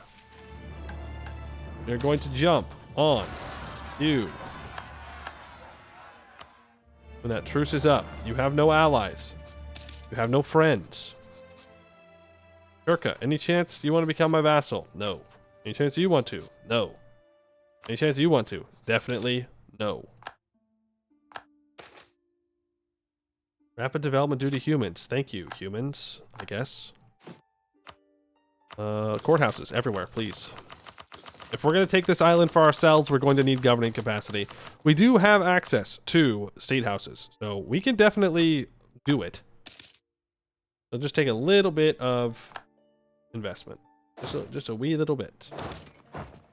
You guys move forward towards the front lines. Let's get our transports with this stacked for now. Do this mission, or we do this war, then we do the mission real quick like, and it'll be great. We'll get it done before the disaster starts.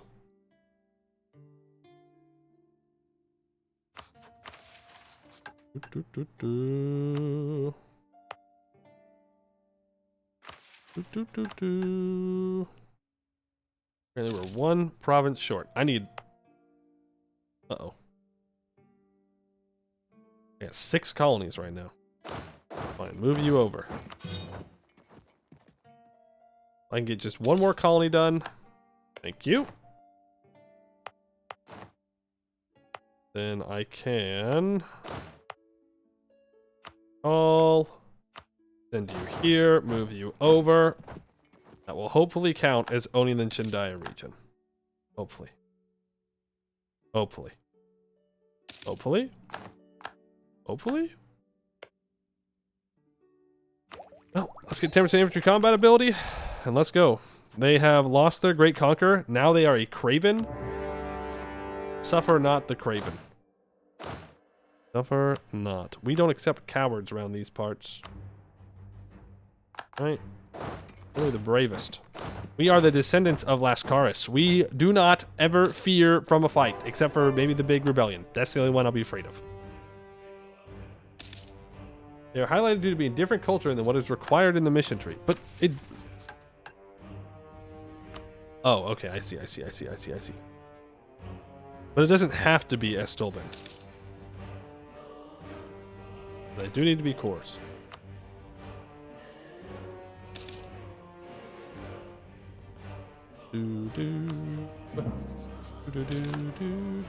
Holy War. Deus Volt time? Deus Volt moment? It might be a Deus Volt moment. Nothing they can do about it. Must be done.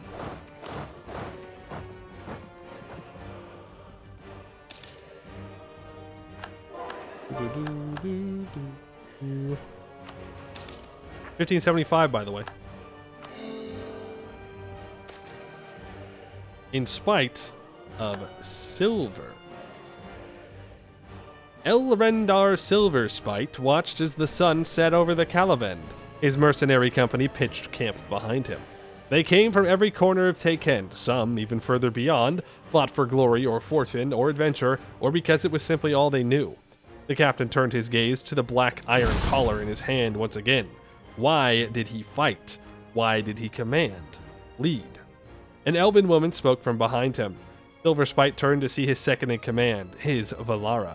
You won't know until you use it, she said, a grave look on her face that matched Silverspite's own. The steel mask he usually wore was racked with doubt, worry, desperate hope. He turned back to the sun, wished that it would give its light just a little longer. Silverspite had found the collar when he went to fetch water, on a skeleton in a stream. The simple ring of iron had radiated a power so awesome that the mercenary could feel it in his heart. Purpose, he knew, was nothing without power. His father was a Sun Elven exemplar, as was Valara before she turned her cloak. They espoused a glorious purpose to vanquish the dark, but they were powerless against it. Darkness, weakness, infected their hearts, blinded them. It had led his father to abandon his Takendi mother, left her stranded in the shadow of their great crusades. Eventually, the darkness had consumed her too.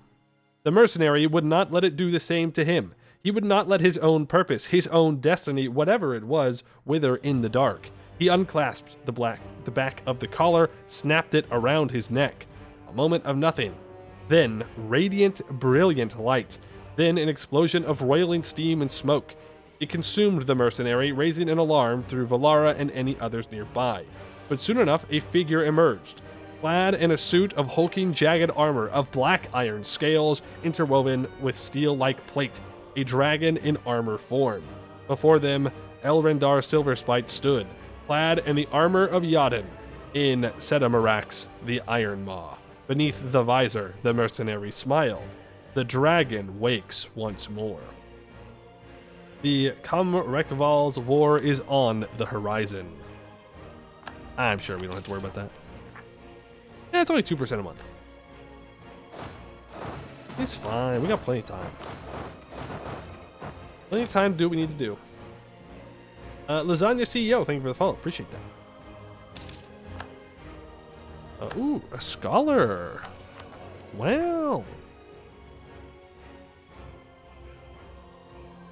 I don't really care what Eliza's up to, game. I don't know how to tell you this. They're kind of very far from me.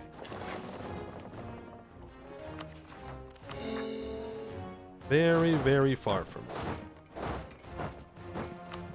Oh, peace deal. I would like you to release Dagakaon and Elticon. That's it. That's all I want. Guess I could tell you to return some cores, but I don't care.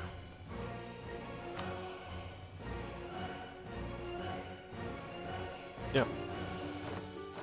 Do those two things.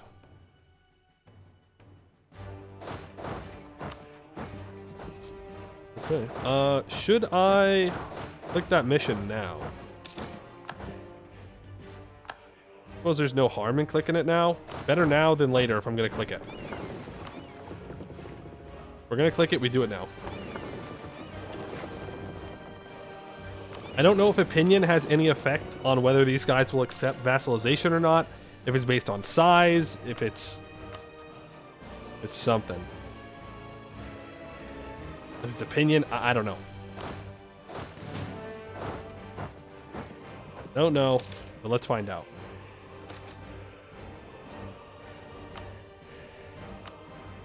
Don't need the claim. It's fine. Let's make a save. Let's do it. By peace or war, the Kaons, the epicenter of the Keonai world, have stood for over a millennium, and quite possibly well beyond that. Our ancestors emerged from them, and it is only appropriate that as we present ourselves as the sole nation-state of the Keonai, the Kaons themselves acknowledge that fact. Even in the unlikely event they posed a unified front against us, we would triumph over them, and this is clear to them as well. Bringing peace and stability to the Deathwind-plagued Isles may prove as simple as stationing our armies and fleets nearby and making a demand, but defiance may yet stir them against us just as it has others. We will demand the Kaons submit to our rule. The more land they hold, the less likely they shall accept.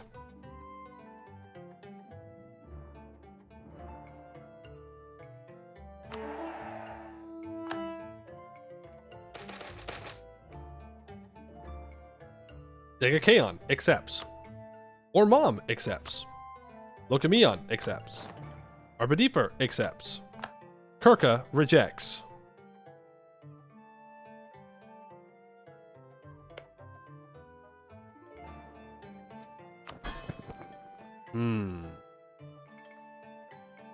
Oh boy. I don't think we should get another vassal. And Octakaon rejects. I think we do imperialism on these guys, right?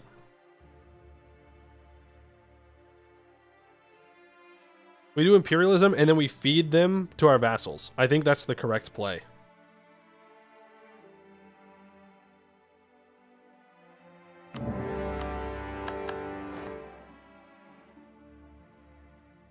We were fine about to annex the Harpians and some other dude soon. I mean, I guess that's true. It doesn't help that we're behind on Diplotech.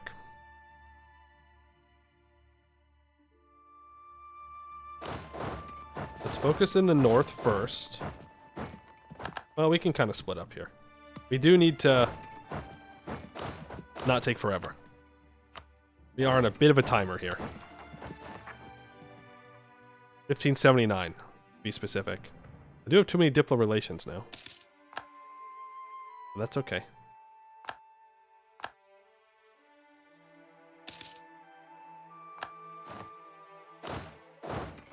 That is fine. I mean, I'm not surprised that Octakaon did not join, right? Makes sense. They're not too happy with us. I am surprised that Mom accepted, though. That was an odd one. Oh yeah, they're plenty loyal. They just had to update. So I can give Mom all this land down here. All this land up here I can give over to Eltacan. I don't know. Can I even take everything? No. Maybe. Actually, maybe. It's imperialism, so yes. Well, I guess it depends. I mean, I guess I can take the stuff myself and then hand it off to vassals. That's also a valid way to do this. I don't want to make any one vassal too big, because the plan is just to annex them. Oh, right. He didn't join us. That's okay. I guess we just don't feed him that. Oh, this is gonna get messy then. We'll get rid of our guarantee then, though. Well, I might get a lot of aggressive expansion, so he might not accept this. But if I had allied him before, we could have vassaled him. But I think it'd be easier just to annex him.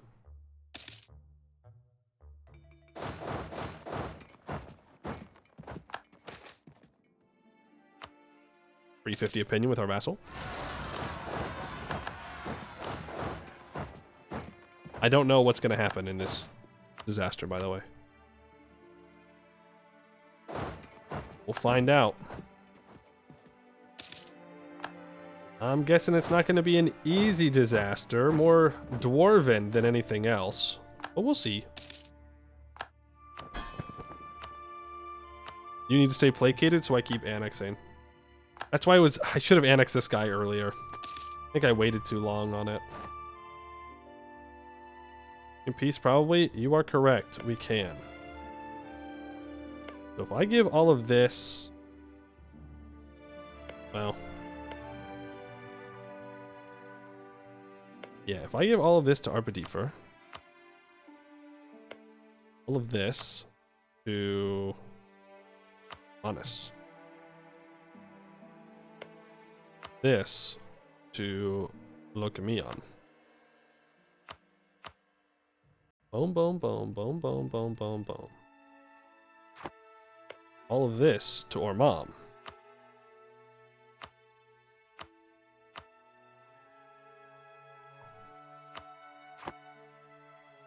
But if I take it all myself,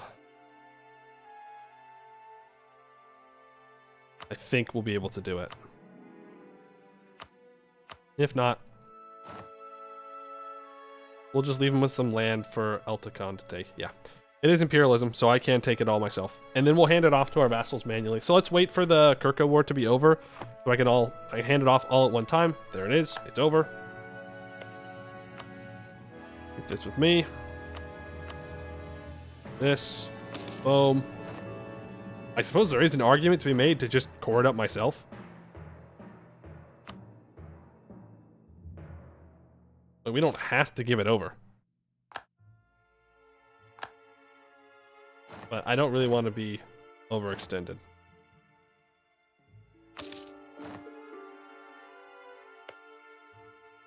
Plus, it's so easy to give Ormam his cores back.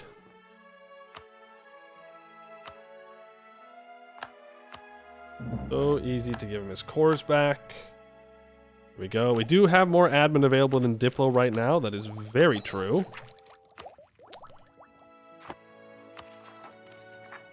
(113% overextended). That's true. That's true. That's true. I could give Ameion some of his cores back to not be at over 100%, and then I just core everything else. I don't have to give anything back. Let's see here. Yeah, I could give you all this stuff. It's true. I could do that. I could do that. I know that wasn't his core, but it's just going to be easier for me this way.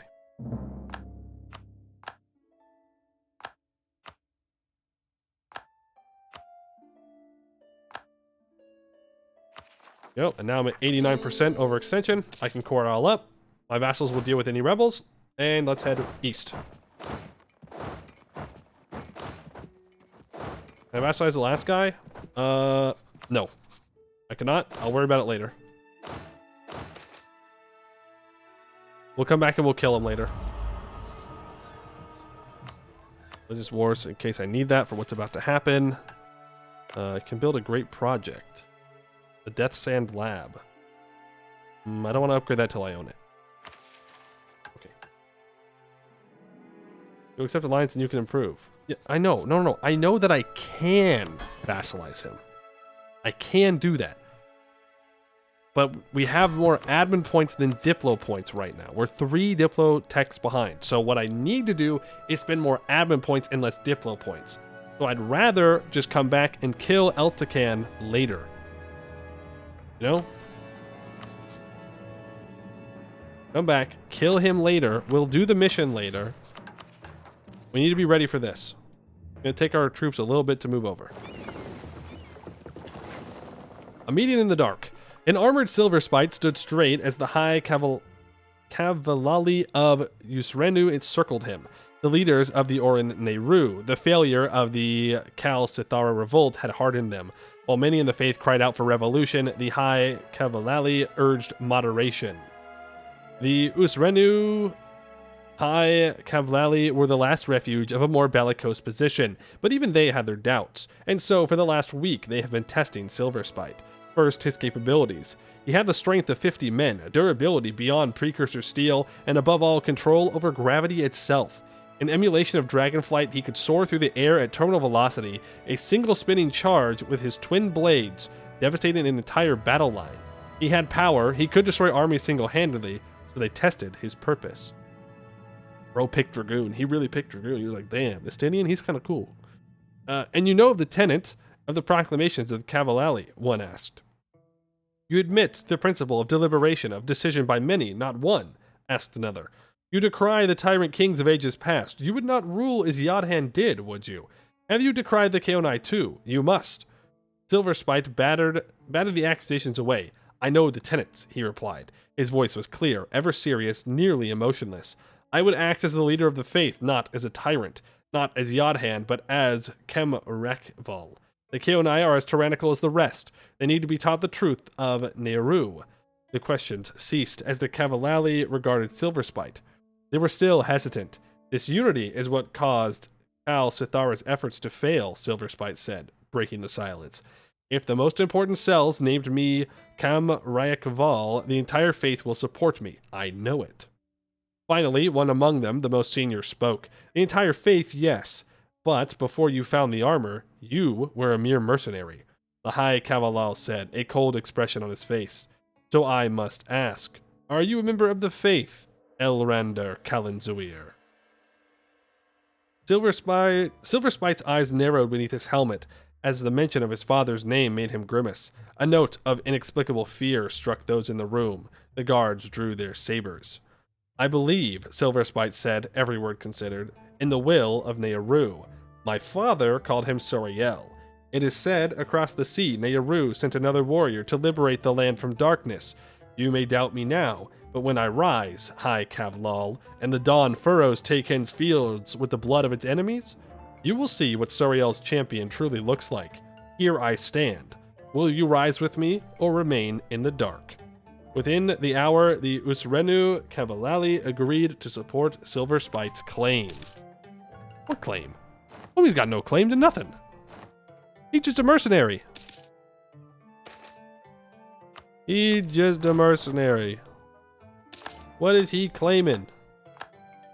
To be the chosen of Suriel? Because we know that's not true.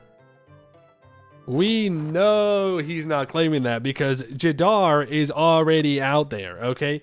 He may be dead now, but he is still the chosen of Suriel. Don't for one... Whoa. $15.99. That's going to take forever. Uh-oh. I should have taken influence ideas. It'll cost 3 per month. Well, I guess my Diplo rep is hurting right now. No overextension. How hard is this disaster? I have no idea. Not one single clue. Not one single clue. Right, that is colonies being completed. Where is this province? I'm a little busy. I'm a little busy to want to deal with these rebels. Guess maybe that's why they're doing it. Oh, luckily we have guys around here. Alright, into the FLI. Not Laurent. Get your ass, Laurent.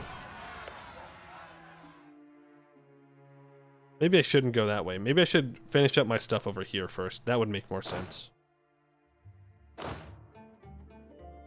Laurent's gonna own all of Amadia. But there's not much that I can do about that right now. Just gonna have to kind of deal with it.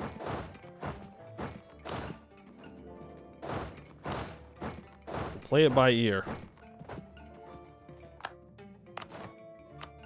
That.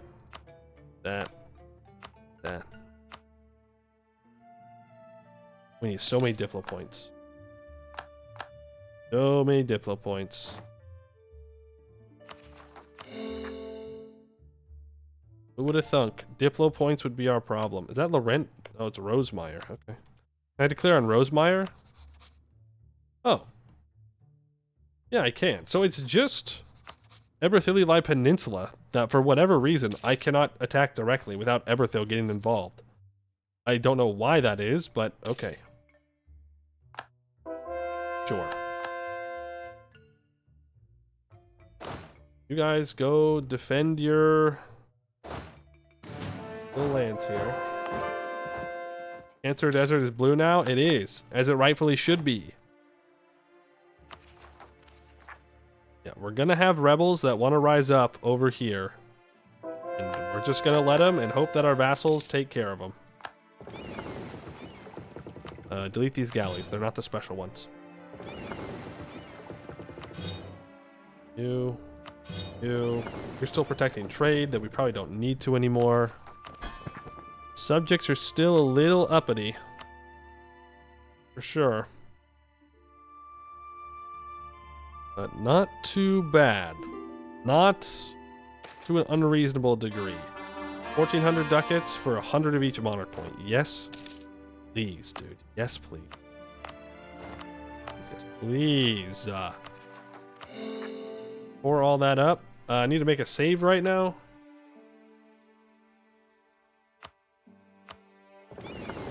No galleys? Well, we have some here. You're a 30-25 stack. Let's get you up to a 35-20 or 35-30 stack. Get you up to a 30-20 stack. You to a 22-5 stack. I don't know if my troops over here are going to be stolen by the disaster or what, but we are going to do this disaster today. Don't worry. I'm not setting up for a cliffhanger. All right, we're going to do this today. At least that's the plan. We'll see. Will be funny though. Will be funny to leave on a cliffhanger, but I won't do that. I'll be nice.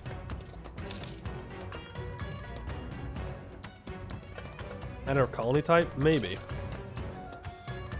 It says they're a tributary though, which is weird. They're a crown colony. I don't know why that would change, but this will be done in 1592. Did that get longer?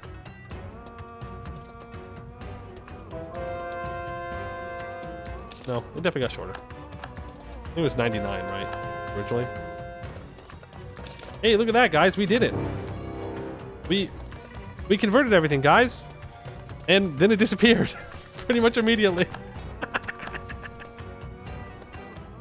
They pretty much immediately converted everything back, damn it! God, I had it for a second. 1 second of beautiful Chaonist. Eclipse. Silver Spite knelt before the high Cavallali as a crowd of 100,000 strong surrounded them. As foreseen, an eclipse set in, and the world darkened. After 2 years of political wrangling, the faith is finally united.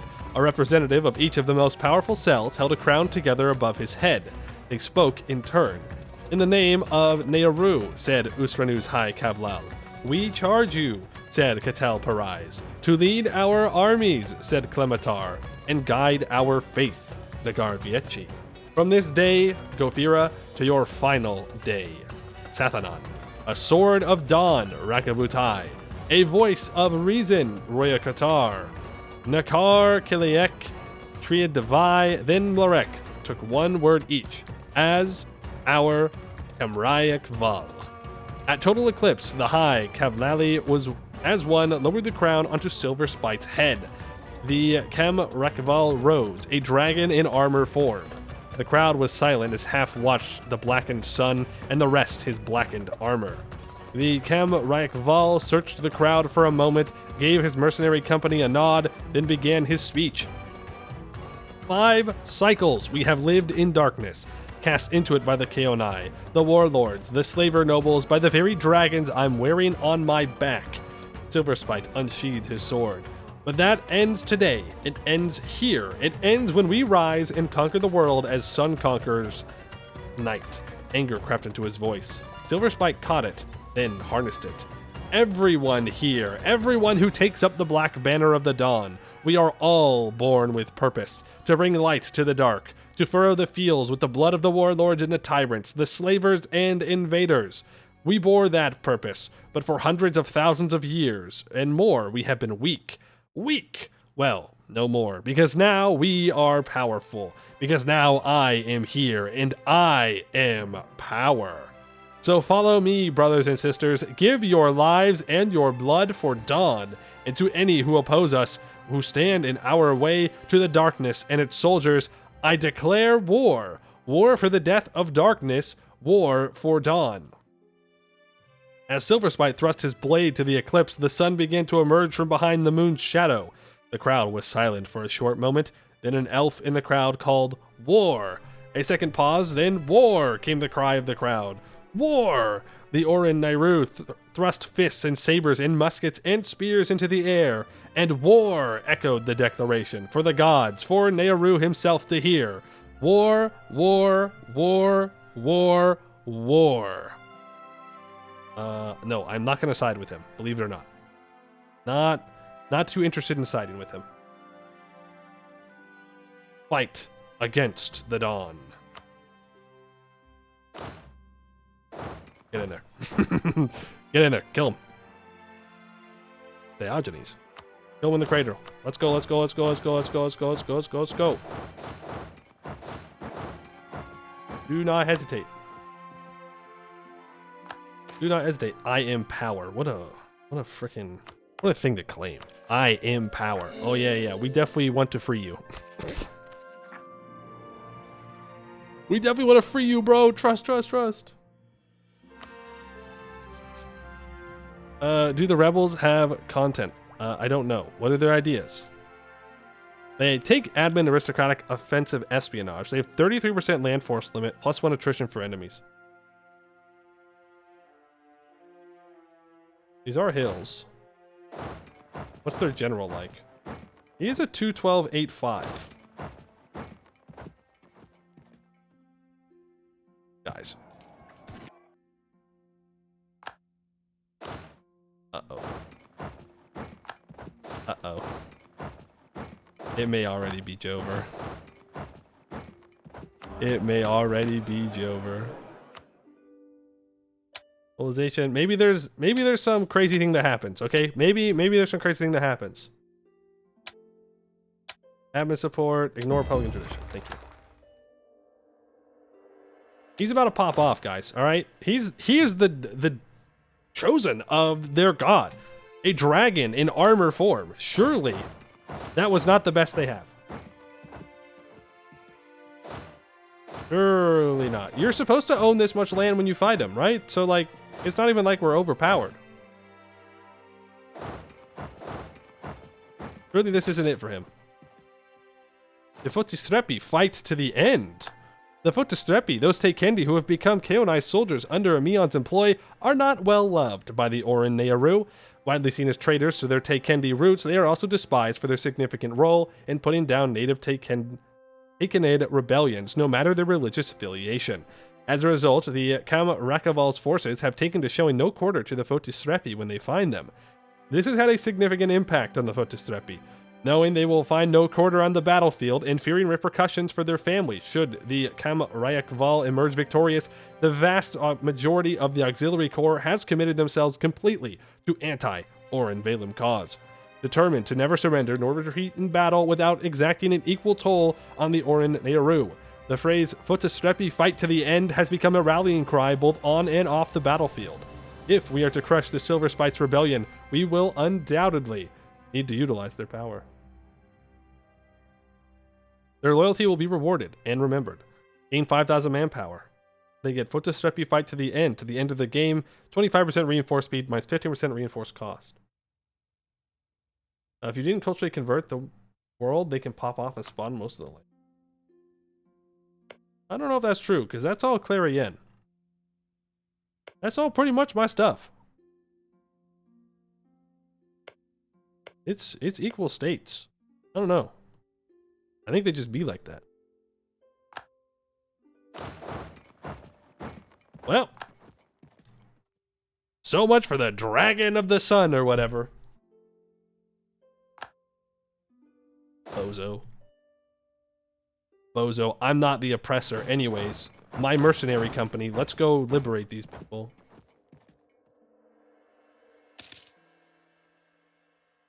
Wrong disaster then? Well, this isn't the big disaster. This was a pre-disaster. Proto-disaster. Bozos. Will we miss them if we end early? I don't know. That's a good question. Are there certain events that I should wait for in this?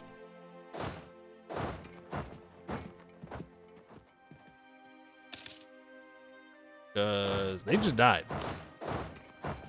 We're canceling the sun. Sorry. Sun's over, everybody. No, all I'm saying, look. You can claim to be the champion of Suriel as much as you want. But you're not. You're not him, Silver. You're not him. You're not Jad. Okay? Jad is dead. He lost in this timeline. El Jad. But we all know in our heart of hearts, Jad is the one true prophet of Suriel. Anyone else who claims to be that? Pathetic. Heretic. Terrible. Jad World Conquest win? I already did it. Lil bro wishes he was Jair. He wishes he was Jadari, but he's not. He's not him. He's not him. Well, I won. What now?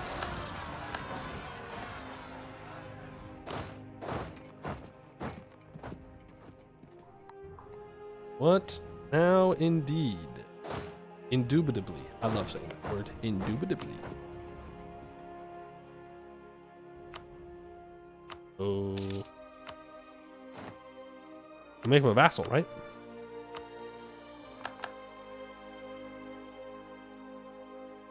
So that's it. We just peace out. We're good. Redeem your past failure? No. No. This is not the big rebellion. That would be very funny, though.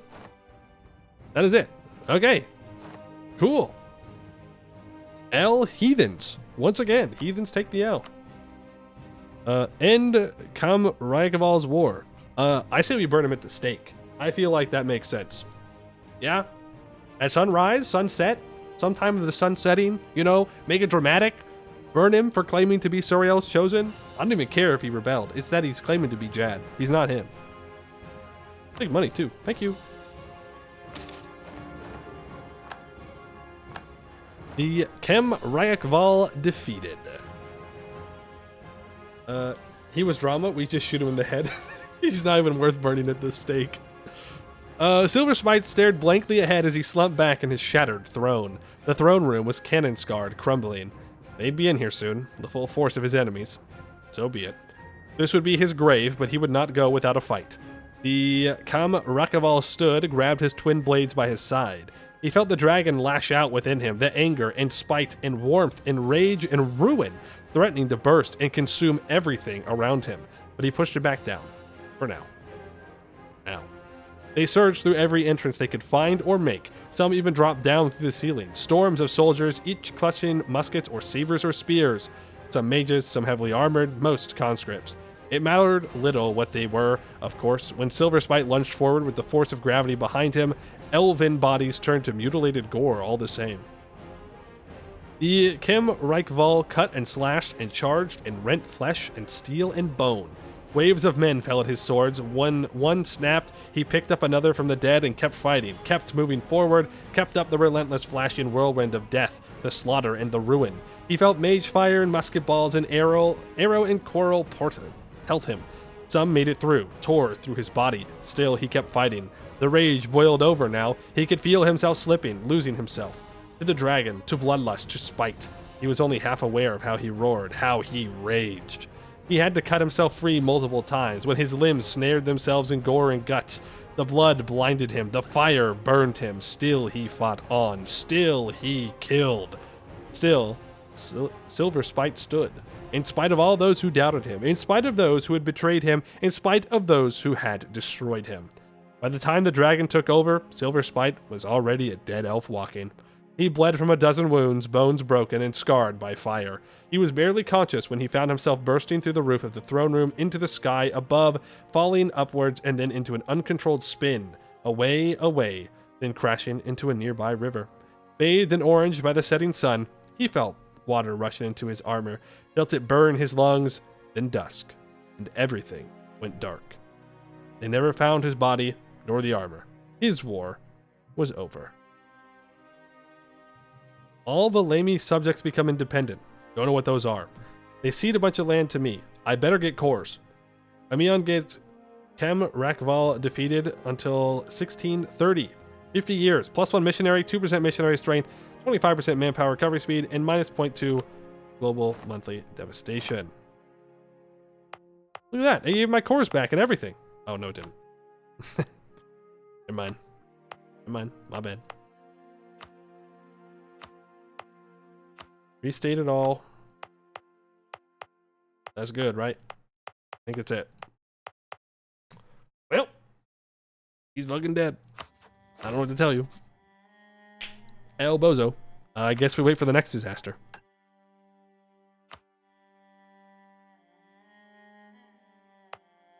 Wait. What? Why am I not completing this mission?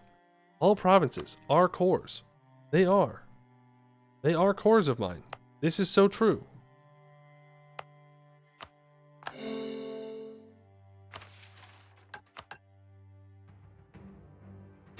Damn it. No, they're not. He owns one. That's okay. He's almost annexed. Then it should complete automatically. Then it'll complete automatically. So now we can focus back on probably killing Eberthil Lai Peninsula. Is probably who we want to go after next, right? Ooh, I can take Diplotech. Yes.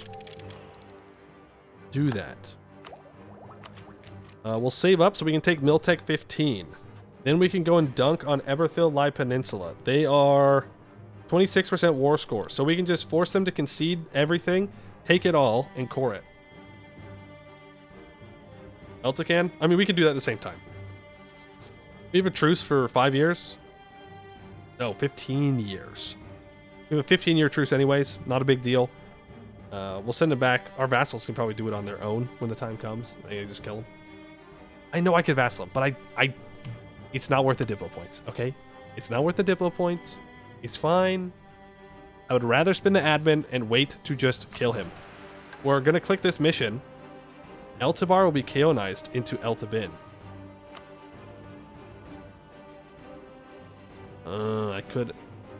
I could Kaonize him. I guess. Is that what it's saying? I think that's what it's saying. We gotta do a lot of development. Naval dominance, yeah. Lots of things we need to build. 15 owned provinces. Outside of Ameion, need 20 development, a courthouse, and a state house. And they need to be Kaonai Ruinborn Elf culture. Okay, well, we are going to focus on stuff in this area in here. Right down in here. This is all I want. We're not going to develop things over here. It's not going to happen. That you can't make me. You can't make me do it. I know what's going to happen. Like right now. Okay, so either... Here's the thing. I can vassalize him right now, okay? Boom. I click the vassal button. I can't annex him for 10 years anyways. So in 10 years, I then have to use Diplo points to annex him, which will take more time. Or I wait 10 years and I kill him immediately and I just annex him and I core things faster and it only costs ammo points. Think about it. It's faster. It's better.